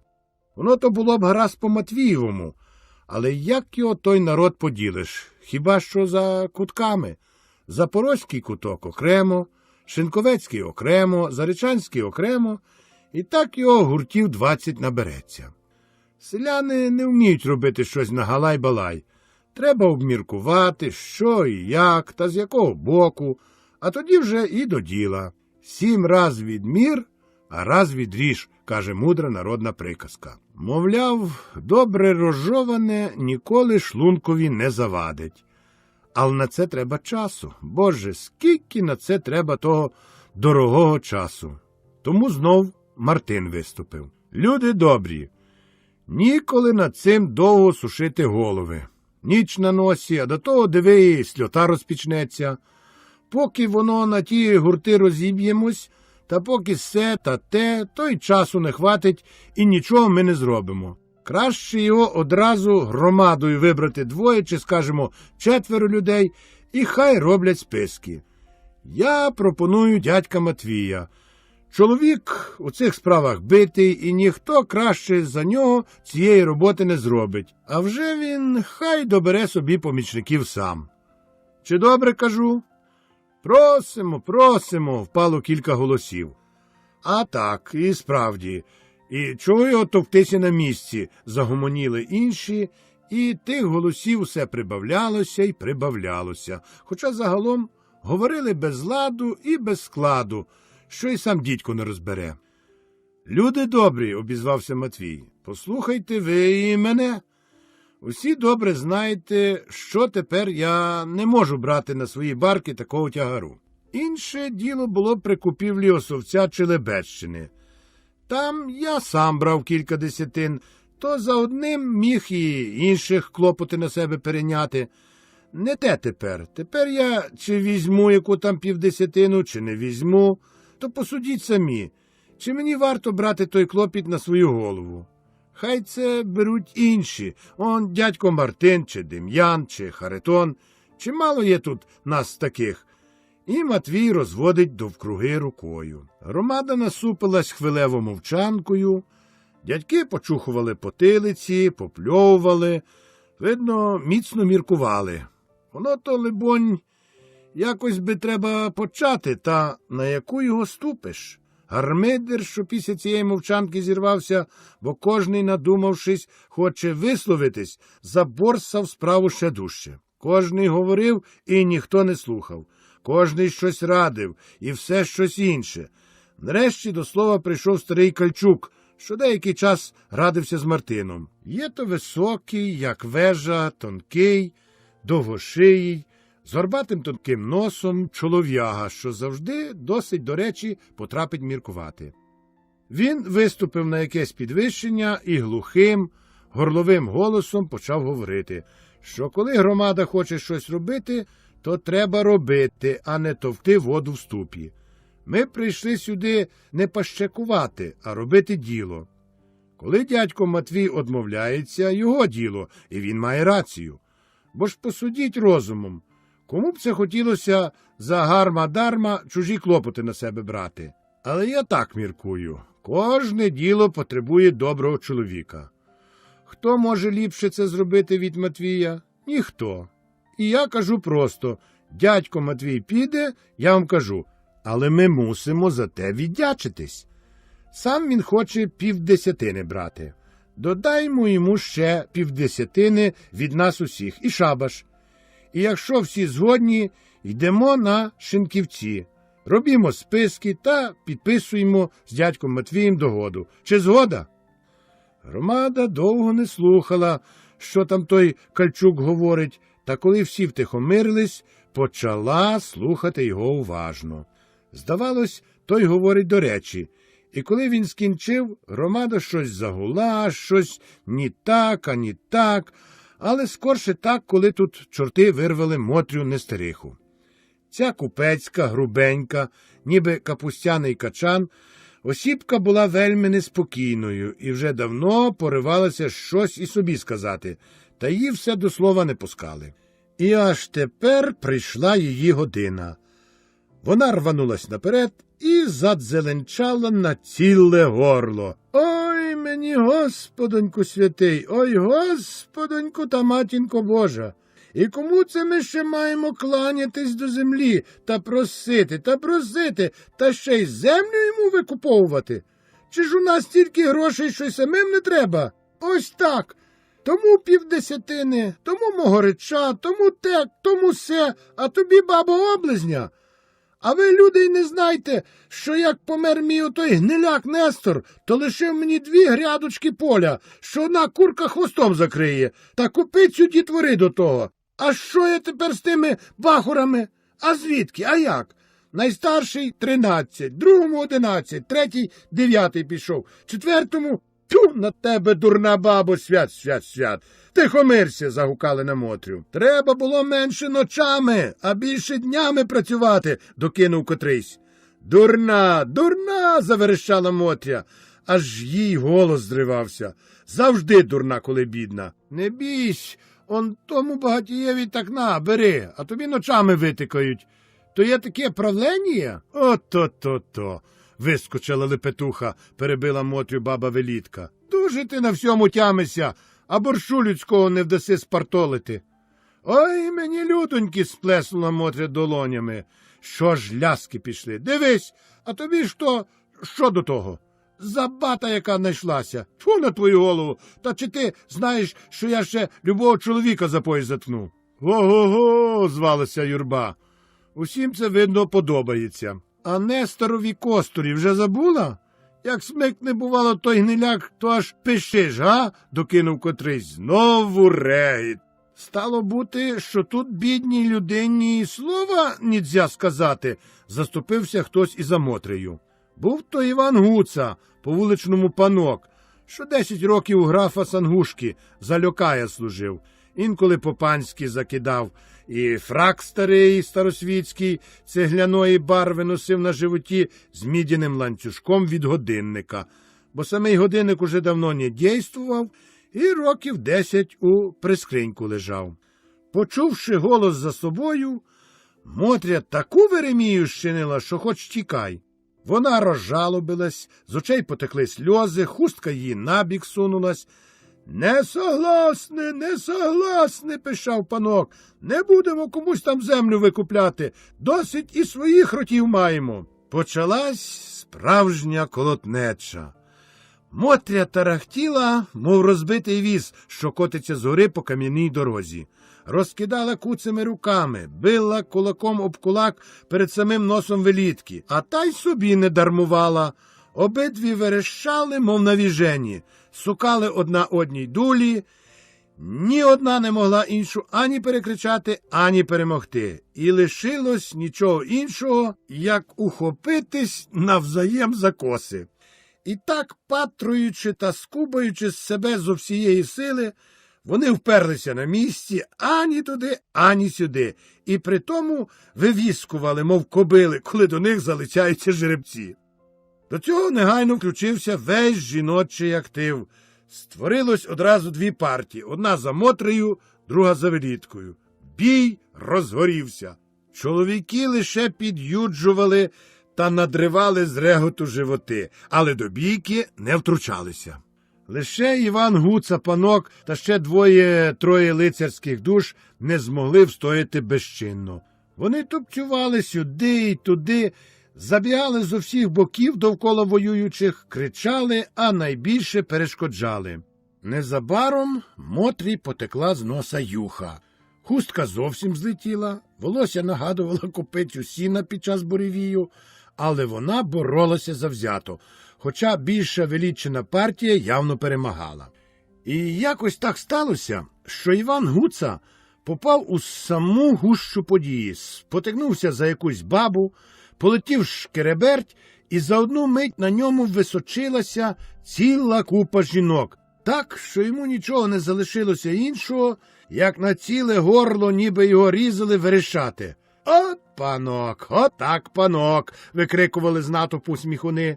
Бачучи таке, Матвій лише сплюнув, він терпіти не міг отого чортового баб'я, і відійшов набік. За ним пішло кілька інших – Єлисей, Мартин, Качук, Харитон. «Хай чубляться, а ми ходімо до банку, на Шинківці списки робити», – казав Матвій. За колотнечею та за пітьмою, бо вже вечоріло, баби зовсім не запримітили відходу головарів. А коли партія Мотрі була остаточно переможена, та коли на полі бою залишились тільки пошматовані хустки і тощо, і шановні тітки голосно сякали червоним, а панок вирівнював свої потурбовані кості, в той час ні одного з поважніших чоловіків не було більше на місці. До того ще з покою вибіг той самий тоненький панок, що розмовляв з Матвієм, і заявив, що як ті не розійдуться геть до чортової матері, то він прикаже випустити на них гончих собак. І це вплинуло досить переконливо. Оглянувшись сюди і туди, і побачивши, що навкруги вже нікого з тих головарів, Мотря знов заверещала і ще більше затурбувалася. «А, дивись мені його! Повтікали резюн їх матері!» І мерщій посукала короткими ногами, плутаючись у довгій спідниці в напрямку Шинківців. За нею подалася і вся її гвардія, що прийшла сюди здебільша отак собі на людей подивитися. Іван Гуца, кляпаючи задріпаними крилами свого фраку, що сягали йому сливе до п'ят, і собі пошкандибав за ними. Починав накрапати дрібний дощ. Списки складали сливе до півночі. Будинок кооперативного банку не зміщав таку спусту народу, тому всі, що прийшли пізніше, опинилися за порогом і мусили киснути під дощем. Між тими була, розуміється, також і Мотря Нестериха. Вона і тут пробувала домагатися свого права і бунтувати, але інші одразу заявили, що як ви, бабу, не втихомиритесь, то дістанете по мармузі і підете собі до повітри лихої. Після того нічого іншого не лишалося, як заціпити писок і, шморгаючи носом, тихо хлипати собі в кулак. Вони хіба знають оті камлі, оті прокляті, що тебе болить, а звідки їм це знати? Віддалася за отого чортового горбуна, смердів, хирляв, ночами спати не давав, а діти сипались. А тепер ось маєш, він там зогнив, а ти тут мучся з його дітьми. Пухни з ними з голоду, коли б ще якось ту 50 набути. Але хіба тут допнешся за тими багатіями та тими чоловічиськами, що тебе, бідну бабу, ані не пустять нікуди, ані ходу тобі не дадуть? Клунчину, думаю, продати, та ялівку, та яблук пару десятків пудів, то, може, воно і щось вийшло б. Воно то і без клунчини біда, щось там збере з поля, і де його ту мізерію зложити. А скільки намучились, поки її злабудали, плечі облазили, як носила з Бущенщини крокви, та лати, та балки. Усе то на плечах моїх. Ой, видно, та баба хоче дістати по пиці, зазначує котрийсь там спереді, з намагою повертаючи назад голову. Чи вам, тітко, часом Бог дасть не заціпить, додає інший. Ага, заціпить, було її останнім протестом. До півночі чекала і рюмсала собі під ніс, але зовсім мовчки. А вписали її на 50 десь уже всередині списку. Чого вона й не знала, але додому вона не йшла, все не вірила. А що, як візьмуть та одурять дурну бабу? Ні, вона вже краще постоїть та помокне та припильнує. Вертаючись геть по півночі під дощем додому, Матвій ніс зі собою невеселі думи. Земля то земля, а от де його тих грошей дістати? І як він усе то сам подолає, а тут ще й праці стільки, і старої, і нової, і все її прибуває та прибуває. Коли б мав хоч порядного помічника дома, а то ж усе таки от сам і за плугом, і за бороною, і коні впорай, і води принеси. Ні, невеселі думи ніс Матвій зі собою, вертаючись цієї темної ночі до свого хутора. Щосереди у малому містечку Мизучі, що 7 верстов від Дерманя віддалене, ярмарок. Другого дня і була якраз середа. Сльотило і шугав вітер. Але дорогою до Мизуча з самого рання тягнулась валка возів. Хто везе веприка, хто вівці, де в кого ялівка за возом тягнеться. Їхали і їхали. І все це мало піти на викуп застав'я. Усе то мав бути завдаток, хоча ніхто ще нічого не знав путнього, чи буде з цієї купівлі що, чи не буде. По-перше, нема ще нічого певного від пана. По-друге, чи тих пара сотень десятин вистачить на стільки люду? Доведеться декого зі списків скреслити, декому норму скоротити, та люди на це не зважають. Але Матвій ще не їхав на ярмарок. Він же мусить знов до двора на збори тіпати. Треба ж до того пана добратися, треба щось певного та ясного добитися. Коли вже упрягся у плуг, то вези. Ще зовсім рано, а біля ганку покоїв товпляться люди. Така зборня хоч куди. І говорять, і регочуть, про се, і про те міркують, а головне, як і де грошей дістати. То трасця матері казали: впишися, Семене, пайщиком до банку, та впишися. Ні, різалма, не послухав. А тепер дулю на позичку дістанеш, міркує не один дядько. А все-таки той банк є єдиною надією села. Шкода, що має його тільки панська часть, який не є, а є. Казьонці такого не мають. Зате у них там трактир, он який пишається. І взагалі ті казьонці господарі, що склоче батіг. Сама тобі голота, розважають панські. Тут також ще одна справа виникла, якої учора не примітили. Хтось подав думку, чи варто пускати до купівлі казьонців. Двір, мовляв, належить до панської частини, то й викупити його мають свої. Там ті мають монастирську землю, нехай ждуть на неї та Богу моляться. Ця думка припала до вподоби сливе всім панщизнянам. І знову крики, і знову колотнеча. Та воно дійсно не пустимо їх. І своїх досить, гукає котрийсь. А правда, скільки наших не дістало, а ті диви, загарбали он цілі лани. І що то там за такі свої і не свої? Усі ми люди і всі жити хочемо. То й жий собі на здоров'я, а до нас не лізь. Диви, як його розпирає. І галас розростається та розростається. На цей раз уже не баби, а чоловіки. І коли зайшло геть далеко, тоді казьонці заявили, що коли вже на те пішло, то тієї землі не ті не куплять. Панові, мовляв, усе одно, хто її купить, але казьонці можуть таку ціну нагнати, що хіба сам чорт їй докупиться. І тоді Матвій знову мусив умішатися. Що це ви, люди добрі, мотилицю дістали, чи казна що? Він пропонує поділитися. Отой клин, що входить до казьонної частини, казьонцям, решта панським. Ні, не согласне. Це буде кривда. Казьонці дістануть самі суглинки та мочарі.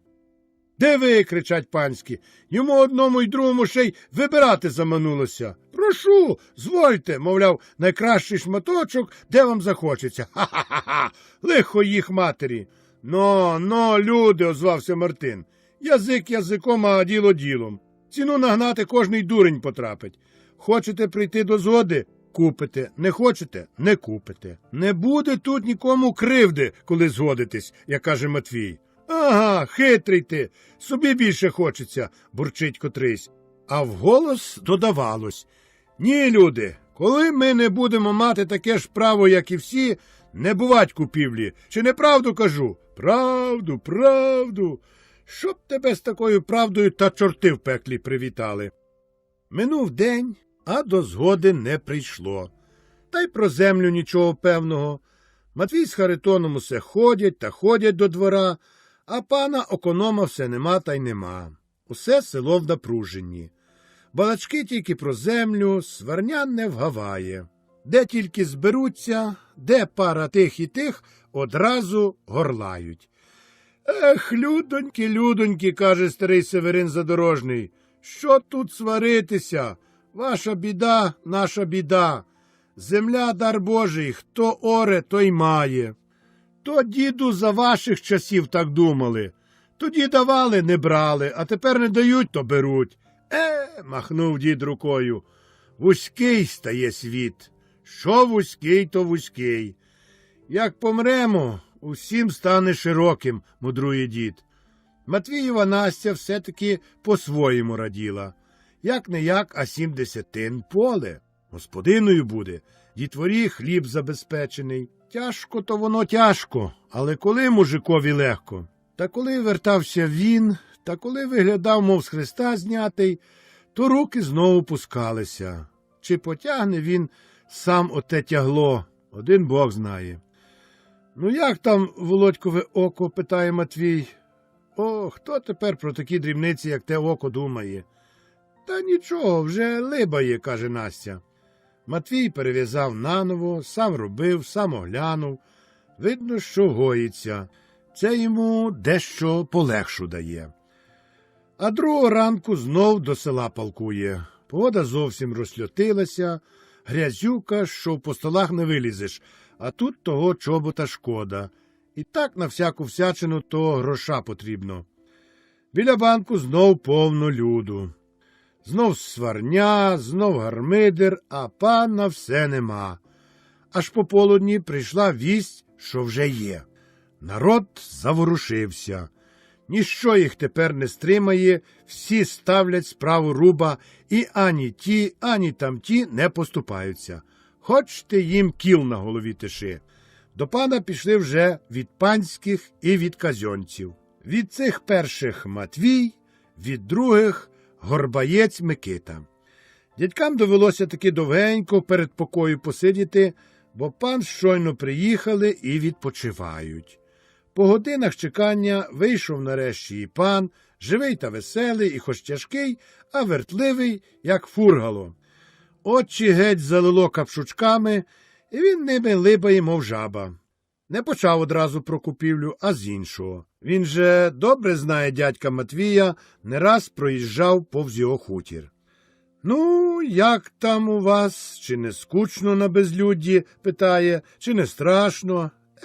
Пане, у нас ніколи скучати, а страшно лиш тоді, як нема чого в рот уложити. Гуторили і нарешті й до землі добралися. Ну, як там на що то застав'я, почав Матвій. Пан напівсмішки, напівжалем почав, що нема ще рішення. Княгиня, мовляв, мовчить, у неї там заплутані справи, мабуть, прийдеться зачекати людям до весни. Все там, бачите, заставлене, перезаставлене, банк дворянський, банк селянський, я сам весь дурний з того. От тобі й на, і як його цим до людей звертатися? Ну та що робити, каже пан. Та воно, звісно, княгиня в Парижі, каже Горбаєць, а люди так уже збулися, дехто за безцін, додав Матвій. Панок хотів ще погомоніти, але дядькам ніколи. Натягнули шапки і йдуть. Перед відходом Матвій ще раз запитав, значить, поки що ніякої надії. Значить, ніякої, каже пан. Так бувайте здорові. Матвій ніс тягар, ніби на нього 100 пудів наложили. Аж угинався. Перед обличчя люду сором стати. Матвій виліз з панських покоїв першим. Горбаєць за ним. І першим його словом до людей було: «Ідіть ви, люди добрі, додому, ніякої тут у чорта купівлі. Усе то було», додав негарну лайку. Люди витріщили очі, дух їм заперло, коротку хвилю все заніміло. А як отямились, як усе загуло, загомоніло. Та як то? Що ви, Матвій, добрий день з нас робите? Та як же так? Го-го-у! Та що ж там той пан казав? Та що казав? До весни казав чекати. Княгиня обанкрутились. От тобі й маєш, от тобі й накупили. А стільки шелесту. Отак воно завжди, з великої хмари та малий дощ. Отак воно.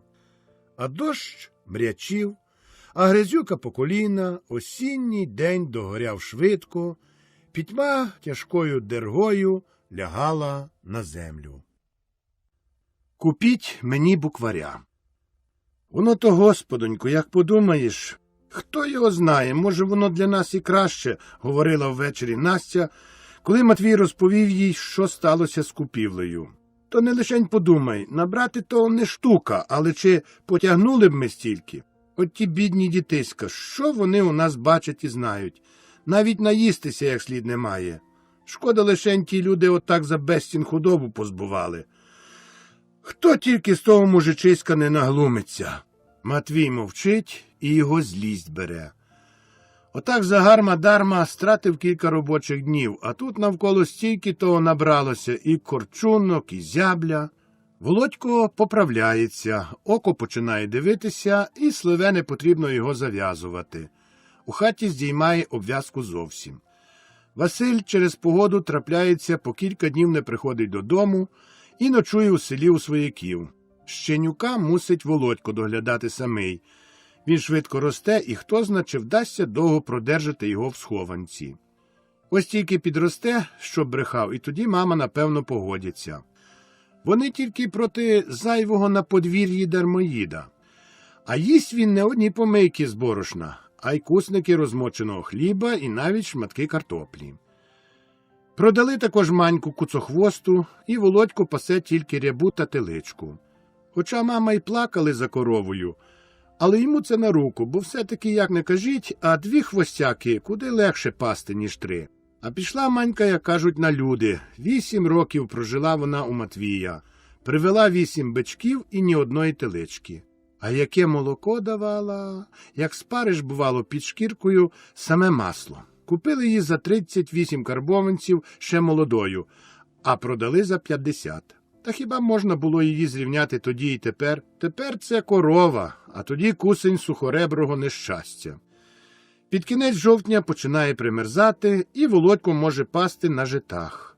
Пашні гарно рунились, розходу, як оком глянеш, шкоди ніде ні на шпетку. По городах навіть капусти впоряні, розкошуй. Але Володько добре батькову науку тямить і стереже свою худобу пильно. Ряба, видно, дуже сумує за манькою, все реве, а де тільки, боронь Боже, яку худобину здаля вглядить, задере хвоста і драла. Володько не раз за 7 дурних наганяється, ніг не чує, а що наплачеться, корова біжить, а він за нею. На, рябенька, просить він її спочатку. Але куди там рябенька? Вона й не думає слухати когось там далеко ззаду. Тоді Володько підносить і собі голос. А куди ти біжиш, щоб тобі повилазило? А здохла б ти. Та й це небагато помагає. Тепер хоч сядь та й плач. Нелегка, далебі, праця пасти таку навіжену скотину. Тяжко цілий той божий день за нею волочитися. Хоча Володькові іноді цікаво буває, особливо коли дещо від хати віддалиться та залишиться на такій самоті, що тільки він та корова, та теличка, обрій та небо. І десь-не десь якась ворона пролетить. Починає задумуватись, забуває, де він знаходиться і що робить. Іноді йому здається, що він зовсім не пасеря був, а блукає в чарівному царстві, мов той Іван-Царевич, що свою царівну за горами та за лісами у 39-му царстві й государстві у полоні у Кощея Безсмертного шукає. Ліс, долина, яр, так звані вали, де, кажуть, був колись замок чи фортеця, чи щось таке. А недавно цікаво було.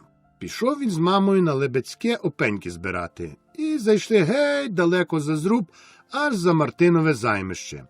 Вийшли на горбок, і перед ними на північ простяглася широка рівнина. Володько бував тут уперше. Здаля чи то межа, чи то доріжка, низка дерев широких на тлі холодного неба, забудівлі, огорожа. — Що там, мамо? — запитав Володько. — А то клопе, — байдуже пояснює мати. — А, він уже знає. Там же мешкає дід Юхим, перший Матвіїв тесть, Василів і Катеринин дід, що у нього син Клим з ума зійшов, що має ту велику пасіку і щось там до бджіл знає, і де живе тепер старша Катерина. Скільки про нього наслухався Володько у млині, що то чарівник, характерник, що до нього самі бджоли летять, що має він таку дубельтівку, на яку сама звірина біжить, що якогось там колись пана Борщевецького за ніс водив. Так от де він живе. Володько тут ще не бував, бо мама не хочуть сюди ходити, щось вони на того діда гніваються. Але Володькові страх як кортить побувати там і пізнати того діда ближче. Він бачив його кілька разів, але то було все-таки не те. Десь біля церкви між людьми завжди з кимсь. От коли б так з ним сам на сам та поговорити та розпитати, як то він ті чари робить та хто то його тому навчив. А місце тут гарне та тихе та барвисте, особливо влітку, як усе цвіте та бринить. Але й тепер тут дуже гарно. Зеленіють рунні жита, небо десь отуди за той темний ліс водоспадом спливає, сонце заходить з хвалою і величчю, і, здається, пісню при тому співає і горить, як велика пожежа огнем незгораємим. І страшно іноді тут буває. Одного разу ряба затягнула Володька геть під самий Клопіцький ліс. Що він тут находився та настраждався? Ліс, порожнеча, безлюддя, сам самісінький. А корова клятуща ніяк не хоче додому вертатися. До всього десь там ззаду загубилась теличка. Ледве дав з тим раду і притьомбав додому геть осмерку. Приволік ту коровиську і теличку якось віднайшов. Притягнувся додому, ніг не чує, весь замазаний і боїться, що дістанеться йому за таке спізнення. А що він тут винен? Та хіба вони його зрозуміють? «Де то ти так довго барився?» – питає батько. Захлинаючись, Володько п'яте через десяте оповідає, що то за страшне те коровисько і скільки то воно його попомучить. Ну, дурний, не плач, мати он пішла тебе шукати, але нічого, зараз вернеться.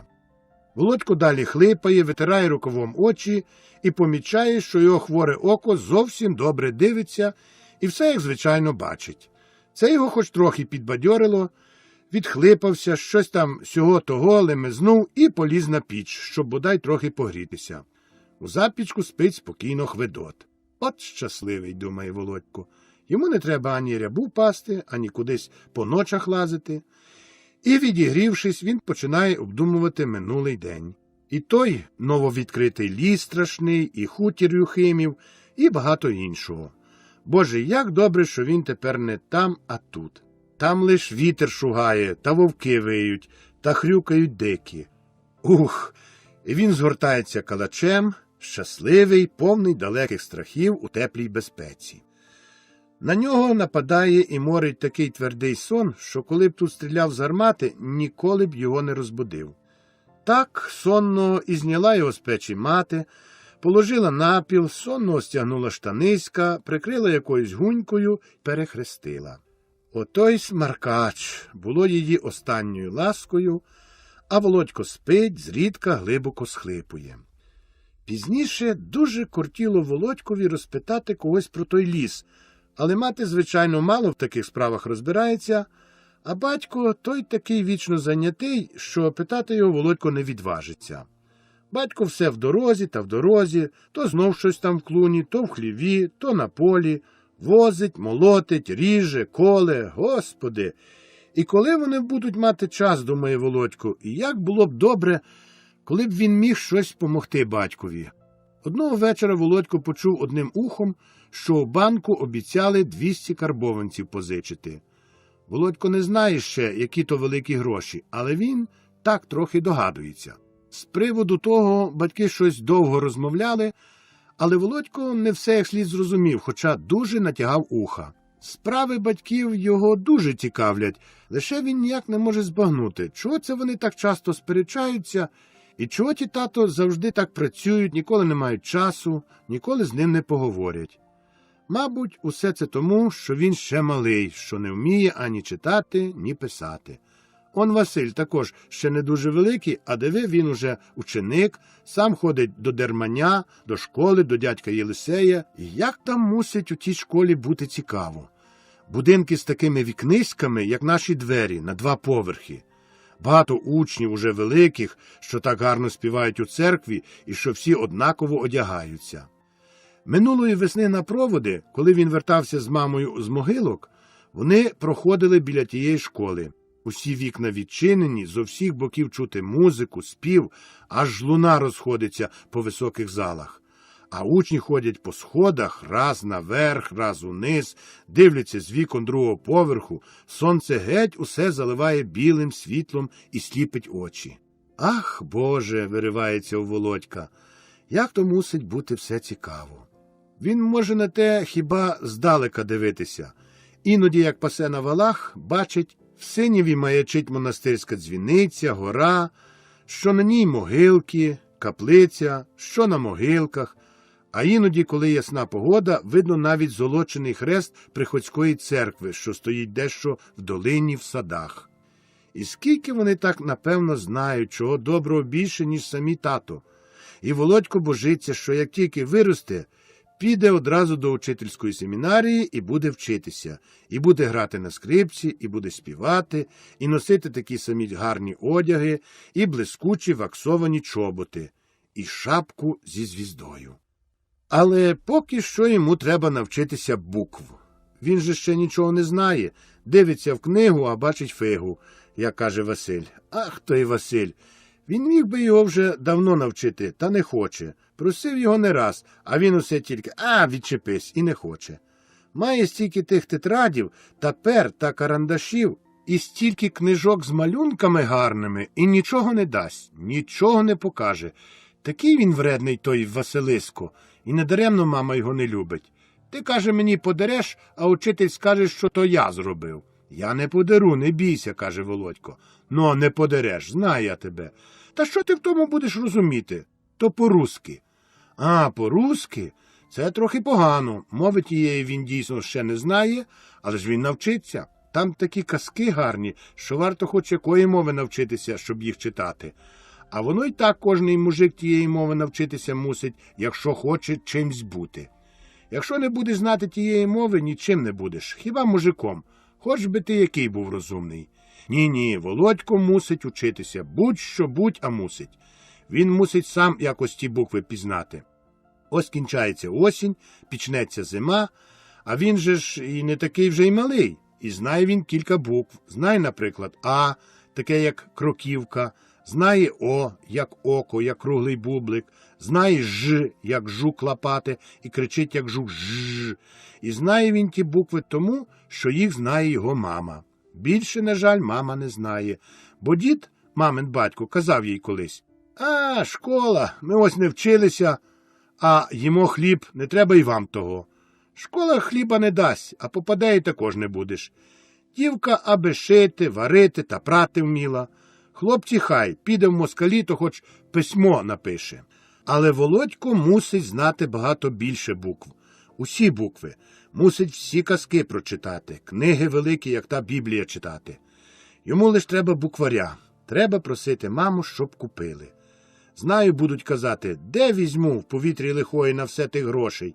Мені он на сіль, на керосину, на мило треба. Але все то не може вплинути на Володька. Він мусить мати буквар і годі. Володько має дуже великий з цим клопіт. День і ніч журиться, пасе рябу і журиться. Усе йому той буквар в голові. А Василь також. Мусить він його навчити. Як не захоче задурно, Володько щось дасть йому. Але що? Ще чого доброго заманеться тому, аж страшно подумати, щоб Володько віддав отого ножика-рачка з червоною колодочкою, що його мама минулої покрови в Мизучі за 3 копійки купила, яким він усе струже. Це було б те найгірше. Ножика віддати. Ні. Чим буде стругати? Він готовий віддати Василеві навіть ті 2 копійки, що йому на Великдень дали тітка Зінька. І навіть свій склад забавок. А там же стільки добра всілякого, і паличок з кривульками, і коліщат соснової кори, і горщиків з гончарської глини, і мушлів усіляких, і пуделок від пасти й сірників, і срібних папірців з цукорок, назбираних біля монастиря, і безліч іншого. Усе це готовий Володько віддати тому Василеві, але ножика – ні. Ой, як гарно, коли людина вміє читати. Он батько. У неділю чи свято, коли він лишається дома і не йде до церкви через люту чи там через щось інше, він бере свою стару, замацану і обтріпану Євангелію, що в шкіряній оправі, як він кажуть, діставши у школі при іспитах за те, що добре вчився, накидає на плечі свою свиту, стає розкроч і читає вголос, виразно, протяжно, як піп у церкві. «Во время оно і приїде Ісус з Назарета, Галилею». Чи щось інше таке, а Володько з великою побожністю сидить на печі, дивиться на образ Бога на покуті і слухає усім своїм єством. Шкода, що він так мало того розуміє, там мусить бути щось дуже цікаве в тій святій книзі, коли її так скрізь і в церкві, і дома читають. І як Володько навчиться сам читати, тоді і він візьме ту книгу і буде так само, як батько, читати. А оце знов недавно щось на того Василя напало, і він сам покликав на піч Володька ввечері. «Ходино, прочитаю казку». І Василь почав читати. Що то було за диво? Володькові геть чисто дух забило, і підводне царство, і дід страшний із зеленою бородою та огненими очима, і красуня зачарована. Тут уже куди більше, ніж той хутір чи ті клопи з тим дідом Юхимом. Володько слухав і ні разу не змигнув, ні одного слова не пропустив, а коли ліг спати, одразу все то знов з'явилося перед очима, мов живе. І Володько аж викрикував у вісні, що мати мусила привстати і перехрестити його. Дійсно, величний і хороший той світ. І безліч в ньому незнаного та чарівного. Треба його лишень знати, а для того треба вчитись. Але як? Але хто вчитиме? Нагода допомогла йому. Одного разу по школі, коли її Володько вже пригнав свою рябу, було це перед самим снігом, Василь покликав його до клуні. «Знаєш що?» – почав він таємничим шепотом. «Наш собака, Володько дивується, наш, то все було мій, уже так виріс, що далі ховати його годі. Знаєш, що я думаю?» «Ну?» «Знаєш, що мати, Василь ніколи не каже мама, не люблять собак. Але ти візьми щенюка, принеси до хати, покажи його матері і гарно попроси. Покажи, який він легкий, покажи, що у нього зовсім чорне піднебіння, що як виросте, з нього буде добрий собака. А я тобі щось за те зроблю», – закінчив Василь. Володько враз споважнів. Одна думка шибнула в його голові. «А що ж ти мені зробиш?» – питає він. «Ну, що хоч», – каже Василь. «А будеш мене вчити азбуки?» – випалив Володько. «О, буду», – радіє Василь, що той так мало вимагає. «А будеш показувати мені книжки з малюнками?» – вимагає той далі. «Ну, буду, але ти не дери їх. То казьонні, мені за те вчитель вуха повідриває. Розумієш?» Що ж я, мала дитина чи що? Я тільки побачу і все. А коли ти будеш мене вчити?» «Ось як тільки на Різдво розпустять». «О, на Різдво? Так довго ждати? Я хочу тепер, зараз, як сніг упаде. Моє око, диви, загоїлось, корова буде дома». Василеві таки не дуже до вподоби, досить тієї науки у школі, а тут ще й дома. Але погоджується. «Ну, добре, але ти мусиш бути тямущий». «О, я, захоплено говорить Володько і не знає, що далі сказати. І зобов'язання готові. Тож вечора Володько бере на оберемок щенюка і несе його до хати. Батько і мати були якраз дома, але першим запримітив це Хведот. «О, що ти поніс? Що то собака?» – гомонить малий. А мати одразу: «Кинь його! Те ти то в повітрі лихої вискіпав, ще бліг нанесе». «Ні, мамо, у нього нема бліг, он погляньте». І тиче щенюка матері. «Геть з ним, таке паскудство». «А яке у нього піднебіння», – хвалиться Володько, «чорне, як сажа, лихий буде». Увійшов Василь і страх як зацікавився, ніби вперше побачив. «Такий собака», – гуторить мати, – «ще молока потребує, а в нас його і для себе нема. Оце вицяпнула ще сьогодні з кварту, а завтра, як упаде сніг, і того не буде». «Він, мамо, муку їсть з водою, у Мельника он двоє щенят кормлять». «То у Мельника, Мельник з людей дере, а нам зі свого треба урвати». 2-3 картоплини він наїсться, втручається збоку Василь. Як угодую картоплею веприка, попоїси салиська. А собаки що, сморять та блохи? Ні, мамо, ні одної блохи немає. Направду, ось я вам покажу. І Володько підніс песика до самого столу. Ну, ти його ще й на стіл висади, промовив уперше батько, що все лиш придивлявся до того збоку. Геть з ним. Закинь його отуди під припічок та самий мусиш і доглядати, бо я не маю на все часу, гнівно сказала мати, і цим дала згоду на легальне утримання собаки. Ми, каже Василь, зробимо для нього буду в хліві і будемо обидва доглядати. Та хай буде, і собака часом на господарстві пригодиться, додав до всього батько, і цим справа закінчилась. Володько може вчитися. Але й це ще не все. Він лише чекає, коли то наші поїдуть на ярмарок, а там він побачить. На Дмитра якраз і ярмарок. І Матвій їде, мусить конче продати свої карі жеребці, а купити якісь гардиги, аби з двору з'їхати. Дещо тих грошей, правда, зібрав, але все ще не хватає. А тепер зима, праці для коней нема, стояти потраплять усякі шкури, а зате він заплатить свої борги. Страх не любив заборження. Але майже не було ярмарку, щоб на нього не їхала мати. Чи треба їй, чи не треба, їде. Любила ярмарки. Любила вештатись поміж людьми, приглядати, що там і по чому, обмацати гарні речі, яких вона ніколи не купить, бо немає завіщо, щось несподіване й непотрібне купити, найкраще якусь особливу небувалу забавку для дітей, за яку їй конче мусило від батька дістатись, бо ж батько страх не любить, коли вона ті гроші на будь-що розтринькує. А мати тоді мовчить, нічого не каже, знає й сама, що не гаразд зробила. Але що, коли їй так дуже то якраз сподобалось, коли вона сама була захоплена тією розмальованою дерев'яною грушкою, що відчиняється, і що в ній можна тримати перець чи щось інше. І солодощі любила, ходить і не витерпить. Візьме та й купить отих найдешевших барвлених склянистих. І сама поласує, і дітям привезе. А ті вже дуже вдячні їй. Батько тому не дуже охоче брав її до міста, але все-таки брав. У таких випадках батько ставав лагіднішим, і з ним можна було говорити. І цього разу мати вже готується, хоча на дворі холодно і непогідно. І враз до неї пристав, як смола, Володько. «Мамо», – починає він, – «а чого тобі? А купіть мені букваря. От тобі й на. А де ж я гроші на все візьму?» Володько шморгає носом і каже, «Я дам вам ті 2 копійки, що мені тітка Зінька дали, а решту на Різдво заколядую».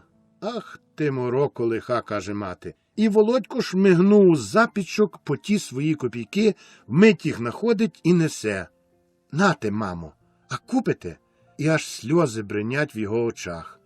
Мати зворушена, але виду не показує. «Ну, куплю вже, куплю. Бери ті свої копійки і йди геть. Та он носа підотри, замороко ти лиха». «Мамо», – звертається знов Володько, – «ну, ще що там? Купіть ще мені кітрать і карандаша, і грифльову табличку. Купіть, мамо, я дуже вас прошу». У матері забирає дух. Це щось уже таке, чого вона й зроду не чула. Де ж таки видано, щоб мужики такі речі купували? Піде он до школи і там дадуть. Ах, морочиш! І не скінчивши більше нічого, пішла, бо он батько вже на возі, а він чекати не любить. Не раз, бувало, взяв та й сам поїхав. Ну й довгий же видався день сьогодні. Такого дня Володько ще на своєму житті не пам'ятає. Зрання востаннє вигнав ще на жито корову, а в полудень почав падати сніг. Перший сніг, лопатий, густий, вогкуватий, вергає і вергає з низького сірого неба.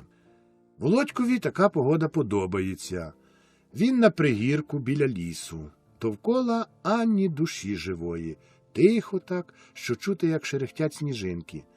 Там дещо далі знаний яр, рівчак, як його чомусь звуть, там непорушно стоять і ніби засипають старі гілясті дуби та сосни, побиті громами, очухрані вітрами.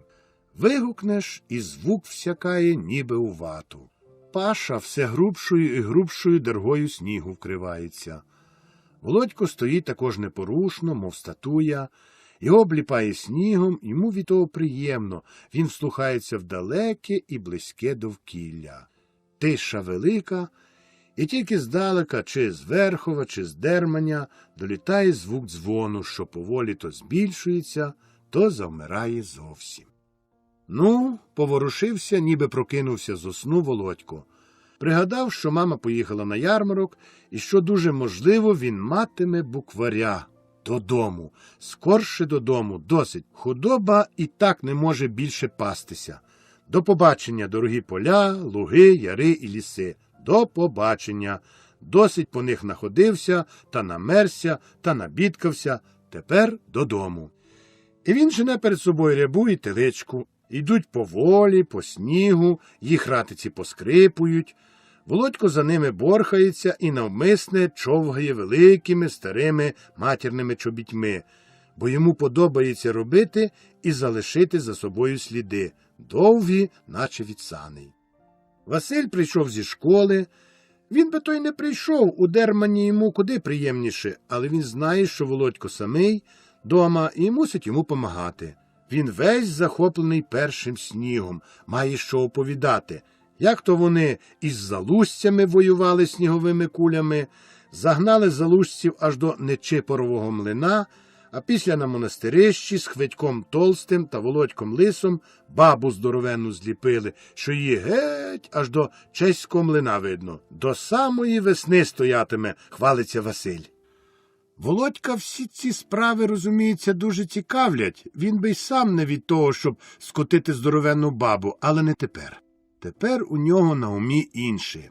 І коли вже ті тато приїдуть, виривається в нього вголос, може, в 10, ходить, мов неприкаяний. А Василь скинув мокрі постоли, розвішав на плиті наквашені брудні онучі, а сам сів на примурку, звісив ноги над плитою і вголос однотонно по-школярському виводить. «Зима, крестьянин торжествуя, на дровнях обновляет путь, його лошадка снег почуя, плететься рисю как-нибудь». Володько слухає і ніяк не второпає. Що той Василь там меле? На дровнях обновляє путь. І коли вже ті тато вернуться? В салазки жучка посадів, сіб'я в коня преобразів, начитує далі Василь, а Володько нараз регоче. Чо, дурний, регочеш, ображається Василь. А що ж ти там лепечеш в салазки, жучку посадів? Ха-ха-ха! А ти, не дуже смійся. Є то стихотворення Пушкіна. Чи знаєш, хто був Пушкін? Ні. Великий русский поет, пояснює по-шкільному Василь. Але й цього Володько не розуміє. Може, то такий великий дід-рачинець, що салазки посадів, і йому чогось це видається великою люлькою зі смердючим тютюном. Йому і больно, і смішно, а мать грозить йому в окно. «Василю, онучі!» – викрикує Володько. Василь миттю зіскакує просто на плиту, на онучі і, попігши ноги, стрибає на землю, скидає онучі, що почали тліти, і топче по них босими ногами. Володько схопив кварту і линув під ноги Василеві води. «От тобі больно і смішно», – каже Володько.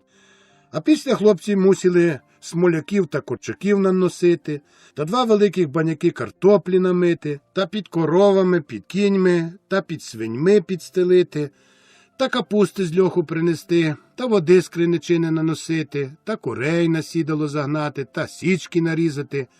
Коні ж, батько, нові з ярмарку приженуть. Василь дуже цікавиться, що то буде. Він дуже любить коней, мало не плакав, коли тамті вели на ярмарок. Причому, коли заганяли курей, на Володька знов напав великий рудий півень. Василь навчив його битись, і тепер він ходу нікому не дає, а Хведотові то просто хоч з хати не виходь. А як тільки почало смеркати, Володько не всидить в хаті. Все на двір та на двір вибігає. Часом геть далеко за хутір на дорогу до самого Трепетка виходить, а може якраз над'їдуть. Ставав там, довго стовбичив і все прислухався, чи не їдуть. А вони, як назло, не їдуть. Іншим разом вже давно бували дома, а це ось як назло. Навкруги тиша велика і чути лише, як кляпотить здалека млин. А як зовсім стемніло, Володько пішов до хати, став у вікні на лаві і дивиться, вдивляється, і ані на хвилинку не відійде, та все вслухається, та нидіє, та нетерпеливиться. Йому вже хто зна, що видається, а може там їм що сталося, а може нещастя яке, вдивляється у темряву за вікном, і іноді йому вважається, що там щось ворушиться. Приїхали, і запирав дух. Ні, віддихав. Ще ні, то йому лиш показалося. І знов стоїть, і знов чекає, і знов слухається, і час тягнеться безконечно. Аж то, по довшому часі, на дворі, здається, дійсно щось заворушилося чорне на білому. Володько знов німіє. «Пррррр!» – чує враз батьків голос. «Василю, приїхали!» – верещить Володько, аж збудив Хведота, а сам з лави на ноги швидко чоботиська насунув і прожогом у двері. «О, самошедший!» – свариться Василь, що має недобрий настрій. У дверях Володько напотикається на окутану, засніжену, замерзлу матір. В обох руках і під пахвами в неї повно клунків. «Купили мені букваря!» – з місця викрикує Володько. А очі горять, а щоки палають, а в душі повно страху. А що як не купили? «Дай мені чистий спокій, дитину», – говорить повільно мати. «Ось руки чисто пограбіли, ще зашпори зайдуть. Така та їзда, що, хорони Боже, ледве тими шкапами доповзли додому. Цілу дорогу хода сунулись». Василь одразу пішов подивитися на нові коні, а Володько лиш викрикує: «А купили мені букваря!» І вже копається тремтячими руками у кошику, де, звичайно, всілякі дарунки. «А що як не купили?» «Купили!» – враз викрикує на все горло. У одному завертку, у рудому папері і книжечка, і дощечка, і шиток, і олівець, і навіть грифель, про якого Володько й не згадував. О Боже, яка радість! Володько хапає свої скарби, зовсім забуває подякувати, біжить до столу, до лампи. «Але ж поволі, ще розіб'єш», – говорить мати. «Не розіб'ю, не бійтесь. Там он і медівника привезла», – каже мати, і гріє свої закляклі пальці. А що там медівник? На медівник накинувся Хведот, а Володько вже ось оглядає свого олівця, обмацує свою дощечку, швидко розгортає свого довгожданого букваря. Гарний, було його висновком. І укладки гарні, і цяцьки, і дощечка гарна, чисті, білі рямці, і грифель чудовий, золотим папірцем обгорнутий. А який олівець! Пробує ще раз язиком, хоча він ще не заструганий. Простий, чорнильний, простий. І добре. Йому зовсім не потрібний той чорнильний, хоча він мріяв якраз про чорнильного. А яка кітрадь чудова, і щось там на ній написано, і якийсь образок на окладинці, пан якийсь кучерявий з довгим носом. Пізніше він довідався, що то і був той самий великий руський поет Пушкін. «Там же нічого не видно, дитино». «Видно, не бійтесь, не перебивайте», мовляв. За той час батько і Василь упорались із кіньми. Василеві вони зовсім не сподобались. Настрій у нього зовсім поганий. Увійшли до хати. «А як не можна було інше купити? Що ти думаєш, за 30 карбованців стаєнні купиш?» – говорить із серцем батько. Йому й самому ті коні не по нутру. «То й не треба було ніяких, а ці вам поздихають і будете мати. На люди стид показатись». «Не бійся, не поздихають. А там ті, як купив, були кращі? Побачиш, які з них ще коники вийдуть». Вечеряли мовчки. Василь дметься далі. Батько також не в дусі. Він і сам сумнівається, чи що з них вийде. Щось вони надто вже сухоребрі. Але що зробити? Матвій майстер до коней. Він хоч яку шкуру вбере в м'ясо. А Володько до того не втручається. Щоб звільнити стіл, він зібрав свої скарби на оберемок і поліз на піч, ближче до лампи, що блимає на коменку. Він також ще не вечеряв, але їсти йому ніяк не хочеться. А мати все лиш гонить та гонить. «Іди-но їсти, смаркачу, ще надивишся». Володько вдесяте перегорнув свого букваря і хоч не хоч, а мусить усе кидати та йти їсти. По вечері, хоч і пізно вже, не пішли спати одразу. Батько вийшов ще до коней, ніби ще раз переконатися, чи ті шкапи чогось ще варті. А Василь з пересердя не хотів навіть дивитись. Він поліз на піч до Володька і почав одразу того байдуже вчити. «Яка це буква?» – сердито, незучаснено питає Василь. Володько у клопоті. Він зовсім не знає, яка це буква. І чого той Василь сердиться? «Дурень ти, то Б». «То Б», погоджується безперечно Володько. «А ця?» «То В». Володько повторює. «А ця?» – показує знов на Б. «То Б», без надуми, каже Володько. «А ця?» То я вже давно знаю. Викрикує Володько, зрадівши, що бодай одну знає. І так почалася наука. Іншого разу Володько ні за що не стерпів би такої Василевої поведінки, але тепер йому здавалося, що так і треба. Василь також чувся в правах учителя, хоча сердився він за коні.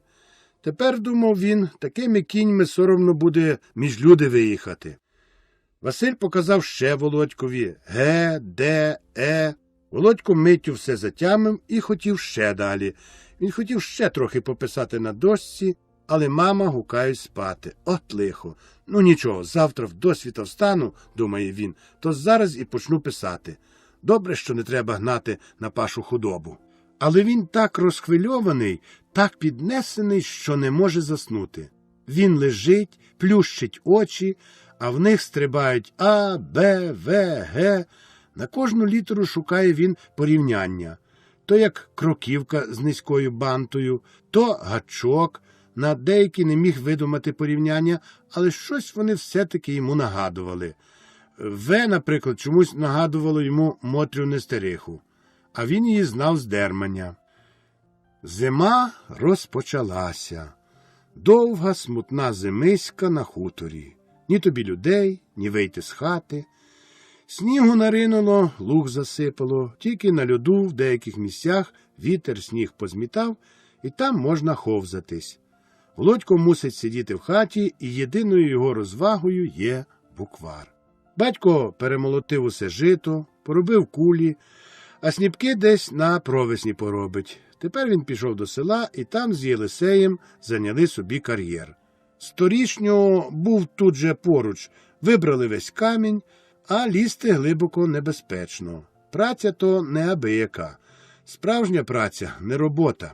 Робота – то щось там собі, як орати, сіяти, а це праця. Як попогупаєш цілий день від світання до смеркання напівпудовим ломом або великим трембом-молотом, то не бійсь, і циганські діти будуть тобі немилі. По-перше, зверху треба зняти 1,5 метри землі, а вона замерзла, як камінь. Опісля молотами пробити верству каменю і ломами її виважувати. Коли добре земля промерзне, то каменярі не здіймають її весь час, а йдуть углиб. Себто роблять глибокі печери, залазять туди, роздягаються до сорочки і видобувають камінь. Це, щоправда, досить небезпечно, бо часто трапляються обвали, і тоді може прийти до нещастя. Не один дядько знайшов собі вічний спокій на дні виритої власними руками кам'яної могили. Але це нікого ані відстрашує, ані не зупиняє в праці. Передовсім заробіток. За цілий день копійок 80 на своїх харчах заробляли, а каменю потребували багато. Навколо всі села кинулися ставити кам'яні будівлі. Клуні, хліви, льохи. Ціла велика підгора зрита отими кар'єрами, а величезні багатосаджені стоси каміння стояли скрізь, чекаючи покупців. Матвієві ще та невигода, що треба дуже далеко ходити. Верстов 10, а то й більше в обидва кінці буде. Устаєш, ледве на світ благословиться, а вертаєш пізно смерком. А скільки подереш одягів, постолів, чобіт до каміння не настачив би. Як на вогні усе горить, бо камінь же відомо який. Розуміється, що в такі дні до батька не підходь. Він злий, як голодний вовк. Прийде, худобу огляне, наверещить, як тільки щось не по своїй вподобі зауважить, попоїсть і спить тяжким сном, мов той камінь, який він ламає. Уночі хропе на цілу хату. І так день за днем, день за днем. Дома рідко коли буває, хіба в неділю. Та й їсти не дуже є що. Годовану льоху продав, цілу Пилипівку піст. Хліб із цибулею та олією, картоплю з огірком та пісний крупник. Цілий тиждень не обідає Матвій гарячого. Зав'яже йому Настя вузлик і тим обходиться. Правда, на харчі він невибагливий. Що йому стара спартолить, то він і їсть. Але стара не жалувала йому нічого, хоча ніколи не було між ними повної згоди. Гризуться мало не щодня, і то за всяку дрібницю. Трапляється, що й до колотнечі доходить. Тоді на хуторі стає дуже гармидерно. Кричать усі, властиво кричить тільки Матвій, а решта плаче та лагиться. Діти не діють від сидні та поганих непоживних харчів. Завше те саме й те саме, скаржиться Володько. А що я тобі, марципанів дам чи що, насварить мати. І Володько мовчить, бо ще й дістане за велику губу. Він зблід, чуприна завжди розчухрана, букварець його порядно обтріпався. Совається цілими днями з ним по полу та печі, але зате вміє вже багато. За всяку недотепність дістається йому від Василя. Називає його ослом, дурним, щипає за вуха, смикає за чуприну, виробляє з ним усе те, що робив у школі вчитель із самим Василем.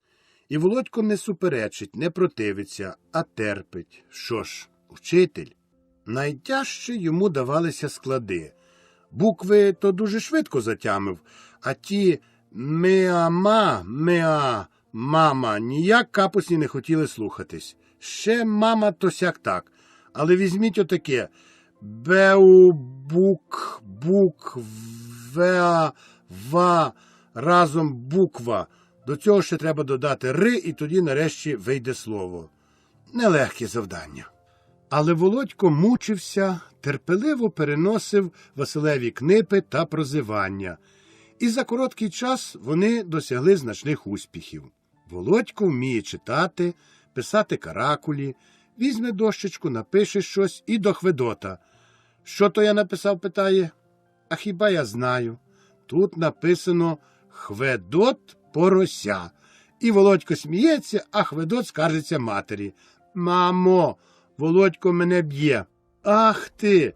Ну чекай, наш ти брешеш?» І Володько робить грізний вигляд. Мати щось там на хаті порається, товч мішає, чи миє картоплю. «Ну там, я вам дам». «Сидіть на мені тихо», – сварить вона на дітвору. «Боже, коли б та вже весна швидше? Може, бо тут не гиркались», – думає вона. Володько кидає Хведота і біжить до вікна. Вікно замерзло, квітчасті ласиці розмалювали шиби, і через них нічого не видно на двір. Навіть подвійні вікна і ті замерзають. Володько дихає на скло, видихує маленьку плямочку чистого і витирає пальцем. Скло під пальцем пищить. «Володько», – гукає мати, – «як вичавиш шибу, то я тобі пальці пооббиваю». «А дайте мені чоботи, то не буду», – каже Володько. «Ну, он як прийде батько, то він з тобою пожартує». Дайте, мамо», – просить він таким нещасливим голосом. «Що ти хоч?» – кричить мати. «Куди ж, ледащо, полізеш? Там тебе хуртовина завіє.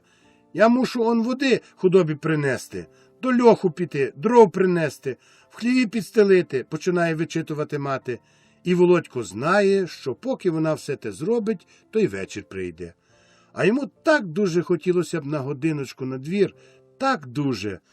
Там мороз, але добре вкутавшись у мамин жупан, насунувши батькову вовнянку та обмотавши добре хустою шию, хіба замерзнеш? Зате він побачив би, які вже високі замети, що робить ліс, луг, річка. Цілими тижнями не бачить їх.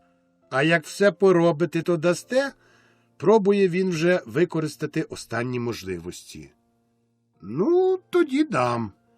І Володько далі нудиться, вигадує всячину, пробує що-небудь з Хведотом заграти, щось із казки. Володько буде вовком, а Хведот лисом. Або ні. Хведот вовком, а він лисом.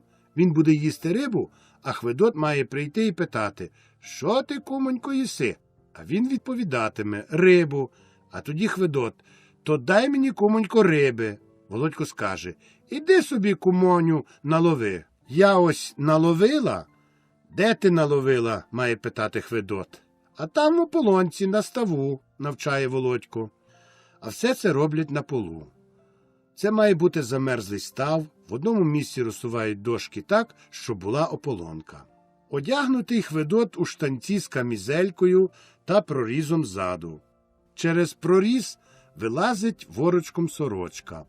Володько ще більше висмикне її, і це має бути вовчий хвіст.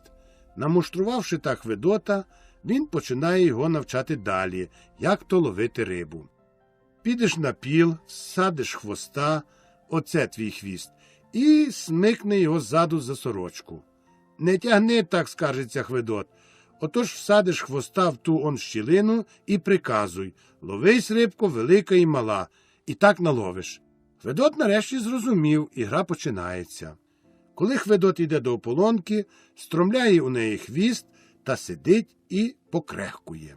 Володько миттю лізе під стіл і бере за сорочку. «Ловись, рибко, велика і мала», – шепеляє Хведот, а Володько починає знизу тягнути за ворочок. Хведот хутко це помічає і починає пручатися та хоче встати. Але Володько тягне сорочку додолу так, що Хведот змушений сісти на полу і починає кричати. Володько ж на швидку підв'язує до сорочки якесь поліно чи ожог і сам вилазить на піл. «Тягни, тягни! Це ж рибка вчепилась!» – гукає на Хведота.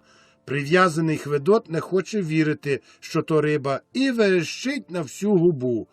Гру розв'язує мати, яка вбігає з налигачем, потягне через плечі Володька, визволить Хведота, насварить на обох і йде знову геть. А Володько, виплакавшись, починає: «Ну, чекай, більше з тобою не буду гратись. Там у казці, як вовкові примерз хвіст, то він нічого, а ти, дурний, ревеш».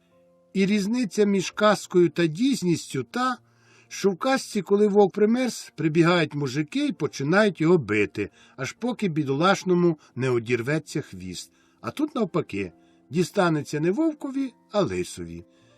І так минають дні, тижні, кожний день приносить нові Володькові вигадки. Кожний день приходиться діставати прочухани. Ростуть діти одинокі, замкнуті в 4 стінах брудної півтемної хати. Ростуть далеко від людей, нелюдяні, соромливі. Зате не знають вони ні лайок поганих, ні божби. Володько ні за що не може виговорити їй Богу. Хай би йому не знаю, що давав, не сказав би. Коли ж дістане материнні чоботи, іде куди-небудь, до побережника в ліс або до мельника. Буває так, що прийде кудись увесь змерзлий, стане коло порога, а день добрий чи по майбі соромиться сказати. Стоїть так і мовчить. «Чого ж ти прийшов?» – питають. Володько паленіє від сорому. Він і сам не знає, чого він прийшов. От прийшов та й уже. А з нього починають сміятися, його не розуміють, його вважають за великого дурня. Це все добре Володько розуміє, але мовчить. «Чого ж ти прийшов? Що тобі, язика заціпило, що мовчиш?» «Так», – здобувається нарешті він. А коли хтось, що його не знає, запитає: «А чий ти?», він відповідає: «Нічий». І всі регочуть. «А як ти звешся?» «Ніяк». Знову регочуть. «Як же то так? Нічий, ніяк. Що ж ти, з неба впав?» І доведуть його до того, що він мало не плаче. Тоді, нічого не сказавши, швидше насуває шапку і драла. За ним усі регочуть. Дуже не любить, коли на нього звертають увагу. Слухає дядьків у млині так довго, поки його не зауважать. А тільки зауважать, миттю втікає. Це найлегший спосіб позбутись отих осоружних запитів. А що, а чий? І яке їм діло? Я ж їх не питаю, думає малий. Але чудово розуміє, як виглядав він у таких випадках. Він розуміє, страждає від цього, заздростить тим, що можуть говорити і поводитись скрізь, не соромлячись. Заздростить тим, що мають добрі до міри одяги, маленькі свої власні чоботи. Заздростить тим, що можуть кожний день іти на двір, робити там, що хочуть, бігати, верещати, битися. Він усім заздростить. Але що то значить? Він знає, що для нього світ маленький. Він має порваного букварця, якого вивчив на пам'ять. Має дощечку, образок, олівець, жмут пописаного паперу, кілька невибагливих цяцьок, шматок простору в хаті, де скрізь тільки не руш, посидь, не гарчуй, не займай, розіб'єш, порвеш. І скрізь, що не візьме, куди не кинься, все заборонено, все не можна. А власне, чому? Чому йому все забороняють? Чому він мусить вічно коптіти в тій хаті? Хоч би песика впустили коли, так ні. Поганий, блохи розносить. І не поганий він, і не розносить бліх. Скільки вже він у них, а Володько не бачив ні одної блохи. На Різдво. Тиждень перед різдвяними святками залишив батько каменоломню і був дома. Тут також довелося досить роботи, це вже робота. Треба було з Григорчуком закінчити. Від коней залишилося йому більш, ніж сподівався, бо аж 80 карбованців. До коней має, видно, Матвій щастя. Куплені шкапенята, що спочатку ледве ноги волочили, почали дуже швидко поправлятися. Не їли вони вівса, бо все пішло на землю, зате їли добру січку, облиту картопляною юшкою. До того мали досить конюшини, а це не те, що тобі яка-небудь болотяна смердюча отава. До всього, каже Матвій, худоба любить, щоб за нею припильнувати, доглянути. Вчас накорми, вчас напій, вичисти, не давай якої-небудь води, а завжди джерельної, бо худобині також погана вода шкодить. Свої міркування Матвій здійснює на практиці і може похвалитися добрими вислідами. Його коні й худоба виглядали завжди добре, сито, чепурно. Рано та ввечері переважно сам усе то оглядав, а в полудні, коли не було й Василя, мусила то робити Настя. У хліві було тепло та сухо, в жолобах завжди щось із корму. І тому не диво, що ті дві шкапи, які ледве долізли з ярмарку, дуже швидко підняли вуха і почали вбиратися в стерво. При вході Матвія вони вітали його своїм «гі-гі-гі», що тому дуже подобалося. Також дуже велике замилування до коней має Василь. Любить до них і зайти, і поплескати по стегнах, і почистити з греблом, і ніколи не минає нагоди, щоб не похизуватися перед іншими своїм знанням цих тварин. Їх породи, їх віку, їх ціни. І як трапиться яку чужу коняку надибати, завжди її обмацає, потягне за рипицю чи тверда, загляне в зуби, скільки років, скаже, скільки за неї можна дістати і особливо добре пам'ятає масті коней усіх знайомих і незнайомих навкруги у Дермані, у Лебедях і навіть інших селах. Любив нато масті сірі, гніді і карі. Особливою пошаною користались у нього лисі, білокопиті і винятково не любив рябих. Рябих коней не може терпіти. Володько то вже на такому не розуміється. До коней, правда, він ще не доріс, але і взагалі він мало цікавиться господаркою.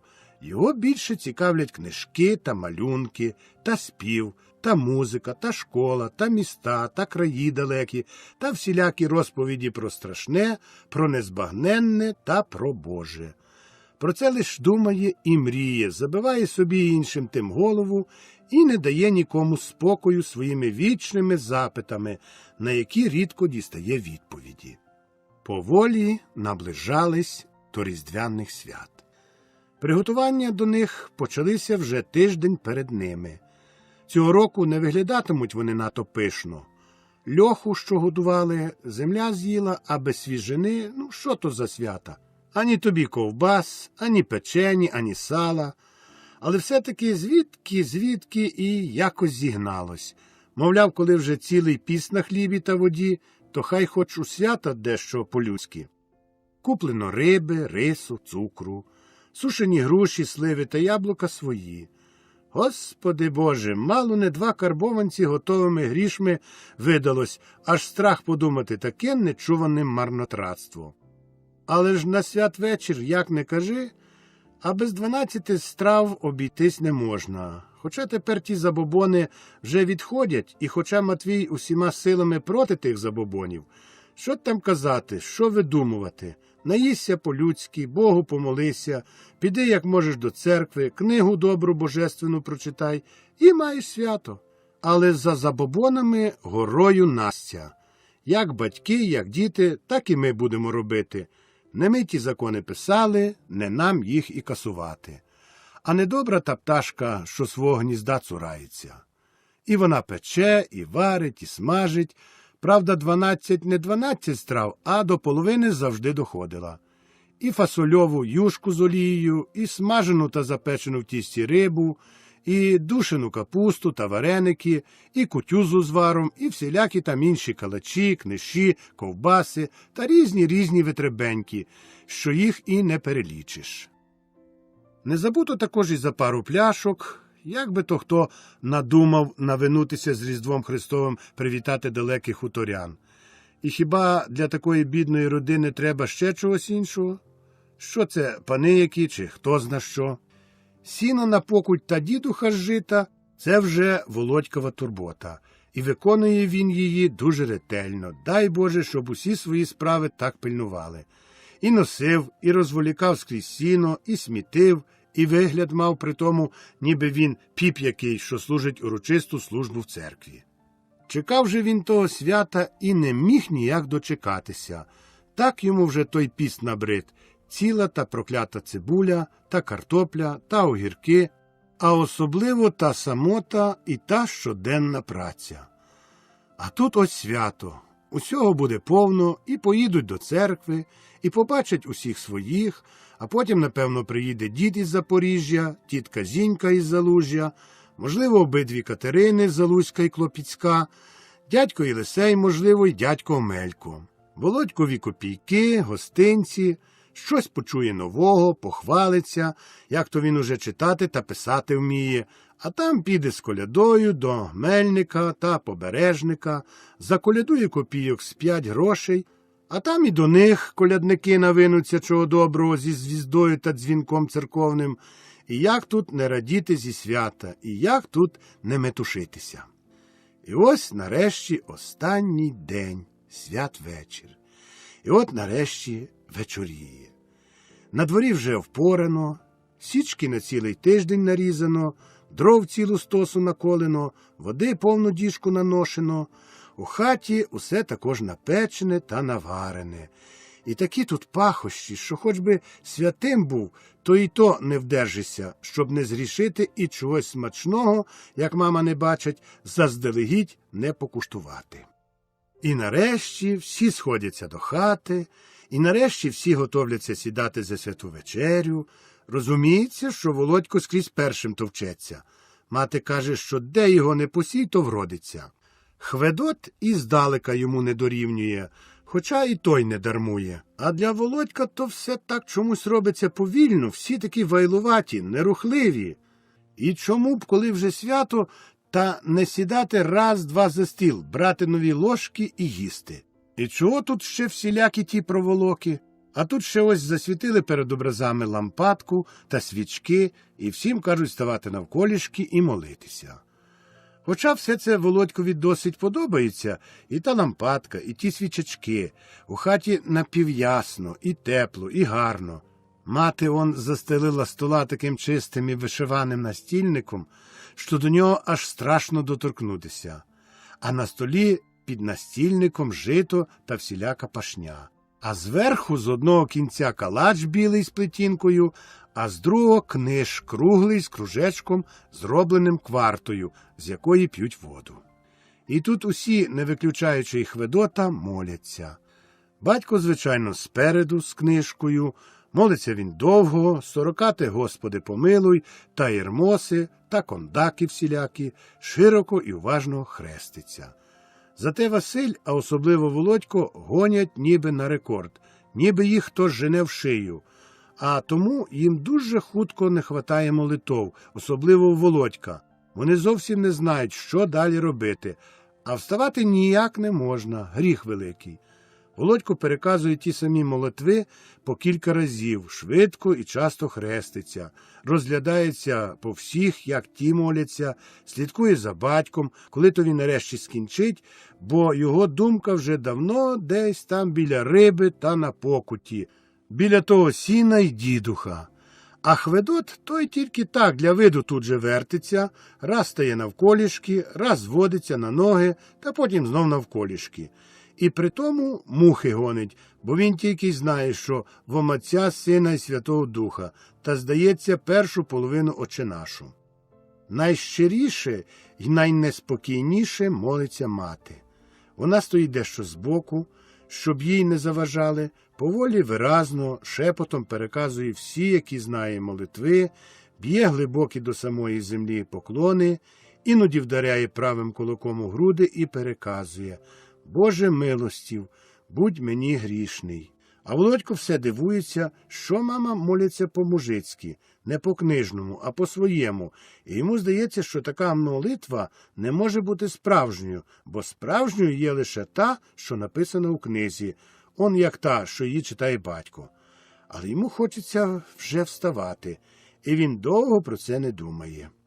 І кінчається молитва лише тоді, коли батько, відступивши пару кроків від столу, сам б'є 3 поклони зі словами «Господи Боже, і нам даруй життя вічне». І не встигне батько ще звестися на ноги, як Володько, а за ним Хведот уже женуться і вже вмощуються за столом на найпочеснішому місці, очікуючи на юшку та вареники і тримаючи в руках нові дерев'яні ложки. І розуміється, і тут ще не без перешкод. Їх ще відтіль вигонять, мовляв, вони тут не найповажливіші парсуни, і що не гаразд дітиськам скрізь першими сунутись. Але то вже не така біда. Вони навіть за таке не ображаються. Ось і батько вже поволі на своє місце сідає, за ним Василь, мати ставить перші страви.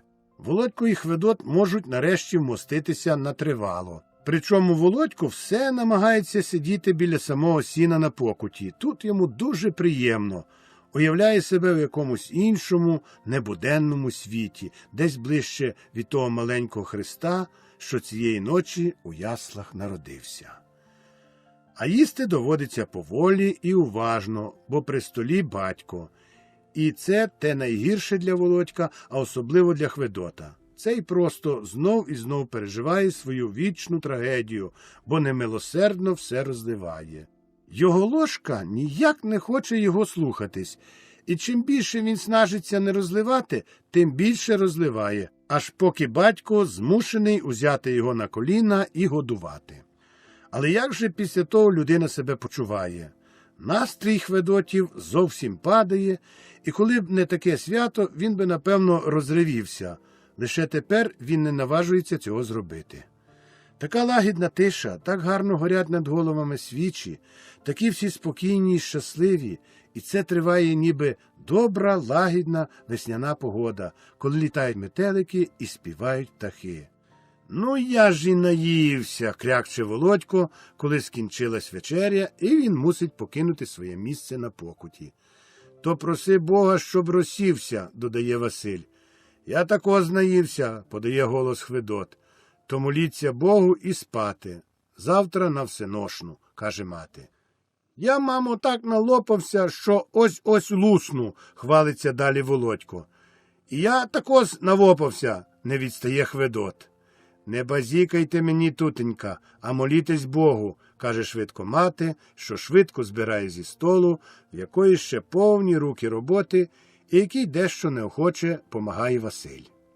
Знов молитись – ні. Ані Володько, ані Хведот не мають ніякого молитовного настрою. Їм хочеться погзитися, погарцювати, щось заграти, побігати, як вовки в казці, попід лавами, що в їх уяві перетворюються на ліс. Володькові дуже хотілося б вийти на двір, там так біло, чисто, спокійно, там якось винятково по-іншому світить місяць, і коли б він мав свої чоботи, він, напевно, вийшов би, щоб відвідати свій луг, свою річку, свій млин. До лісу? Ні, до лісу він в цей час не наважився б. То все-таки не той ліс під лавами, а справжній, і хто знає, які там можуть страхи сидіти. Але ось батько затягає церковні ірмоси. Христос рождається, Рождество Твоє, Христе Боже наш. Він їх усі знає і все на пам'ять. Василь йому дещо помагає. Потім переходять на колядки. Дивна новина, небо і земля, Христос Спаситель в полноч родився. Батько сидить у чистій сорочці і в куцані наопашки. Біля столу, навпроти нього на стільці Василь. Волосся Василя хоч і наоліяне та причесане, але стерчить на всі боки, як віхоть пшеничної соломи. Володько і Хведот сидять просто на долівці і, задерши голови, дивляться сливе до рота батькові, намагаючись вловити мотив. Володькові це інколи вдається, і він підтягає своїм надто ще молодим дискантом, але Хведот лише може тут хіба роззявити рота і дивуватися, як то у них усіх так гарно виходить. На дворі мороз, але сьогодні він не має доступу до цієї родини. Тут сьогодні і тепло, і затишно. Вікна замальовані ласицями, місяць обливає їх своїм сяйвом, і вони горять переливно і дивовижно, ніби те пальмове листя лите зі срібла. Але настрій Володьків дещо зіпсувався, коли, лягаючи, він пригадав, що назавтра на розговіння не буде, як звичайно, свіжої ковбаси, яку він так любить, а йому прийдеться вдовольнитися звичайною кашею зі шкварками та капустою без м'яса. Бувало, лиш на світ благословилося, а він вже вставав і домагався: «Мамо, ковбаси!» Ковбаса на Різдво – те саме, що на Великдень Пасха. Вона каже, що довгий 4-тижневий скінчився піст і починається свято.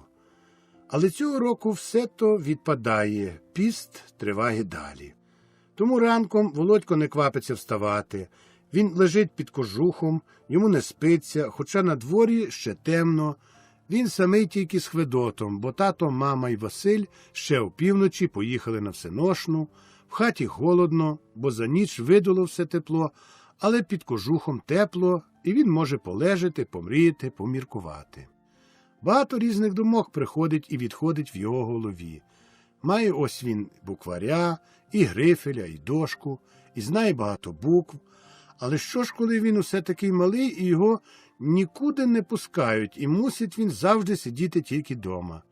І чобіт йому навіть не куплять. Он, Мельникові хлопці, скільки їх є, а всі мають чоботи і можуть собі ходити куди хочуть. І на став, і до монастирського млина, і до ліса, і до церкви в неділю, і не мусять просити мами, щоб дала їм свої чоботи. Так, не дуже воно весело так жити, і як він виросте, то усе то зробить інакше. Він купить собі добрі чоботи і поїде далеко-далеко, за море десь і ще далі, до міст і не таких, як Мизич, а як Остріг і ще більших.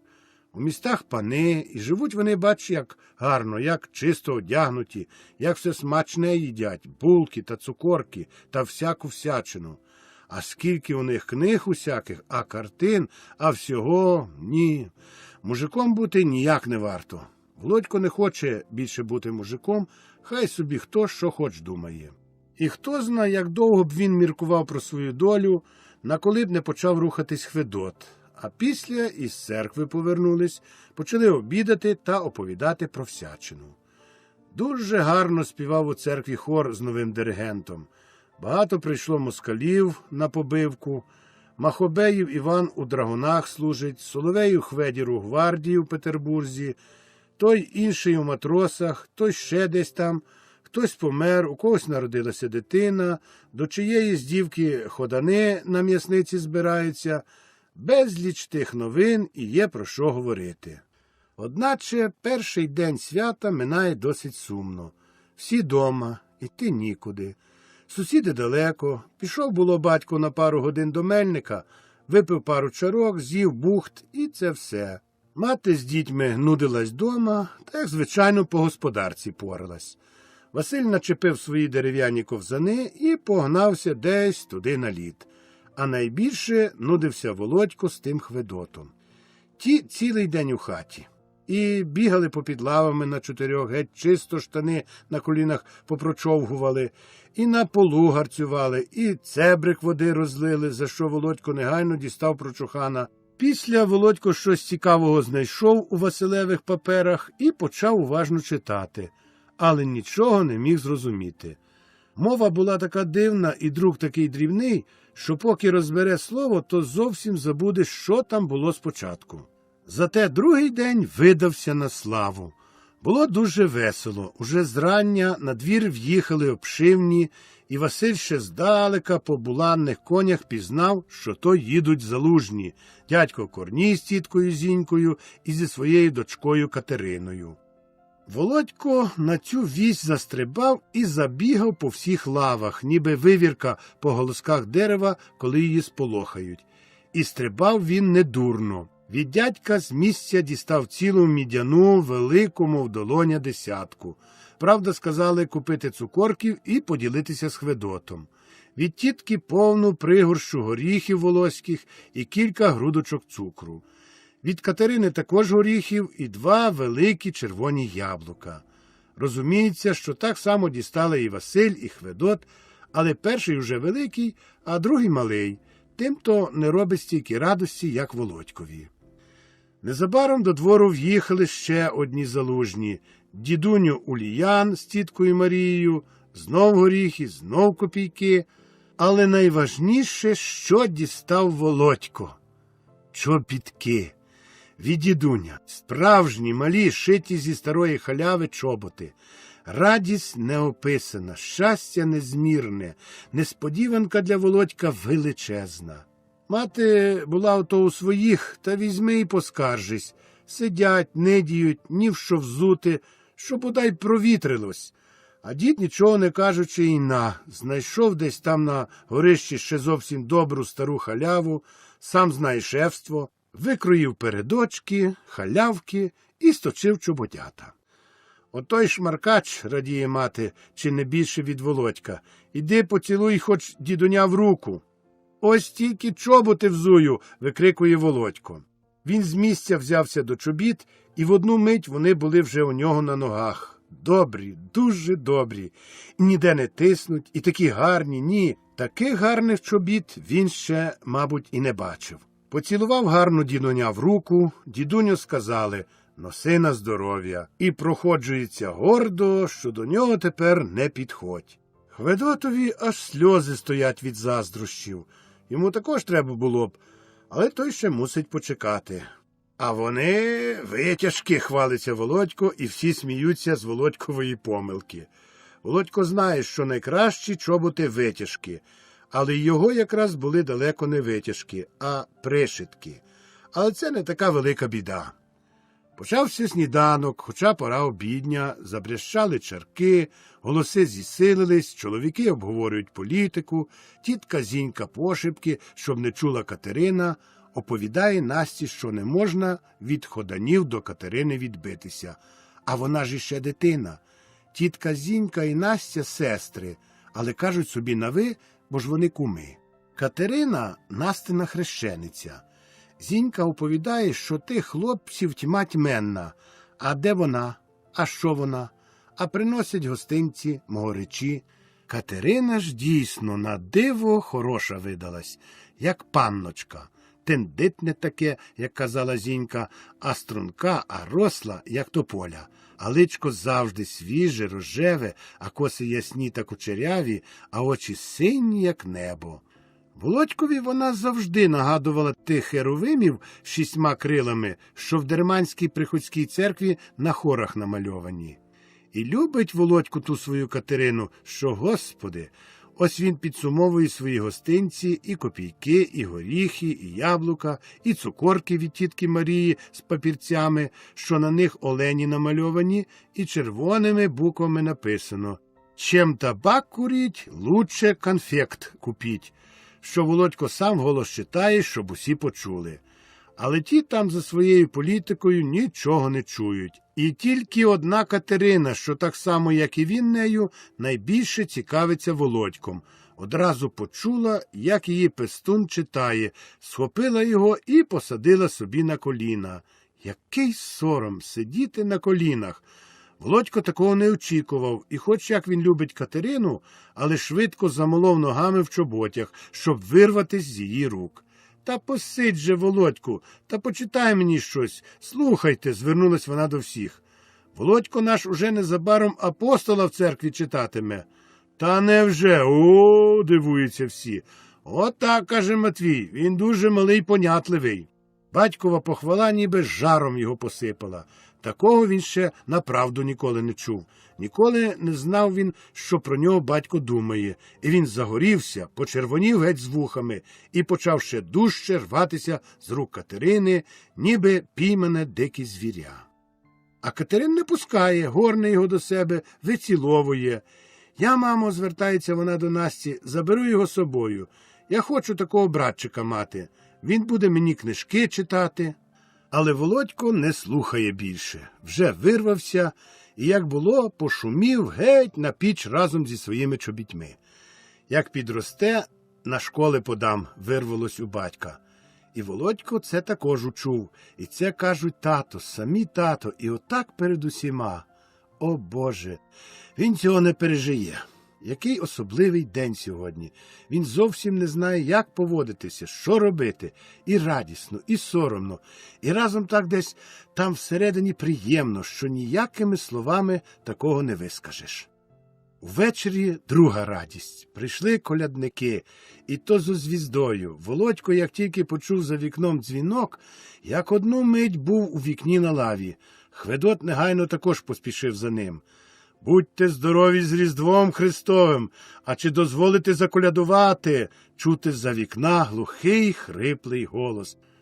«Спасибі, спасибі, а просимо, просимо», відповідають майже хором з хати. Колядники колядують, голоси їх хрипкі, вони вже обійшли чимало простору, треба дякувати їм, що вони за такий далекий закинутий хутір не забули.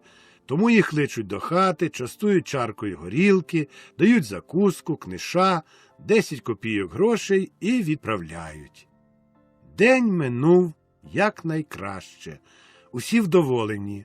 Гості роз'їхались геть за смерку, а Катерина мусила залишитись ночувати, хоча їй дуже не хотілося, бо там же її ухажори, її залицяльники, її приятельки, але Настя настояла.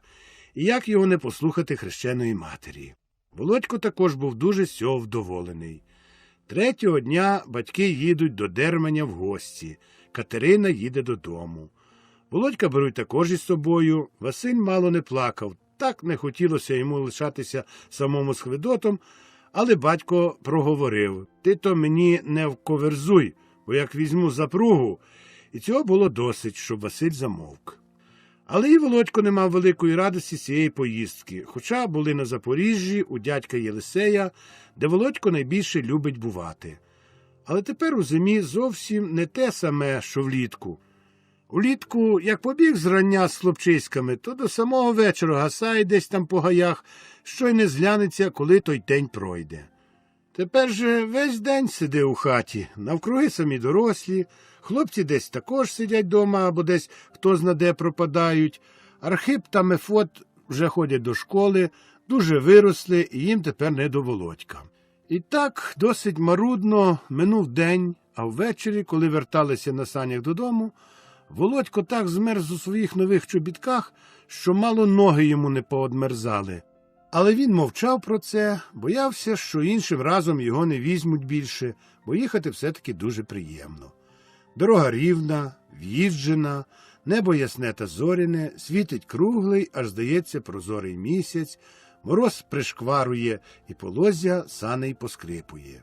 Їдуть тепер не тією ж дорогою, що й улітку, а навпростець, здовж лугу, а то й через луг, біля обох млинів монастирського і чеського. Колеса млинів зовсім замерзли і вкрилися дуже гарними, що блищать під місяцем, льодяними френдлями. Володькові дуже кортить відломити шматок такого френдля і посмоктати його. Хутір Матвіїв тихий, самітній, снігом з усіх боків занесений, сливе непомітний на білому здалека. Лише під'їхавши ближче, стає видно двоє малих віконечок, що в них блимає слабке водянисте світло, а трохи вище видно стовп чорного диму, що зводиться сливе простопадно, просто з нічого, бо білої стріхи на білому тлі поля майже не видно. Це Василь топить смоляними корчаками, а тому такий тяжкий і густий той дим. Решта свят, Новий рік, Щедрий вечір, Голодна куття і водохрещі Минають, як би не були. Ще раз були гості, приходили до Матвія чужі люди погуторити, побалакати, порадитись. Матвій дещо відпочив, підняв голову, повеселішав, не сердився стільки. Колядували, щедрували, посипали, бажали собі й іншим щастя, здоров'я, щоб пшениця родилась, щоб худібка плодилась, щоб діточки росли і щоб багато всім літ прожити і, дай Боже, на зарік діждати. Але свято святом, воно приходить і воно відходить. Лишаються, як і були ті самі, що і завжди будні. Праця, убогі харчі, клопоти, гризня. Зараз по Різдві почалась метелиця, що тривала цілий тиждень, а там повіяло теплим полудневим вітром і настала одлига. Пішов дощ, сніг розм'як і став пускати, весь луг зненацька за одну ніч залило водою. І не встигла вода зійти, як знов морозом вдарило, і все то геть, як око гляне, замерзло. Ген аж до самих лебедів і далі. Лід такий гладенький та прозорий, ніби вся земля покрилася склом. І враз на лугу появилося безліч отих самих учнів з Дерманської семінарії. Тьма тьменна найшло їх, і всі на ковзанах, і всі біжать, летять один за одним, а поли їх одягів, мов крила, розвіваються і мають на вітрі. І все десь туди на лебеді та на лебеді. Між тими учнями і Василь десь цілими днями пропадає. Намотає на постоли, бо дали б йому тато чоботи, оті свої, як він каже, коньки, з дерева тесані, підкуті лише грубим дротом, і весь час там сховзається з мельниковими хлопцями. Володькові страх хотілося б і собі там бути, і чоботи вже має, але його туди ніяк не пускають мама, і все кажуть, що скажу батькові, бо чобіт ніяк не можна вишкорбувати. І він аж плаче, аж із себе виходить, так просить, а коли вже вирветься, то біжить, мов навіжений, і такий щасливий, що, здається, небо обняв би. На льоду дійсно приємно, там якось просторо, легко, поміж кущами верболозу такі якісь закрути цікаві. У льоді позамерзали бульки повітря, якісь трісочки, трапляються навіть рибки. А як розженешся, як пустишся, як полетиш, холодне повітря тне в обличчя, вітер ріже в очі і так радісно, ніби ти птах вільний з крилами, і летиш, куди тобі заманеться. Але то так недовго триває, так рідко трапляється. Інше діло Василь. Той тобі за цей останній час зовсім від дому відбився. Все він десь там на лугу та на лугу. А оце знов почав не приходити додому, ночував десь там у дядька на Запоріжжі або у тітки на Залужі. Там йому куди веселіше. Юрба хлопчури, гринджоли, коньки, цілими днями санкуються, війну ведуть, навчився навіть курити. Хлопці у батьків крадуть листя бакуну, деруть книжки на папірки і курять. Навіть і Василь, якусь дуже добру, божественну, куплену ще покійним дідом Антоном в Почаєві книгу пустив з димом. Забагато цього стало Насті, що сама все мусить дома робити, і поскаржилась вона батькові. Дивись, он другий тиждень минає, а його немає, сорочки навіть не зміняв. І хто зна, що він там вичворює, і чи ходить він до тієї школи. А Матвій візьми та вибери згодну хвилину, та піди до Дерманя, та приведи того Камлія додому, а ввечері візьми та відлупи його так, що той потім цілий тиждень не міг на свій задок сісти, що навіть Володька зворушило. Після того Василь щодня приходив додому і почав з книгою діло мати, бо Матвій зажадав, щоб той приніс від учителя свідетельство, як там він учиться. Виявилось, що Василь зовсім науку занедбав і ледве-ледве десь там у хвості за іншими волікся. Матвієві таке зовсім не по нутру, і він приказав, що як далі Василь буде так учитися, віддасть його до циганів або жидів на помийника.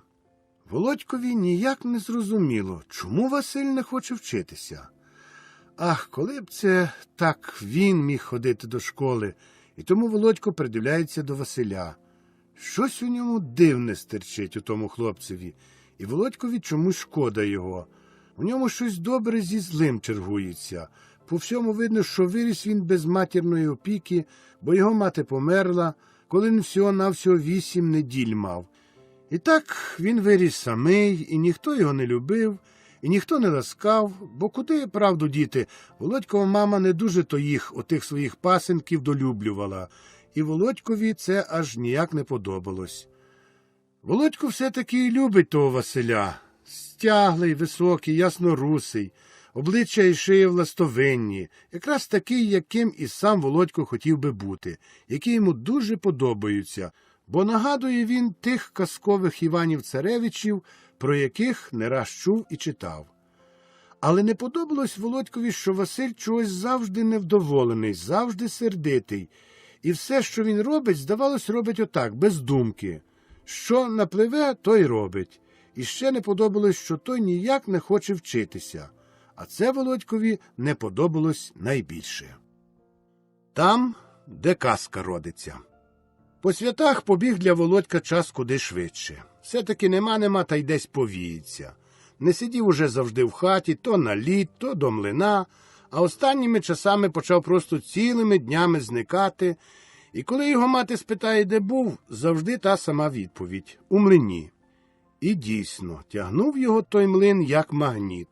Холод не холод, мороз не мороз, а він іде і чапить там у хатині, що в одному куті млина примістилася, закуреній, засміченій, повній лавиць з дощок, пеньків для сидження із залізною, круглою, яку звуть барабанчик, грубкою посередині. У хатині денно і ночно, завжди і без перерви, стоя, сидя і лишка, повно дядьків-завізників. Диму там від махорки і грубого газетного паперу завжди стільки, що на ньому можна, як кажуть, вішати сокиру. Одне маленьке віконечко на 4 шиби, відколи появилось на цьому світі, не бачило ще ніякої утірки, а тому воно стало зовсім непрозорим, сірим, подібним на шмат небіленого полотна. Ані повітря, ані світла воно не пропускає, і не для того воно було зроблене. Воно зроблене для того, щоб у хатині було тепло.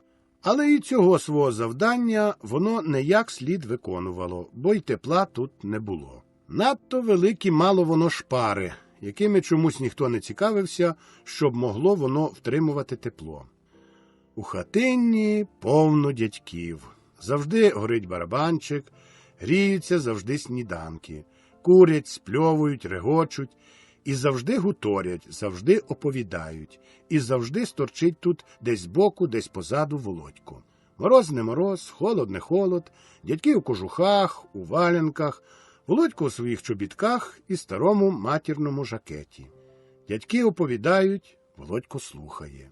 Дядьки регочуть, Володько посміхається. І які були оповідачі, одноокий Трохим, син Івана Гуци, старий Іван Середа, що був колись у банді злодіїв відомого Казмірця і, ховаючись від самосуду села, підрізав зі страху собі горло, тому й звався Зарізаним. Дід Кошінь, лисий, білий, з довгою бородою, подібний до Святого Миколая, побережник Токсарових лісів. Олійник, що бував по світах у Києві, в Одесі, десь там на шахтах вугіль копав, а після у Києві у якихось там панів за дворника состояв. Ще донедавна бував тут старий велетень Ровіцький Хведь, що собственною персоною на турецькій війні з 1877-8 роках побував і бив турків, і навіть медаль за храбрість мав, і носив її у дні святочні на широких своїх грудях. О, цей знав того. Кожне своє повідання починав так. То ще коли я в 1877-8 году на турецькій війні був, і пішло. Доходив не раз до такого, що й сам собі переставав вірити, і все питав слухачів. А чи вірите мені?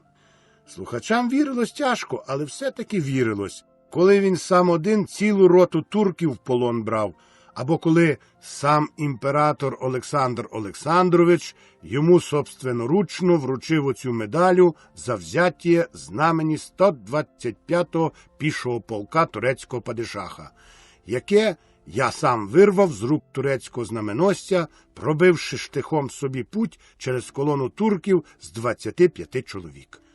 Але Хведь Ровіцький не лише з турками мав діло, не менше справ він мав і з нечистою силою. А треба вам і те знати, що нечиста сила в якому тільки вигляді між людом хрещеним на землі не появляється.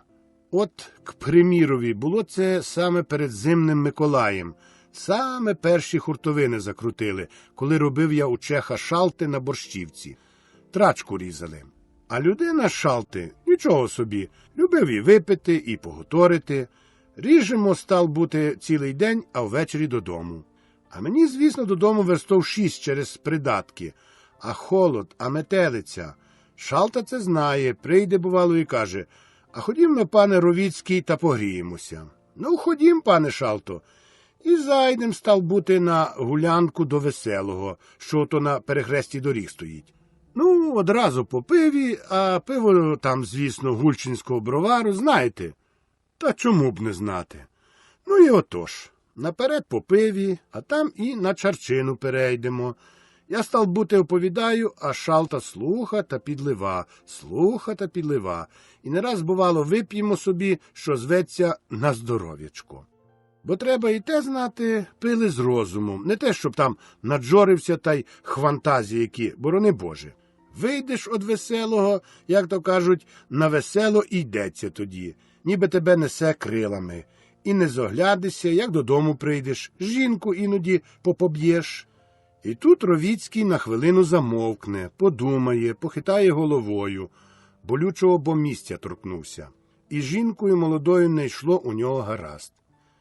Одного разу, продовжує він, засидівся я шалтою так мало не до перших півнів.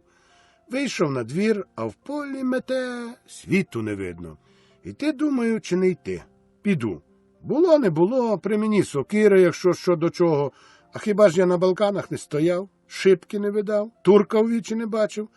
Але знаєте, як ідеш отак на підпитку трохи, то завжди воно якась нечиста сила до тебе пристане. То відьма якась, то от той западенний упир, що ото гонить попід хвищиком, то панич. А цього разу став бути, панича зустрів. Як тільки вийшов я у поле, став та й роздумую. І як це його до ровіцьких хуторів попасти? Отак, думаю, навпрост. Андрущиківські Займиська, отак знов уліво Шинківці, а отак управо Мужицька Борщівка. А коли зверну отак трошки вліво, так і попаду на Ровіцьке.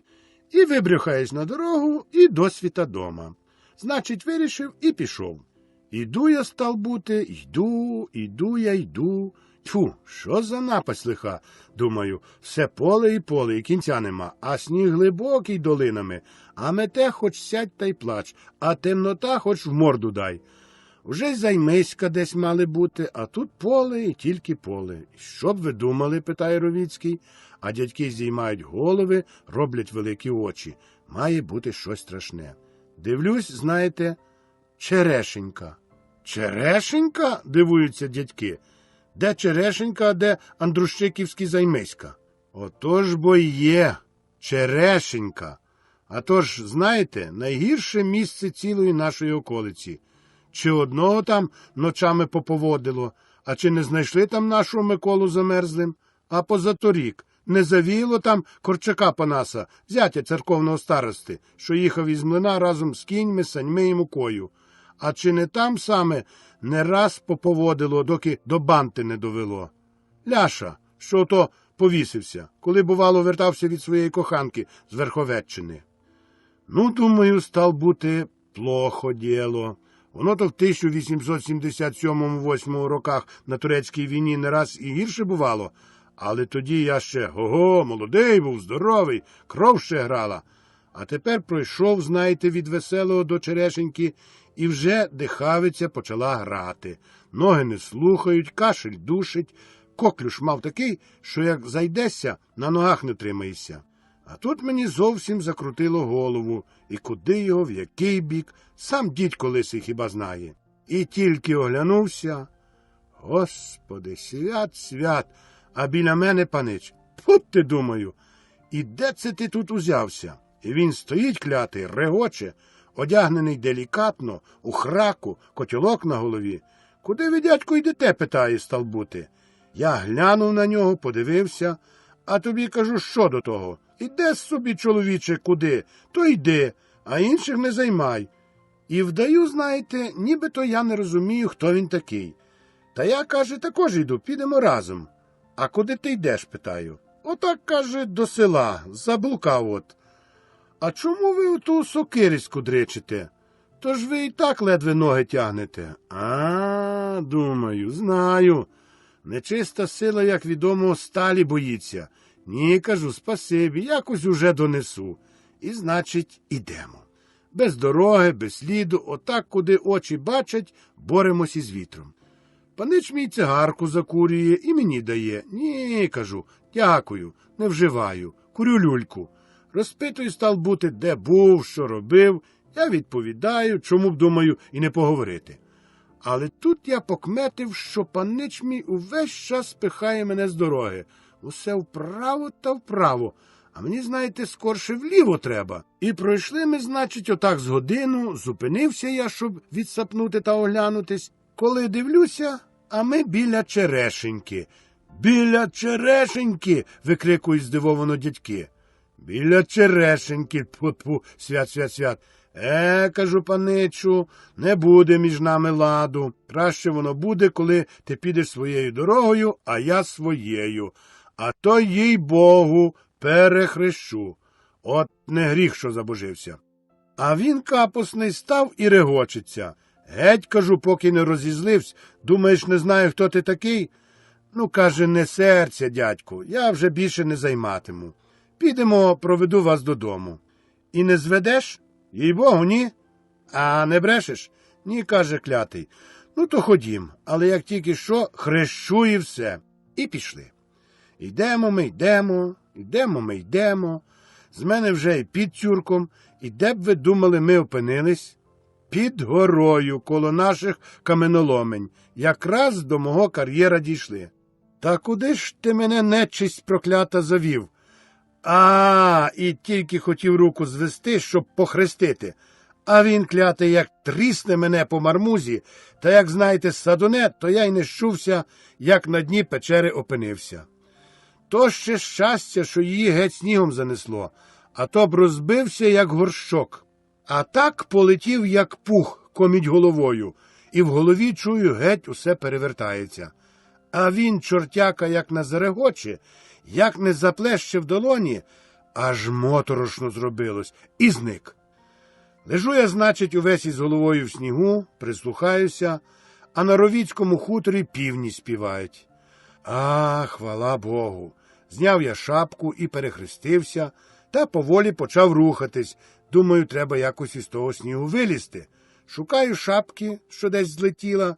Володько думає, як він її зняв, коли вона злетіла. Знайшов її, а сокиру так і не знайшов. Полетіла кат-зна куди. Пропала. Отаке то було. І не з одним ровіцьким. Дядьки слухають, і кожний має вже щось своє подібне, і кожний рветься, щоб висказатись. А зо мною, знаєте, починає другий, трапилось одного разу таке, і пішло, і так день, і ніч, і безконечно. А Ревіцького так-таки і завела та нечиста сила, бо, йдучи одного разу пізно ввечері з трактиру, що на казьонній часті, опинився він якимсь чином у вікні, що то на болоті під Михалковим лішником, і так він звідти вже не виліз. Засмоктало. Розказують, що Михалків наймит Югеньо, напуваючи у досвіта біля криничини коні, чув, що у вікні щось ніби стогнало. Але його то так настрашило, що він тікав без духу, бо хоч і це був досвідок, однак нечистий може і ранками по багнищах гуляти. І про діда Юхима, Матвієвого тестя, оповідали, і про бабу Уліту, ту саму, що і Володька повела, і про вішельника Ляша, як то він у своєму займиську, коли люди йдуть з вечірні, з мотузком на шиї з'являється і страшить. І як то тітка Домаха чорного кота у своєму хліві піймала та лапу йому відрубала, а на другий день баба Уліта, всі бачили, з перев'язаною рукою ходила. І як то дід Яків одного разу, вертаючись із шинку, замість додому попав на могилки, і там його під каплицею бачили, як він якісь квіти збирав. А Вівдя Захаркова клялась, божилась, що сама бачила, як той же Яків у досвіта вертався з могилок. Але ж то було в зимі, думав Володько, і як же він міг там ті квіти збирати? Одначе це ніяк не зменшувало вірогідності оповідань завізників. А іншого разу один новий дядько, якого перед тим Володько ще не бачив у цьому млині, почав оповідати про самий Дермань, про старовину. Казав він, що земля наша древня, і люд тут здавен і давен проживає. Ще перед татарами були тут селища та городи, та замки, де наші князі рядили та воювались із ворогами, з татарами, що на землю нашу нападали, люд хрещений уярмлювали і вивозили в свої землі в неволю вічну. А наш оцей край Волинський пізніше під владу князя Острозького попав, що його той замок в Острозі до цього часу стоїть. І кажуть, князь той мудрий був, школи будував, монастирі заводив, книги друкував. І кажуть, то він ще 400 літ перед цим отой наш Дерманський монастир поставив. Буцімто кажуть, воював він з невірними. Набрав бранців у полон і казав ними гору під монастир на рівному місці насипати, що ото і по сей день стоїть. І ставок там під монастирем викопали, і колодязь 25 сяжнів, глибокий поробили. І так постав тоді Дермань. А треба знати, що був тоді навкруги ліс непроходимий, та яруги глибокі, та багнища великі, і розказують, буцімто князь Острозький сам це місце під монастир вибрав. Раз ніби на полювання з отроками вибрався, довго їхали верхи бездоріжжям, і в отому місці під монастирем, що то звуть Біла Яна, де той пам'ятник між 4 липами стоїть, напав на князя дикий вепр. Їхав князь ніби дещо спереду від отроків і від утоми задрімнув. І саме в той момент вирвався з кущів дик. Кінь сполохався, і було б кепсько, наколи б князь не встиг схопитися за гіллю, що звисала над стежкою. І так він урятувався, і на згадку про це князь наказав там монастир збудувати і назвати його Дрімання. Бо князь ніби мав тоді сказати, ох, і гірко було те дрімання, а з того пізніше постало Дермання, а ще пізніше Дермань. Але все то відійшло і все забулося. Мало у нас писалося, мало читалося, а все отак з уст в уста передавалося. А то, звісно, воно не записане гине. І ліси, і болота вирубали, висушили, але земля наша древня, сива давнина лежить на її облику. І наші селища, і городища, і замки, і монастир – усе то каже, що рід великий заселяв цю землю. Хоча тепер він здрібнів, заїла неволя, панщина, упокорення. Бо людина, що раз в ярмо голову схилить, тяжко назад до волі вертається. Були у нас і Сангушки, і Вишневецькі, роди великі й древні. Але і ті полакомились на чужі охляпи. Мерзенний такий вам клан, що честі не знає. А народ наш отако самотужки жив і живе, та всі, кому лиш заманеться, зобижають його. А хто винен? Ми самі. Кров наша винна, душа наша. Не датись повинність наша, гнати від себе пасажирів. А ми мало дбаємо самі за себе, не вчимось, не цікавимось світом, не йдемо по межі люди, ми нікого не знаємо і нас не знають. Приходять лещі, що багатства наші збирають, ліси рубають, банки закладають, докторами стають, інженерами робляться, книги про себе пишуть, а ми нидіємо, ліземо в землю, вабраємось в гною. Той чоловік, видно, дуже сердитий, думає Володько, дивлячись на нього. Нелегко все то зрозуміти, чого він той чоловік хоче. Дядьки слухають, кивають головами. Та воно, як сказать, куди тут вже мужикові? Дід Кошель, так то й просто. А, байдуже, науки. Вчиться людина, а дурним помре. Ха-ха-ха, регоджуть дядьки, ця мова їм більше зрозуміла. А побережник Лісовський, що править за дуже вченого, стоїть, подригує колінами і говорить високим голосом.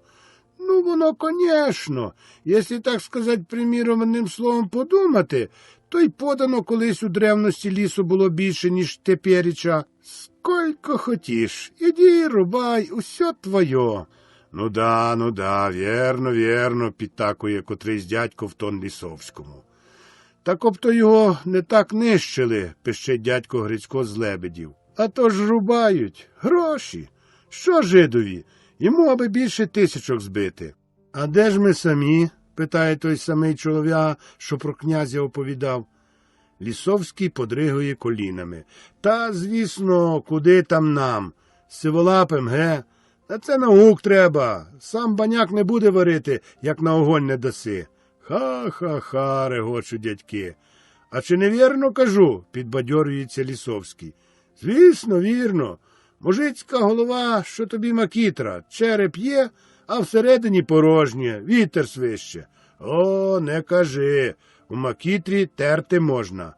А можна макогоном, знаємо. А Володько слухає і чує, не все гаразд торопає, але все влазить в нього, в його голову, в його душу, і там виповнює його. Млин, хатина, його школа, дядьки, учителі. Учителі щодня міняються, учень лишається завжди. Дні йдуть, проходять, минають, міняється життя, росте, множиться, набирається сили, зводиться на ноги, простягає руки. Як жити? Куди йти? Господи, візьми мене за руку і веди, і покажи сокровенні свої діла, твої таємниці. Розкрий мені сили паростків, що витикаються з нічого і пнуться догори, покриваючись барвою, наповнюючись соками, насичуючись запахом сонця. Як радісно бути твоїм слугою, кохати творіння твоє, брати від нього малу частину сили і також жити. По тамтой бік добра. Володька нема дома. Ось уже смеркає, а його нема. Мати сама з Хведотом. Василь не вернувся з Дерманя, а батько ще не прийшов з роботи. На дворі тріщить мороз лютий. А де ж той убога хлопчисько лазить? Господи, ще десь там під лід усунеться. Заморока така. Вічно тремти за нього, вічно бійся, вічно журися. Мати виходить кілька разів на двір. Небо прозоре, місяць великий, червонавий, верби іскряться під інеєм, вітрець східний стриже долиною, місцями горять зорі, що, здається, дзвонять сьогодні. І ні душі живої довкруги. І де ж та дитина, людоньки мої? Тож ніколи ще з ним такого не бувало. Мати йде до хати, треба того Хведота положити спати, одягнутися і йти шукати. Хто знає, що там з ним сталося. І аж то двері потихеньку відчинилися, і він йде. Не йде, а лізе, сунеться. І, як пізніше оповідала Настя, відчиняється, каже, двері, і на порозі воно. Нещасне, замерзле. Я напустилася на нього, а воно, людоньки, ані язиком не поверне. Де ж ти погибелі лихої був? У млині, ледве виговорило. Я до нього зриваю те дрантя, стягаю чоботи, а звідти лід сиплеться, снігу повно, а ноженята, як крига. Господи, я перелякалася та на піч з ним, а там саме жито сушилося. Далі, звичайно, Настя піднімає свій брудний хвартух і одним кінцем витирає свої вічно червоні очі, а другим сякає носа. Чобітята оті, знаєте, продовжувала вона, як не кажи, а зі старого ременю. А воно ж хіба вміє берегтися? Ми й не помітили, що вони порвалися, що до них сніг сипався. А мале боялось сказати, бо ж батько нас забороняє на лід ходити. Та й то правда, коли йому ще ті дитячі скорбуни латати. А другого ранку, коли Володько спустив ноги, щоб злізти з печі, а вони йому, як патики, переламались, і він полетів у запічок. Мати вкрик, в лемент. «Володьку, що з тобою, дитину?» А він лежить і ані звуку. Бо що має казати, чим виправдати себе? Мовчить і тремтить, щоб ні сталося, бува, ось як тільки прийде батько. Де був? У млині. Що там робив? Молов? Працював? Що, казки слухав? Тасть йому, батько, казки. Чекай. Мамо, говорили сині Володькові очі, що пильно дивились на матір. Зрозумійте хоч ви мене. І мати, здається, розуміє, вона і лементує, і скаржиться, і лякає, що скаже батькові, але в тих її словах стільки зрозуміння, що Володькові стає легше. Ах ти, потицюху, ах ти, чудовиську, ах ти, замороко, горе ти моє тяжке, і що з тобою сталося? Спробуй, може, ще встанеш. Володько намагається звестися, але дарма. Ноги, мов з мотуззя, і він навіть їх не чує. Хлопець лежить, мов викинутий лантух. Мати постелила в запічку якусь кожушинку, якесь рядно, якусь подушку, і він ліг. Ох, справдився мій лихий сон, ох, чуєте, справдився. А снилось мені, що я ото білими квітами обкладаю ту дитину свою. Дитинонько ти моя болюча, і що я тепер з тобою робитиму? Хведот весь переляканий, він лише мовчить і зовсім не розуміє, що з тим його Воводьком сталося. І щоб йому було безпечніше, він лізе матері на коліна. А мати вичитує: «І що я тепер з вами пічну?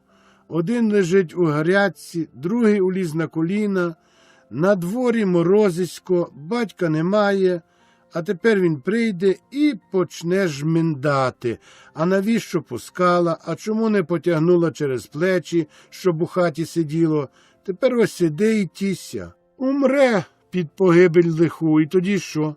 І що я йому на то скажу? Намучений, голодний, намерзлий. Хіба він розуміє, що діти також не можуть вічно в хаті сидіти? Весь день вичитує мати, плаче, свариться, тошніє. Вона і туди, і сюди бігає, та все до Володька і до Володька. Якісь обклади, якісь примочки, несе йому щось їсти, а Володько їсти не може. Кашель шарпає ним, думки плутаються, голова йде ходором. Він терпить мову матері, йому нічого не болить, лише йому дуже тяжко, що він спричинив стільки клопоту в родині. А що буде, коли дійсно прийде батько? І він приволікся десь аж біля півночі. Полатаний його куцан, весь у білому поросі, ніби він також був у млині, постоли розбилися і тримаються лишень на самих волоках, ноги загорнуті лише в суконі онучі, що зальоденіли зовсім, ніби вони видовбані з дерева. Прийшов, і як помітив, що Володько весь червоний лежить і не рухається, промовив: «А з ним он що?» Знов наганяв чого.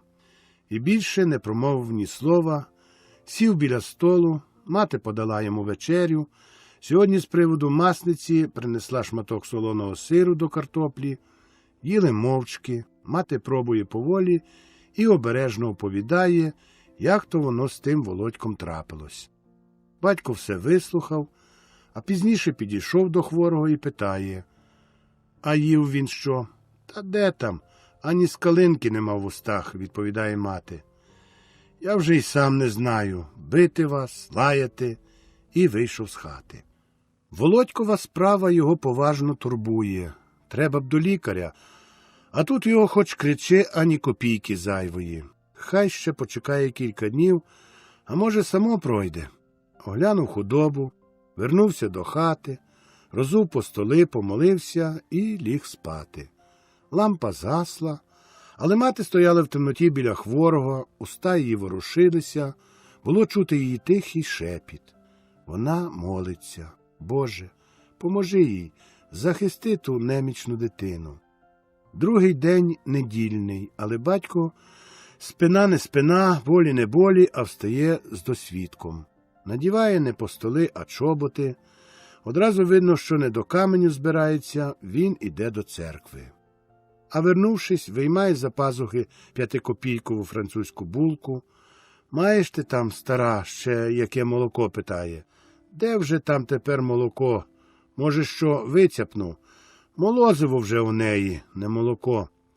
Щось йому приготуй, а я зайду до Юхима, може, щось порадить. Володько це чує. Через біль голови не може підвестися, але йому так хотілося б хоча б глянути на тата. Добрі мої тато, думає він. Зараз по обіді Матвій пішов до діда Юхима. Через ліс, через поруб, через поле. Скрізь грубо снігу, ні тобі стежки, ні сліду. Борхається навпростець по коліна цілиною. По годині він на місці.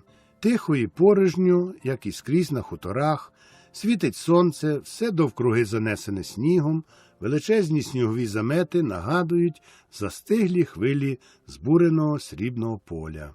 Високий частокіл з дощок оточує сад і забудівлі. Добра, мурована, біла, крита зеленою бляхою хата, велика на кам'яних стовпах клуня, муровані хліви. Коли Матвій увійшов до фіртки, біля комори зашарпався здоровенний гнідої масті псюка, що прип'ятий ланцюгом на довгому дроті між коморою і стайнею.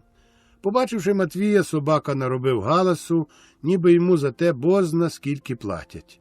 На це вибігла Юхимова вихованка, а найстарша Матвієва дочка Катерина. «Ой, тато!» – викрикнула дівчина. «Чи ти, боску, замовкнеш? Ану, замовчи! Заходьте, заходьте, тату. Як там у вас? Усі здорові?» «А!» – промовив лише Матвій. Обмітає в сінях сніг щобіт. Юхим, видно, вже з хати почув голос Матвія і відчинив з кухні назустріч двері. «О, кого бачу! Оце так-так!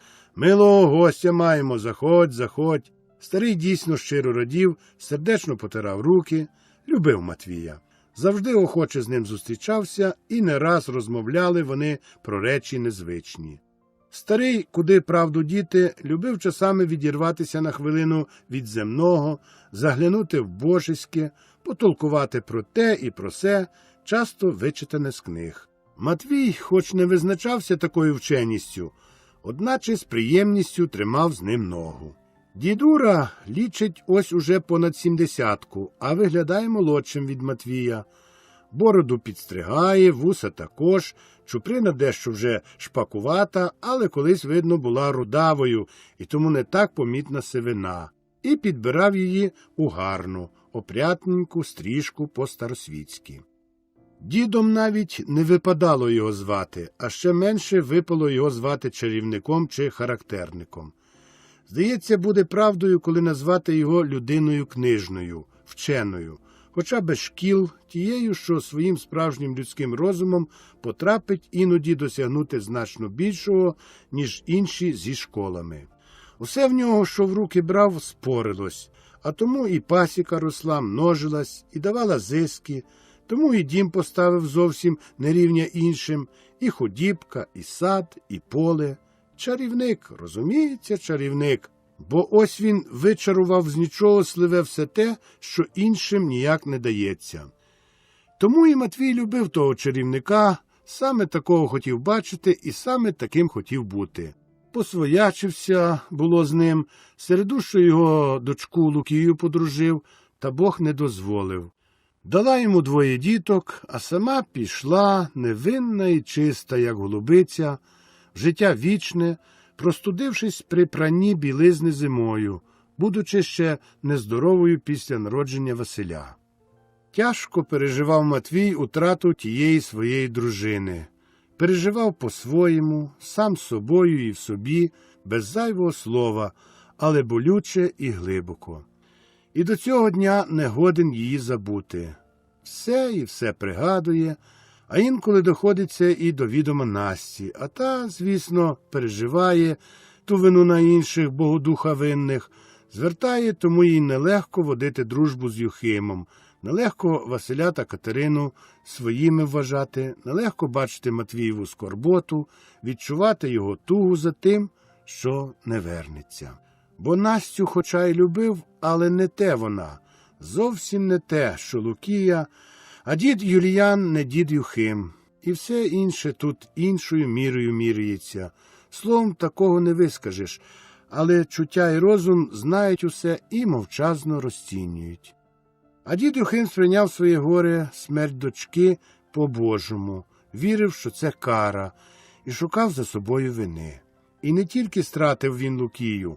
Старший його син Клим, що його хотів було на високі школи подати, також щось не видержав, щось у нього в голові від високих наук чи від чогось іншого поплуталось, і мусив його до того дому, де лікують нерви, віддати. Зате казали мудрі люди, що старий з нечистим нюхався, зате і кара Божа.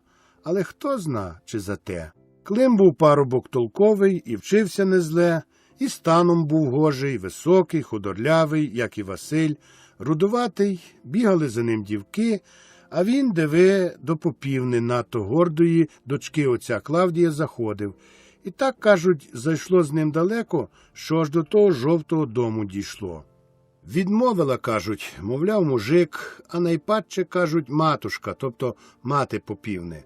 Пишна та горда в окулярах ніяк і чути не хотіла, щоб дочка її Галя, красуня на всю округу, вийшла за мужика. Мало мав радості Юхим зі своїх дітей, але не падав духом. Жив, трудився, шукав правди, тішився, коли щось знаходив. «О, це ти до речі прийшов», – казав старий до Матвія і радісно при тому сміявся. Мав добру, лагідну і веселу вдачу. «Катерино, мерщій та батькові меду. Сідай, голубе, та розказуй. А я ото сиджу і куняю над книжкою. Придбав, бачиш, нову пасічницьку науку. А та каже, що вулики Дадана вже застарілі, що вони, мовляв, надто бджоли сковують, а вона мусить свободу мати, більше, мовляв, природи потребує. Спробую дати їй свободу, ось тільки доживу літа. А у нас тут, бачиш, скука. А як там у тебе?» «Ех», – махнув Матвій рукою, – «стара біда, тут до неї і нова чіпляється». І оповів усе чисто, дещо з того Юхим уже знає, а дещо ось довідується. І між тим останнім довідується про Володькову неміч. Останнє чіпнуло Юхима заживе. Що ж, він піде, може, що й порадить, і деяких трав захопить із собою. Трави бувають дуже цілющі. Юхим це дуже добре знає. На його полиці хто зна відколи груба в шкірянім в'язанні книжка «Целебніє растєнія» лежить. І вони скоро пішли, не дивлячись, що хилилось до вечора, і що на дворі зривалось на метелицю. І коли вони прийшли до Матвієвого дому, Володько спав, червоний, зі спраглими устами. «Їв він що?» – запитав Матвій. «Та лемезнув, як кіт», – кришку булки з молоком відповіла мати. Юхим оглядає хворого, мацає його чоло. «У вас тут, каже, холодно, ти б натопила, Насте». Спробував живчик малого і каже: «Ну, мені здається, що з хлопцем не жарт. Ось тут оце зілля завари, Насте, і хай п'є. Але, по-моєму, мого знання тут не хватить. Тут треба лікаря, Матвію». Матвіїв від цього уста скривились. «Мені, – каже він, – треба було б узяти за пруту та спитати її, чому то так є. На лід пускала хлопця». Людоньки, – залебеділа Настя. «Дітиська досихають на печі. То тепер нехай догниває на постелі», – перебив її Матвій. Настя вплач. «Коли б воно яку одежину путню мало, якесь взуття краще, то до цього не дійшло б». Коли б. А ти не пускай, холод. Я тобі це 100 разів казав». «Втихомирся, Матвію», – вмішався Юхим. «Криком справи не направиш». «Але ж 100 болів її ма, злість бере, кажеш, говориш, наказуєш, і ніби горохом об стіну. Казав, гляди, не пускай їх на двір. Але знаєш, Матвію, діти не можуть і в хаті завжди сидіти. І їм свіже повітря потрібне». «Так, повітря. А от де то ти грошей наберешся, щоб на лікаря та все? Але ж, Боже мій, сваркою та плачами не поможемо», – каже Юхим. «Тошненько мені та нудненько мені», – тошніє Настя. «Снилось мені, людоньки, таке всяке, сниться, що зо старим ідемо біля млина греблею, а за нами і воно бігло. І враз, як зірветься хуга, як підніметься в ставу вода, і забрало нам нашого малого. А вода брудна, Господи, що то буде?» Матвій дещо охолов. І йому прикрий сон приснився. Приверзлося йому, мовляв, стоять вони, і тикнув пальцем на жінку над глибокою криницею. А цей ось малий на їх очах упав у криницю. І бачимо, каже його, і помогти не можемо. А, то верзеться інколи, каже Юхим. А ви його липовим квітом напувайте з медом. Як не маєте, Катерина принесе. Настя перебиває. Чому не маємо? Маємо. Спасибі за пораду. А може його маслосвятіє справити та почаївськими мощами обкурити? Ну, то вже хіба опісля, а тим часом не везіть його нікуди і не обкурюйте. Йому тепла треба. Настя заметушилась, воно би й слід прийняти гостя, чимсь почастувати, але тут воно дійсно нічого нема. Настя сиру кусних солоного поставила та кілька шматків хліба. Вибачайте за таке прийняття. Такі ми тепер господарі, що ніяково признатись. О, а мені ще чого треба. Що ви, хіба я не знаю вас, а ви мене? Мені ось треба квапитись додому, дивіться, яке на дворі починає. І Юхим дійсно хутко відійшов, не дивлячись, що Матвій затримував посидіти. Ще раз оглянув малого, ще раз порадив лікаря, ще раз розказав, чим і як поїти, і пішов. У понеділок, ідучи ледь світанок до Каменю, Матвій міркував про того лікаря.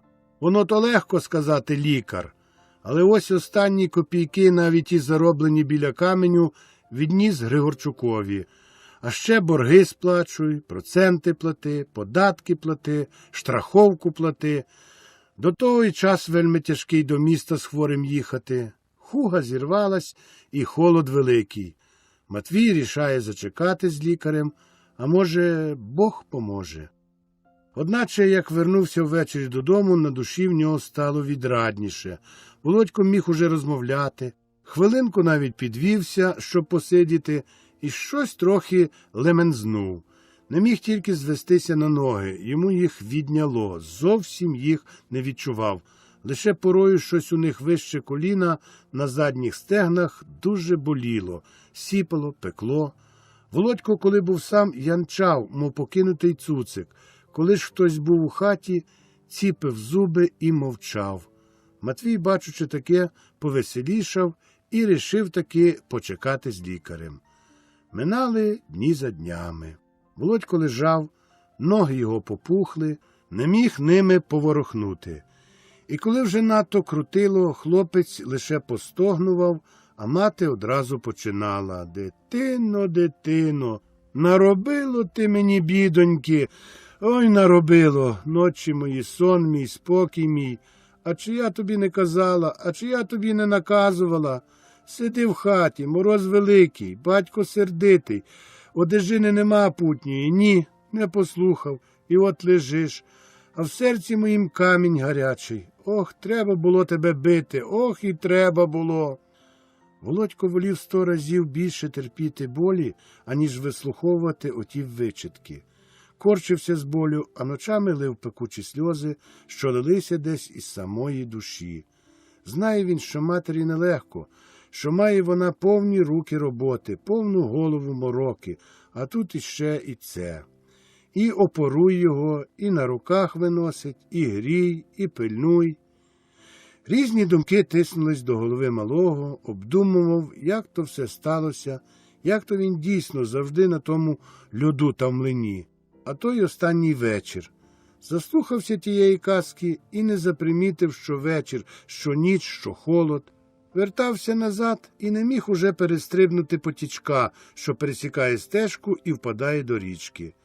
Ноги його заклякли і не хотіли рухатись, і ледве-ледве обійшов довкола глибоким снігом і мало-мало не загруз. А то біда, а хто б його сам знайшов, аж страшно подумати. Замерз би, як стій. І хлопець уже уявляв себе, як то він десь там лежить завіяний снігом, і ніхто не знає, де він дівся. І від того почав далі думати. Почав думати, а де б він тоді подівся, коли б його дійсно завіяло снігом? Чи жив би далі? Чи знайшли б його і понесли оттуди на могилки, і там закопали б у землю? А коли б закопали, то що він тоді робив би? І все лежить, і все думає.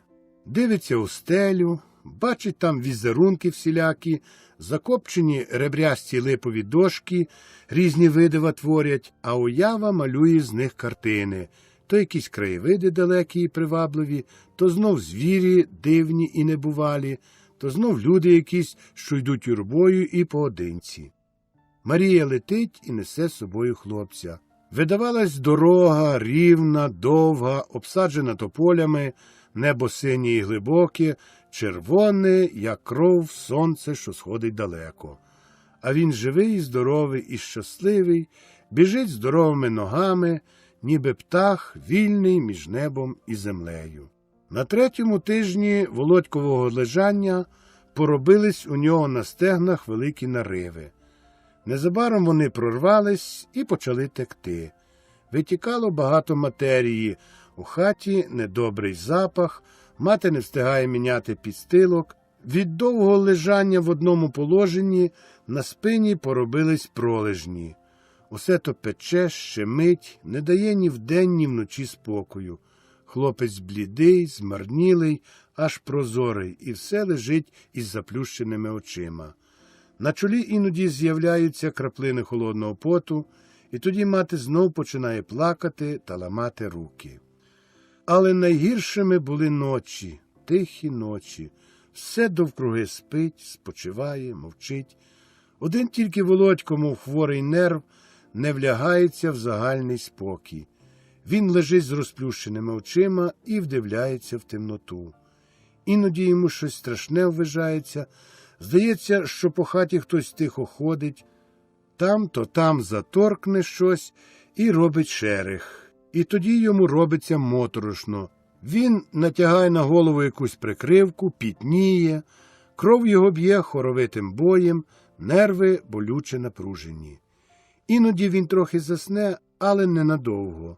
Буває, що йому щось недобре сниться, і тоді він у сні скрикує. Тоді встає мати, перемінить йому підстилку, запитає щось, перехрестить і лягає знов. І так далі минають дні. Наближається нарешті весна. Уже в березні помітне її наближення. Дихне інколи теплішим, сніг там, то там, тікає зі свого місця і оголює землю. Сонце без страху одверто заливає малі віконечка і проривається 2 стовпами до середини. Синя лата неба нашвидко перемальовується, і її іноді видно з вікна. Ах, яка то весна, яка то свіжа радість! Володько чекає її і не дочекається, хоча він усе лежить і не може ніяк устати. Зате Хведот без перерви сторчить у тих вікнах і все викрикує: «Дивись, дивись, Воводьку, голуби, голуби!» Або знов: «О, Воводьку, песик побіг!» Або «Воводьку, дивись, узе нема снігу!» Володько тільки слухає і тільки заздрить. Ну чому всі ходять і всі бачать, а тільки він лежить отут і нічого не може бачити, що там на дворі діється. А там того мусить бути так багато, і таке воно все хороше. Але Володькові вже значно покращало. Лежить, але йому принаймні з ран не тече, і підпертий подушками він може вже сидіти. Цього року в м'ясниці перед Великим постом йому сповнилось 7 років. Тому мати знов журу має. Йому треба перший раз іти до сповіді і гріхи свої сповідати. Батько був проти. Як можна дитину зрушувати, вести до церкви, а до того й часу обмаль? Сніг завчасу вже на середопістя сливе весь зійшов. Матвій залишив камінь, а взявся до землі. Сонце пригріло і поле засіріло. День щодень Матвій у полі. Все нема і нема зайвого часу, щоб запрягти коні і одвести малого до церкви. «Не будеш, дитина, через якусь там роботу без сповіді і причастя», – гризеться мати. А Матвій має вже на те готову відповідь. «Коли б всі ми стільки гріхів мали, що він, то й попів не треба було б на землі». Одначе Матвій вибрав таки вгодну хвилю, був якийсь присвяток, намостив драбеняка горохвянкою, запріг конята, окутав Володька кожухом і поїхали до церкви. Володько вже не раз бував у своїй церкві, але тепер він уздрів тут щось зовсім нове. Церква видалась йому винятково великою, високою, просторою, ледве сягає зір під склепіння бані. Там, у найвищому місці, велике зображення могутнього бога Саваофа із золотим сонцем на чолі, що на всі боки розсипає снопи проміння. А нижче довкруги ангели з розкритими крилами намальовані, по кутах бані 4 діди, один з пером і книгою, один з бичачою головою біля себе, один з птахом, а один без нічого. І довкруги щось написано великими слов'янськими літерами. Володько пробує прочитати. Він сидить закутаний на стільці, задер догори голову і поволі по складах читає. «Отче наш, іже єси на небесах, да святиться ім'я Твоє, да прийде царствіє Твоє». І далі, цілого «Отче наша» вичитав Володько і був дуже вдоволений з того, бо і колись не раз бачив він ті літери, але що там написано, не міг довідатись. Тепер зовсім інакше. Від картини до картини, від образу до образу мандрує його зір. Скрізь є щось написане, і все то він розбирає. Он там гурт людей у дивних одягах, ніби вони лише пообгортали себе полотнами, і під ними написано «Сошествіє Святого Духа на апостолов». То знову там багато людей у таких самих одягах, деякі з них тримають якісь галузки в руках, посередині осел, на ослі їде людина з світлим кружком на голові, і під цим написано «Вход Господа нашого Ісуса Христа в Єрусалім». Ця картина особливо подобалась Володькові, ніколи, здається, не забуде її. Ті люди такі веселі, вони, видно, щось вигукують, а той, що на ослі, сумний, і на обличчі його видно страждання. А в церкві щось там далі правиться, співають кілька дядьків сумних пісень, до вікон проривається великими стовпами сонце, луна від співу змішується з димом кадила, і все разом творить особливий настрій. Володько швидко втомлюється, він би хотів лягти, але лягти не може. Сидить далі на своєму ослончику і далі роздивляється, і далі слухає. Мати тут же недалеко біля нього, стоїть перед бічною іконою Матері Божої і пильно молиться. Перед образом трьохмаринна червона лампадка на позолочених ланцюжках. Володько спостерігає дивне. Йому видається, що очі його матері і очі Матері Божої однакові. Як це гарно, думає він, і не може натішитись. А батько? Завжди він батько. Він стоїть випростано, спокійно, незалежно. Щось горде в його обличчі. Ні один образ не нагадує йому батькового обличчя. Хіба отой там високо дід з цією книгою, але й то не такий. У батька ніс горбатий, так, але борода не така велика, та й не такий батько ще старий. Людей потроху прибуває і прибуває. Володько іноді спостерігає їх, хор співає. «Да й справиться молитва моя». Так дуже подобається Володькові цей жалібний спів, хоча він і не розуміє його слів. Служба тягнеться довго, Володько втомлений і розчулений. А коли скінчилась служба, почалось маслослов'ятіє. Володькові відкривали груди, йому було соромно, мастили його олією. Після батько підніс його разом зі стільчиком до аналою, і тремтячий Володько почав каятись у своїх гріхах. Священник запитав його, чим ти згрішив? А Володько не знає, що сказати. Пригадує багато своїх гріхів, але боїться признатися. І матері не слухав, і Хведота на різні спокуси спокушав, пригадав і річку, і ліс, і млина, і ту картоплю, що вони у побережника крали. Священник йому підказує. Не слухав батька матері, заздростив, не молився рано й ввечері Богу, не постив, лаявся поганими словами, щось узяв чуже, божився неправильно. Ах, він пропав, він загинув, він великий, дуже великий грішник. Усе це було. Володько ковтає сльози, тримається як може, але враз не витримує більше, і рясні краплі сліз посипались з його очей. І чого він реве, той бельбас, думає батько, і суворо дивиться на Володька. Мати знов ціла розчулена. Ах, дитино, моя дитино, думає вона. Володько мимрить. Ні, що ні і як ні, він не пам'ятає. Йому хотілося не те сказати, але сказав ні. Хотів сказати так, я грішний. Але разом з тим якийсь інший голос підказав йому, що ні, він не грішний, він не зробив нічого, що могло б зватись гріхом. Сповідь скінчилась, священик положив малому на голову руку і читає якусь молитву.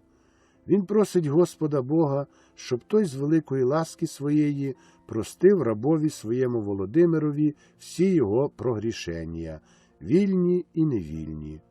Володько цього не знає, він лише хотів би лягти, йому стає млосно, йому крутиться голова. Дорогою назад Володько міцно заснув, мати весь час сиділа над ним, і спав він так твердо, що не чув навіть, коли його знесли дома до постелі. І прокинувся він аж надвечір. У хаті була сама лиш мати. Сильно пахло сонцем, свіжим повітрям, весною. Сонце заходило, і його промені якось особливо засипали хату. Володькові пригадався молодий сосновий ліс, запахом смоли повіяло, сріблисті шпичаки галузок і молоді, зелені, зовсім м'якенькі шишки, що їх можна їсти, хоча вони дуже гіркі. «Ну як тобі, гниляку?» – запитала мати. «Добре», – проговорив Володько. «Ну от. Я казала, щоб відправити масло святіє, а він усе ні та ні». Це вона мала на увазі батька. Великдень цього року пізнім видався. До свят зовсім сівбою закінчили. Та й що там тієї роботи? 3-4 дні і скінчено. Але щось знов напало на того Матвія. Прийде ввечері, сяде за стіл, затисне своїми долонями, що подібні на брили землі, своє обшльогане вітрами червоне лице, і щось думає. І хто зна, що він думає? А думає він про свої злидні. Ось іде свято, а в хаті голодно. У хліві одна хвостина і пара малих конят. І як тут жити, і що ситим бути? Працюй, працюй, мов той каторжник, борися зі злиднями, ломай свої кості, а що з того маєш? І приходить на думку Матвієві, чи не кинути все то та йти у світ шукати для себе іншого місця. Землі треба, простору. Росія ж велика, степи, далечі, землі широкі. І чого тут тиснутись, як у горшку? А до того прочув якось Матвій, що десь там в Кацапії землі багато і вона дуже дешева. За одну нашу, мовляв, 12 кацапських купити можна. І це спокусило Матвія. Думав і одного разу промовив до Насті. А що, стара, коли б ми так десятинок 20-30 мали, га? Що тобі сниться, чи що, каже Настя. Не сниться. Он у Кацапії, кажуть, земля дешева.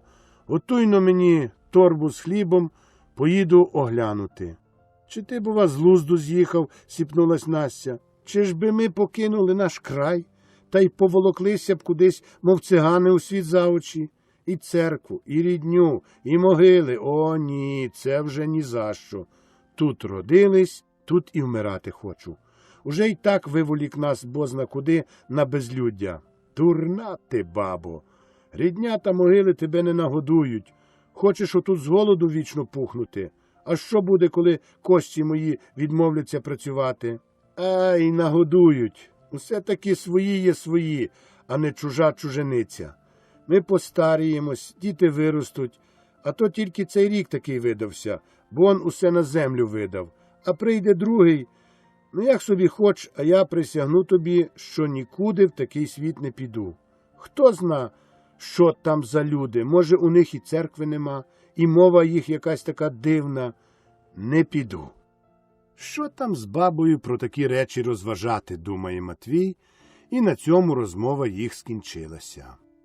План свій обдумує далі. Ходив у село, радився з поважними мужиками, шукав спільників дорогу. Земля та десь аж у Смоленській губернії, десь отуди на північ.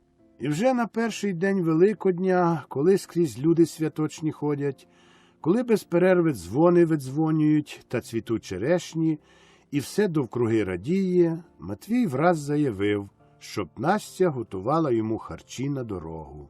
І ніяких бурчань. Післязавтра їду і все. Ціле свято не свято. Настя і сюди, і туди, і сльози, і ахи, і всім оповідає, як то він хоче їх кудись у світ за очі волокти. Але на Матвія це не діє. Грошей нема, але і це не перешкода. Звідти, щось там за камінь торгував, перед святом корова отелилась, привела бичка, щось позичив. І третього дня Матвій, як слід по-святочному, одягнувся, назув чоботи, закинув на плечі торбу, палицю в руки, попрощався і почимчикував самий до станції Мизоч, пішечком 7 верстов. Добре ще, що ту чугунку підвели до тієї мизоцької цукроварні. Все-таки, як не кажіть, вигода. До Озеран 15 верстов не треба пішки тріпати. І залишилась Настя сама.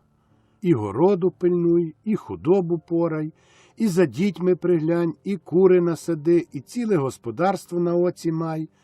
Василь той усе в школі та в школі, і толку з нього небагато, а найгірше Насті той город, грядки, цибуля, часник, бурячки, і капуста сіянка, і всяка та всячина. Корову виведе на луг, прив'яже до кілка, і хай там крутиться, а телиця біля неї також там ганяє.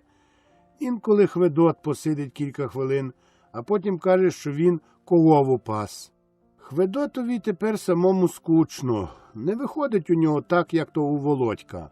Немає він думки такої, а як зробить щось, то горе одно. Все сидить хлопчисько або сунеться на луг, улізе в багно, і обличчя його не впізнаєш. А Володько все лежав, найтяжчі дні минули, ноги помітно гояться, але ходити ще не міг. А тут весна, усе цвіте, все розвивається, усе манить, усе соковите, барвисте, свіже.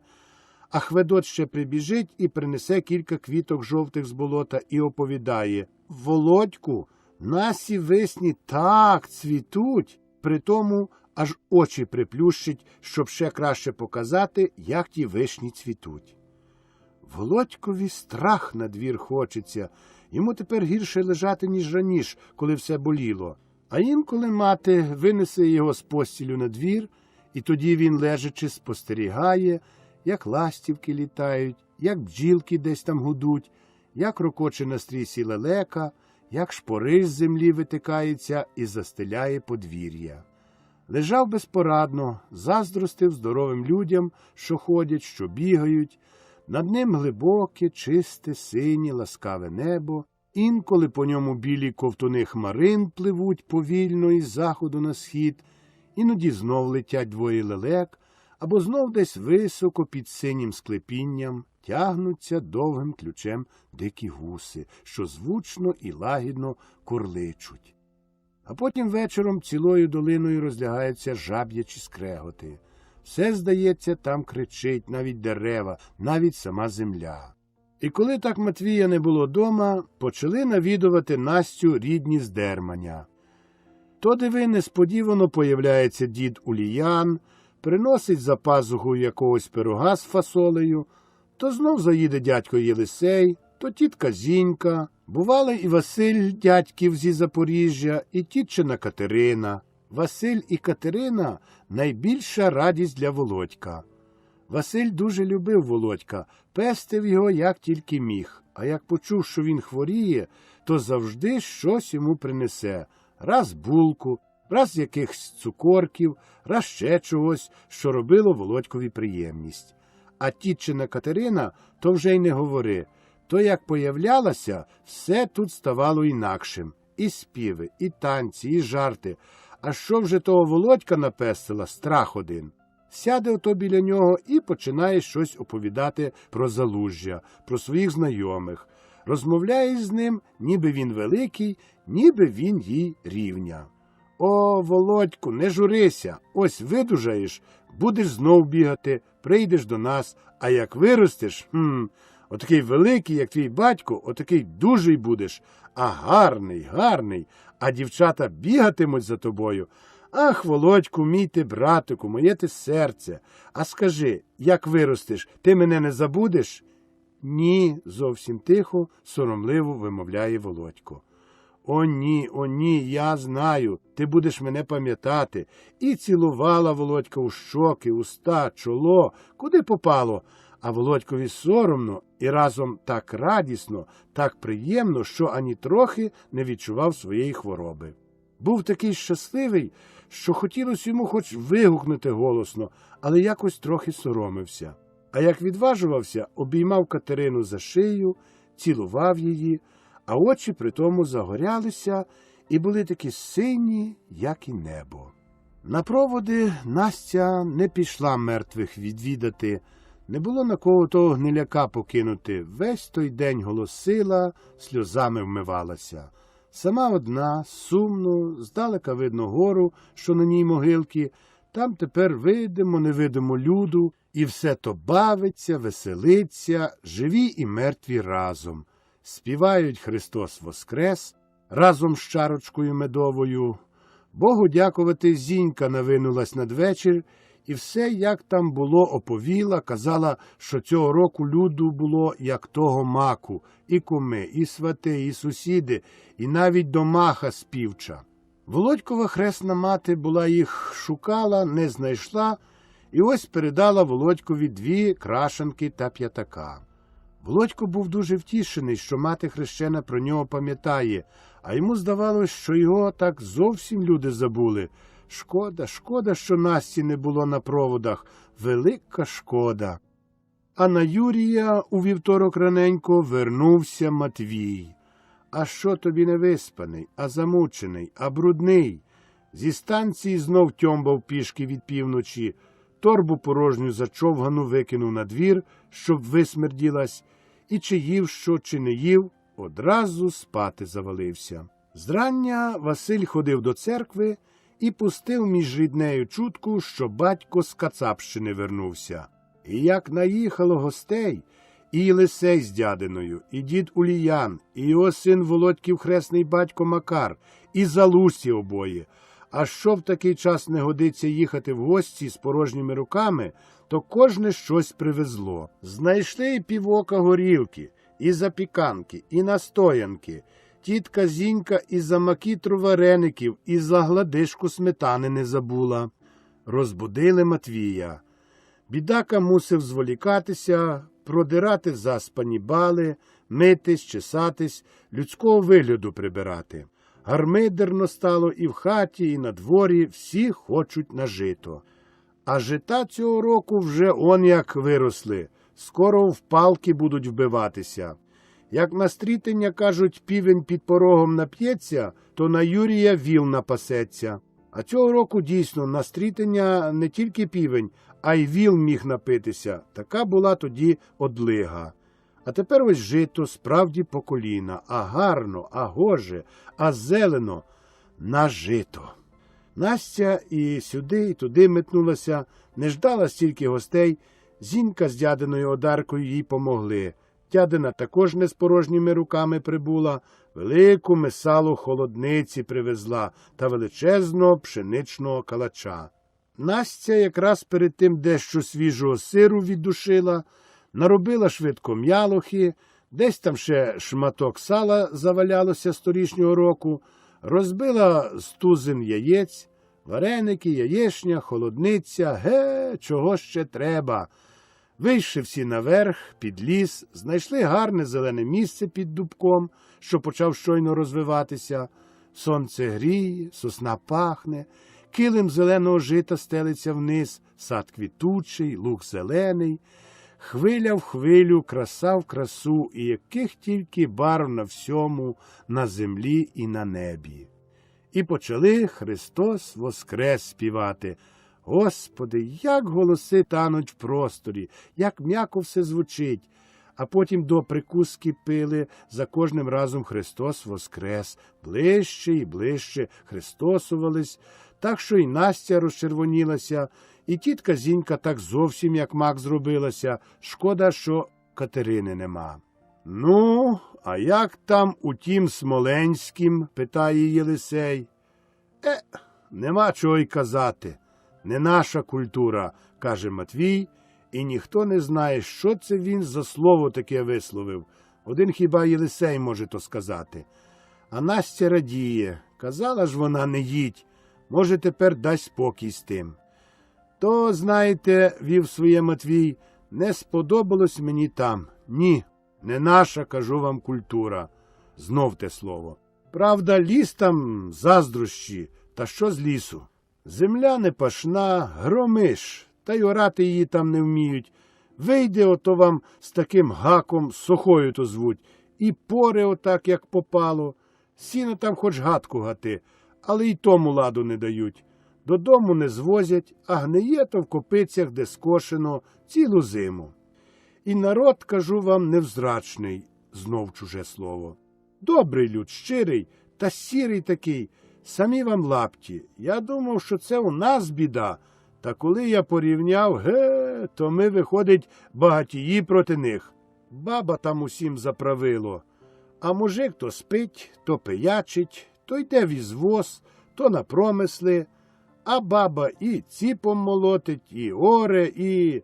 Та невже баба, перебиває Матвія Корній. Ха-ха-ха, регоче Макар. Ну, вже як баба того наробить, говорить Єлисей. А хай йому частець, щоб я ото і молотила, і орала, і всю чоловічу роботу робила, заявила Зінька. І в таку землю хотів мене людоньки волокти, каже Настя. Та я б туди ні за які гріхи не пішла б, озвалась Одарка. В таку землю не варто лізти, додає Єлисей. Але народ, кажу вам, добрий, сердечний, і погуторити з вами, і се, і те, лише лінивий дещо. Поспати, поїсти любить, випити. Ані доріг там, кажу вам, нема, навіть отаких, як ось у нас. А що вже міста? Срам один. Був я в тому Переяславці, де ото пам'ятник проти француза за 1812 рік стоїть. Та кажу вам, що за смітник, що то за гноярня. Приїде вам кацап, стане серед міста, кине сіна коневі, що кінь з'їв, то з'їв, а решта так і лишається. І ніхто того ані прибирає, ані підмітає, отак затоптують болото і все. А болото, особливо оце весною, страх, кажу вам, коні по черева грузнуть. Та й усе у них там таке. Ночував я у одній хаті. Мужик собі нічого, добряга, і тюрою мене гостив. Їда така. Квас та сила цибулі, а як же. Так ото ночую у нього втомлений, а тут він усе мені говорить та говорить. Та все питає та й питає, як там у вас, а що, а земля яка, а люди як живуть. До півночі не міг заснути.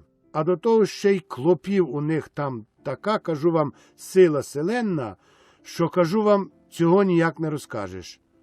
А що це таке, ті клопи, зацікавила Зінька. О, звався Єлисей, худоба така кацапська. Та блощиці, у нас їх нема по селах, таке мале, а таке вам противне, а кусюче, а смердить. Бачив я ті іменіє.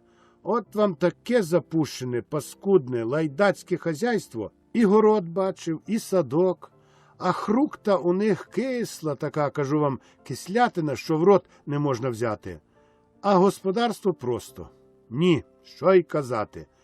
Та вже, звісно, де баба хазяйнує, озвався Корній, який усі знають у Зіньки під Патинком. О, ти но глянь на нього, засміяла Зінька. Зінько, що там не кажіть, чоловік чоловіком. Як який? Не здавала Зінька. Що вам, бабам, у нас? Он у кацапі так баби на 6 ціпів так жито паріщать, аж курява йде, заявив Єлисей, що знає також ті краї. От би і нашим бабам отаке, куме, додав Корній. Я б тобі того намолотила, я б тобі намолотила, каже Зінька. За те, як ти молотиш язиком, ха-ха-ха. Усі засміялись. А ось і прийде війна, і будемо молотити, озвався й Уліян. Що там війна, поки війна. Мого на війну не візьмуть. Я своєму сказала, роби, що хоч, ріж мене, пали мене, а в чужу чужиницю не піду. Досить з мене і ось цього. Виволік нас на безлюддя, вийду, бувало, і ані душі живої. 3 роки проплакала. Але ось привикла і не хоче звідсіль, каже Матвій. Коб-то чоловік вас слухав, давно світ не був би світом. Свята правда, додав Корній. Гуторили, але за чарку не забували. І гутірка робилася голоснішою і голоснішою. А як сонце стало над млином, так усі просто звеселіли.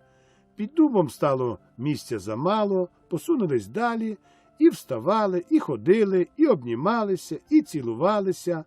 А Настя так голову стратила, що почала навіть підспівувати та в долоні плескати. А потім удвох з Зінькою за руки побрались і без музики в танець пішли. «Ех, кума!» – говорив Корній. «Перша колись була танцьовниця». «Була та загула», – озвалась Настя. Макар і собі вмішався, брав одарку, що дуже ухилялась, і щось там також витупував, невідомо що, якийсь, мабуть, танець. І навіть Матвій ледве втримувався, і Єлисей, та й дід Уліян. Радісно стало навкруги, а вечір зійшов разом з місяцем, сосни стояли і тінь густу кидали, віяло від млина холодним, а гості вже гуртом виспівували, аж луна ген довкруги котилася, летіла вниз річки до заставської соснини, і там ще раз відбивалася, ніби не хотіла одразу зникнути. А Василь, Володько і Хведот також тут. Василь випив кілька чарок і вичворює комедії. Він не має товариства, бігає по лісі, кружляє довкруги сосон, викрикує окремі незрозумілі слова, перекидається через голову. Хведот, хоча випив лише молока, зовсім перейнявся загальним настроєм. Бігає за Василем, качається по траві, верещить. Усе, що зробить Василь, він негайно наслідує. І я такоз. Кричить він і від захоплення не має сили докінчити слово. Підбігає до Володька, смикає того за рукав і кличе: «Ходи, Воводьку, ходи!» А Володько лише лежав спокійно на зеленій м'якій траві, опершись на лікоть, і зо всього посміхався.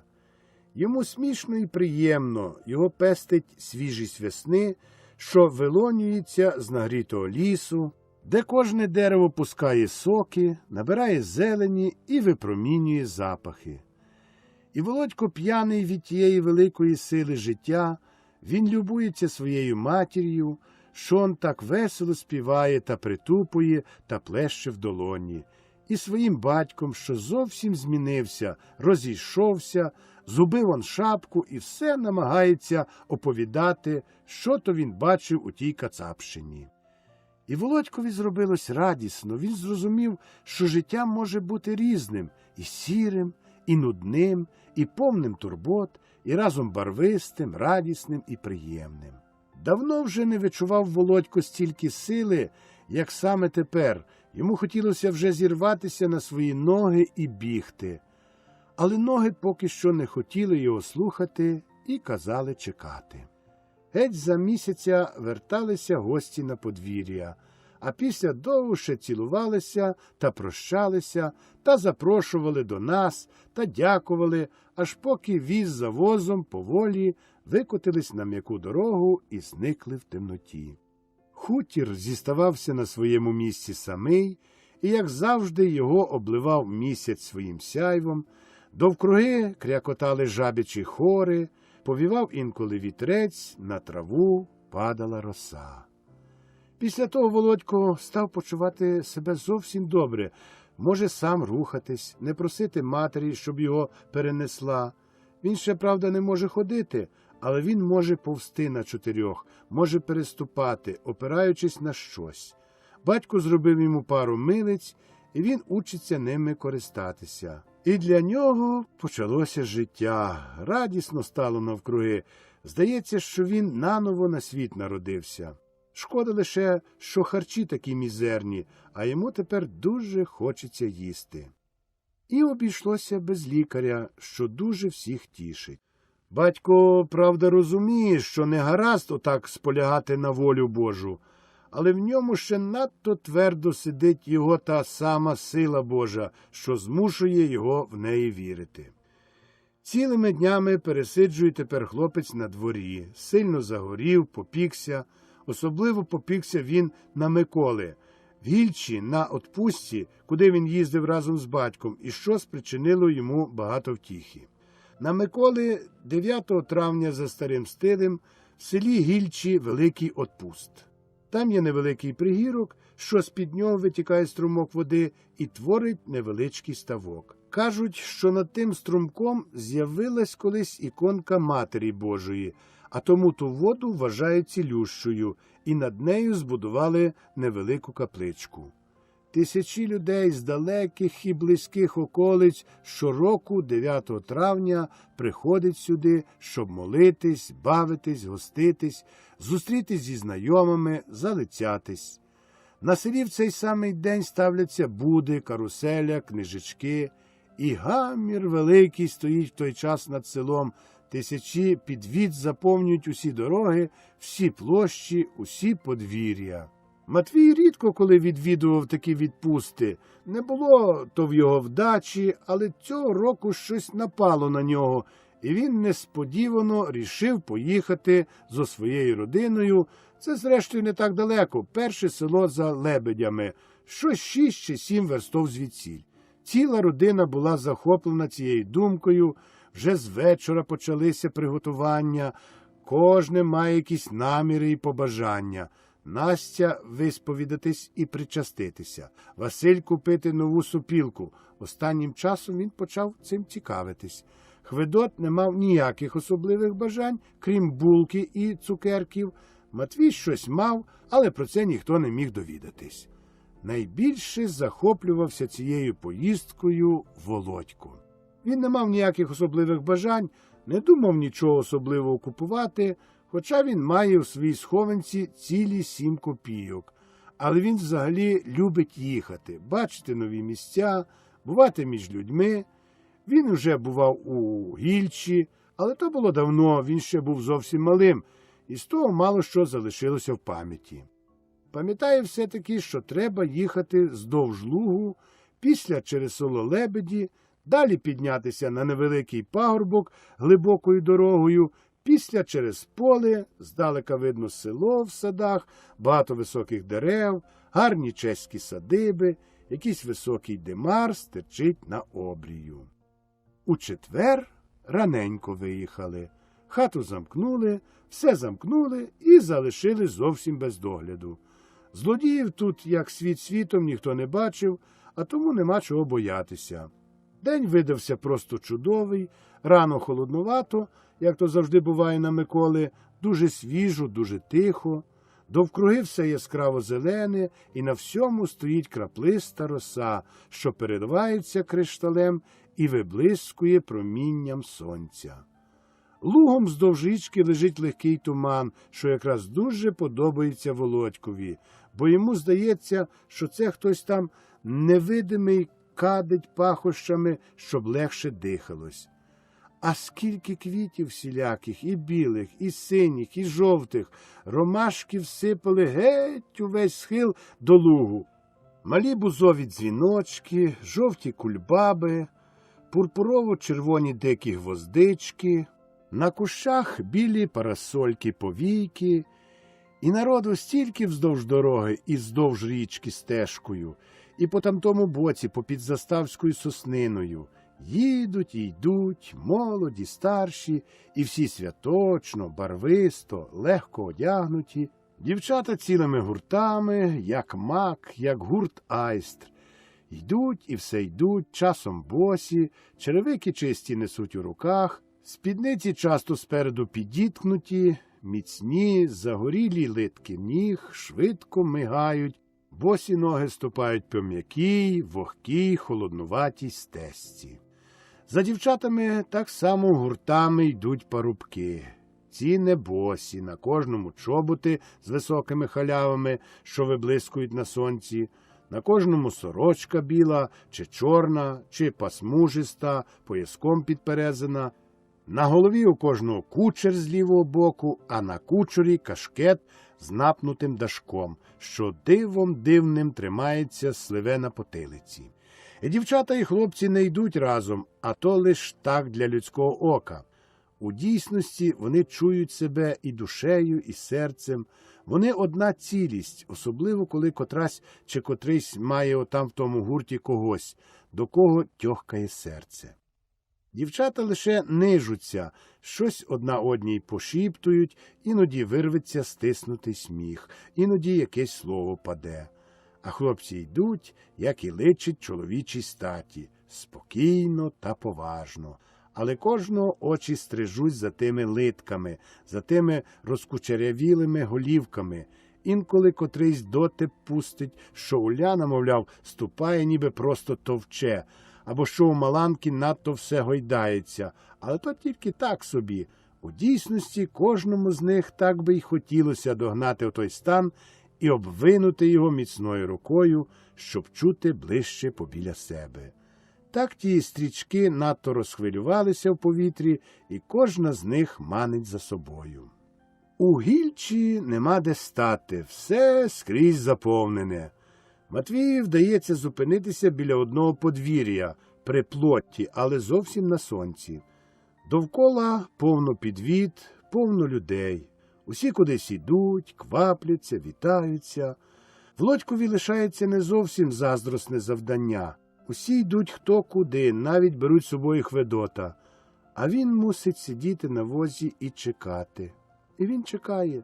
Сонце піднялося понад стріхами хат і пражить просто на віз. Під хатою розцвітає бузок, півоні, жовті лілеї і ще квіти. Двері замкнені на колодочку, вікна зачинені, всі, видно, пішли на отпуст. Сусідні вози стоять переважно самі, без людей. Коні щось там шпортаються мордами в сухому сіні в опалках. На них падає овіддя, вони оганяються довгими хвостами. Інколи котрась неспокійна коняка зовсім розбереться, скине себе і оброть, і нашильник, і снажиться дістатися до своєї сусідки, щоб скубнути чужого солодшого сіна або гризнути з ласки за шию. Приходять і відходять люди, щось приносять, щось відносять, появляються діти зі свистунами, дудками, сопілками, гармоньками, все то пищить, свистить, трубить. Там далі, на дорозі, вздовж видно чергу лірників з лірами, що сидять просто в поросі і викрикують різних пісень. Туди і сюди проїжджають підводи, інколи брички, запряжені гарними кіньми, збиваються хмари куряви, що зовсім закриває лірників, але то їм, мабуть, не заважає. Вони далі грають і далі співають. Ось знов молодий, кучерявий, у червоній сорочці, парубок з великою сулією, наповненою чимсь рожевим. Він весь час щось викрикує, а коли підходить ближче, Володько розбирає і слова, хоча вони не нашою мовою говорені. «Квас малиновий, 7 раз наливаний, 8 раз для всех квас. Хто мой квас попивает, тот 100 лет поживает», – виговорює парубок, і іноді хтось зупиняє, наливається склянка рожевої рідини, і Володько здалека відчуває розкіш такої насолоди. Бо сонце порядно його підогріває, уста його сохнуть. Йому дійсно хотілося б чого-небудь, бодай звичайної води випити, але тут нічого нема. Так само йому дуже хотілося піти в оту юрбу, поміж тими возами, подивитися на тих лірників, заглянути туди, де то здалека чути награвані каруселі, де то ті буди стоять, де стільки гамору і крику. Але він не може і він ніяк не думає перечити цьому. Він і так повний щастя, йому і так гарно. Десь біля полудня він пережив одно видовисько. Несподівано зі замкнутої хати, що напроти, почав з вікон йти дим. Люди кинулись туди, вирвали вікна і почали щось там гасити. По короткому часі дійсно все вгасили. Але Володько чув, як люди перекрикувались через вози, що там мало-мало до великого нещастя не дійшло. Люди, мовляв, пішли до церкви, але залишили під образами лампадку. І хто зна, яким робом загорілись від лампадки паперові рушники на образах. З образів, мовляв, самі вуглики ці стались. І коли вернулись господарі, застали в хаті лише сажу і сморід. І десь геть пополудні нарешті прийшли і Володькові батьки. Спочатку батько і мати з Хведотом, пізніше приволікся і Василь. Багато розмов, бачилися з рідними, запрошувано їх у гості. Була і Катерина Клопіцька, і багато свояків. Володько дістав гостинця, маленьку гармоньку з одним рядом голосників, а Хведот глиняного півника-свистунця з позолоченою голівкою. Володько пробував щось грати, але нічого путнього не виходило. А Хведот свистав без упину, так що мати не раз мусила йому казати: «Та у вухах лящить, не свисти!» А тоді Хведот свистав ще дужче. Усі разом поїли, напилися води і рушили додому. Ледве виплутали з тієї колотнечі возів та коней. Їхати було приємно, дорогою знов їхали вози і йшли гурти молоді, але хлопці вже йшли разом з дівчатами, переважно парами, деякі обнявшись. Дівчата вже не несли своїх черевиків на руках, у кожної з них пакунок, то серце з тіста, здоблене зелено-червоною плетінкою, то вузлик чогось солодкого, то знов щось з оздоб, разок намиста, стрічки, хрестики. Парубки лиш іноді мали якусь там гармонію чи щось такого. А сонце вже над лебедями, і коли дійшли до Матвієвого хутора, воно почало сідати за Дерманський парк, отам геть далеко, сливе на обрії. Володька зовсім спекло. Цілу ніч не міг заснути, ним інколи тіпало, мов ганчіркою, але минуло. По кількох днях на обличчі почала лупити шкіра. Йому зовсім покращило, він міг уже ходити на своїх милицях, і коли на таке дивилась мати, вона одночасно і сміялась, і плакала. «Не допусти, Господоньку святий, щоб моя дитина отако все життя дибала. Краще вже пішли мені смерть», – молилась вона з повноти свого великого серця.